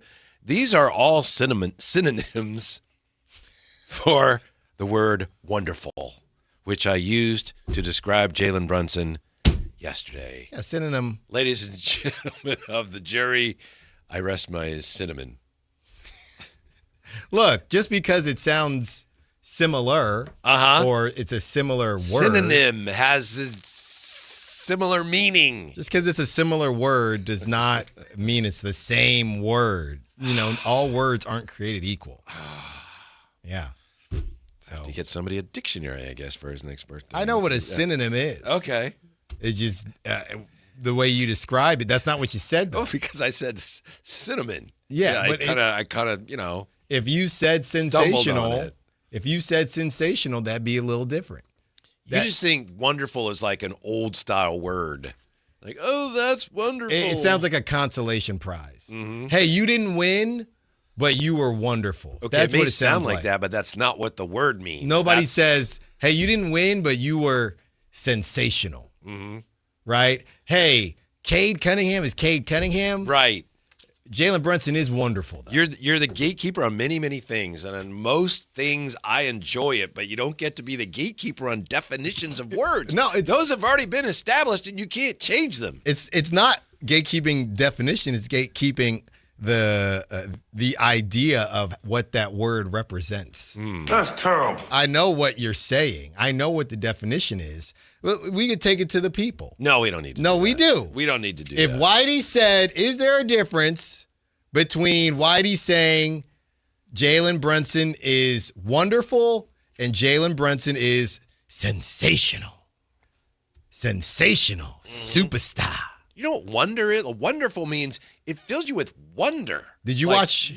Wah! Did you watch Wonder Man on Disney Plus? It's new. No. Newer. It's a good one. I liked it. I think you'd like it. Okay. I think you'd like it. Now, he's Wonder Man. Maybe that could be, maybe that's Jalen Brunson's, Spider Mitchell and all that. There you go, Wonder Man. Wonder Man. Wonder Man. At it again. What do you think of this list? Does this fill you with wonder? This is from NFL.com. Most likely to win their first Super Bowl in 2026. So they ranked the 12 teams. Okay, that never won a Super Bowl. Least likely to most likely to win. Kind of random. 12th bottom. You got, of course, Arizona Cardinals. Yeah. Of all the teams that have never won a Super Bowl, they're most likely to not win this Super Bowl either. Followed closely by number 11, Cleveland Browns. This is a rough start here. Yeah. Well, they include everybody. Right. 10 is the Tennessee Titans. Kayla's hometown team. She grew up going to some of the games. With Nashville hot chicken in hand. I think so. That's what I heard. 9, Atlanta. 8, Vikings. It's incredible that the Vikings have never won a Super Bowl. Yeah. Yeah. 7, Carolina. Over the Vikings? Yeah, I wonder about that one as well. 6, Jacksonville. Now we're getting into the range where maybe we have something. What do you think, Alan? Number 5, the Los Angeles Chargers. They've never won a Super Bowl. 5th most likely to actually win their first this year. I don't see it. You're not a believer. No, I don't see it. We all know the famous saying, the Chargers are going to charger. Yeah, I don't see it. Is that a famous saying, or did Ramsey just make it up? No, Chargers going to charger. I know Raider fans say it a lot. Okay. Yeah. Oh, are you a Raider fan too, Ramsey? Most definitely. I just love that he just is right there with you when you try to razz him on it. Right there. I'm just asking, Alan. Just asking questions. Number 4. 4th most likely to win their first Super Bowl ever this year. Cincinnati Bengals. I feel like that's too high, but okay. Joe Burrow, Jamar Chase, T. Higgins. Boy, that's another team that's been to multiple Super Bowls. Yeah. And gotten it done. Number 3, Houston Texans. I mean, that defense is legit. Yes, but is the quarterback legit? This is a huge... Coach is legit. I know you and Jay always get on me. This is a huge season for C.J. Stroud. Can we agree? On that one? Every season's a huge season for C.J. Stroud. But can we agree on... This guy was anointed. Let us not forget. Let us not forget. More people were talking about Bryce last season than C.J. Stroud. Well, to your point, this article says the Stroud question is probably the biggest thing holding me back on the Texans right now. That isn't something I expected right after the quarterback's breakout rookie season. It's a big season for him. Yeah, it's a big year. Maybe the biggest. I would say so. Number 2, Detroit Lions. I don't know. I just they should have a easier record or an easier schedule, right? Yeah, except they got to play everybody in their division twice still. But yeah. 9-8 last year. They were plus 68 in scoring differential. So that would suggest all the analytics suggest that they're in position to have a bounce back year. I think they missed the 2 really good assistant coaches that they lost. Yeah, and that was the whole thing. Dan Campbell, kind of a people manager versus a he's an offensive guy, defensive guy, and the schedule does line up pretty favorably according to this. They've had some crazy bad injury luck too. And they finally did away with the Sonic and Knuckles, which pains me, but which means that nickname is still available, is now available again. But they've gone away. They got obviously they went with Gibbs. Did you think they made the right decision trying to move Gibbs from the off back because he was so electric to be in the normal workhorse? Did you think they made the right decision? Yeah. Yeah. By the way, do you want to adopt that nickname for the show? Sonic and Knuckles? Yeah. I like it. Yeah. Just tell Richie and he'll have a promo for you. Sounder like that. On this Thanos Thursday, hey, Richie, we need it. Done. Look, man. Hey, I'm not Richie. You just text me. I'm not saying anything. Richie, I was thinking, done. He's going to get it done. He's going to get it done. I know he does have a few things that he has to get. Just a few. What did you think of Jahmyr Gibbs' decision? I really like him. I just think when they swapped it, it's so funny. It's kind of similar to what we were talking about with De'Aaron Fox on a completely different level. But how often do they do that? And then you just tell that second running back, hey, no, you're not necessarily old. We're just going to make you number 2. And then felt like they used Gibbs too much because, well, now we're here. It just messed up their flow. Mm-hmm. So, and that's why they ended up just going in a different. Now they just have Pacheco, so you know that Gibbs is just going to get the ball a ton. Yeah, I think he could be. Is he weak? I think he's weirdly underrated. I really like him. Well, almost all running backs are underrated and underappreciated. I'd agree with NFL. that. So you know who's number 1 on this list, right? Team that's never won a Super Bowl, most likely to win their first this year. Josh Allen. Buffalo Bills. Okay. Mm-hmm. Let's do this again. I don't think I would put them first on this list. You put the Lions? Yes, I would. Why? Because of the division? Lions in a tough division, too. The schedule, yeah, and I like Houston, but monster year for the QB. None of these other teams really strike me as, ooh, that's a Super Bowl team. I'd don't probably have Jacksonville higher than they are. There's 6 on here. They were 13-4 last year. You think Joe Burrow is going to be a Jared Goff situation? Is he going to end up on a different team and getting it done? I just don't know what the Bengals are doing. Yeah, that's pretty likely. And I think Joe Burrow's phenomenal. I know Jay doesn't really care for him. Yeah. He's been consistent with that. I think he's phenomenal. Gotta stay healthy. Yeah, he's probably too smart to stick around, actually. Right. Yeah, I mean, it just might be a situation where whenever I know he just signed a contract, but he might just say, I'm good to go. I'm good to go. Ramsey says we got to go. We're good to go. Thanks, Alan. Thanks for being with us. Golf to go. Tease up next on Sactown Sports. Like and subscribe to the Sactown Sports 1140 YouTube channel at Sactown Sports 1140 to get the Carmichael Dave Show with Jason Ross, Matt and Kayla, and the Drive Guys with Kevin Gleason and Alan Stiles on demand and at your fingertips. Get your fix of the Sacramento Kings, 49ers, Giants, Athletics, NFL, NBA, and the latest in sports and entertainment all in one place at Sactown Sports 1140 on YouTube. Your local sports leader, Sactown Sports 1140. This is the story of the one. As a safety manager at a manufacturing plant, he does everything he can to keep his coworkers safe. From finding ways to reduce risks to keeping safety supplies in stock. And for that, he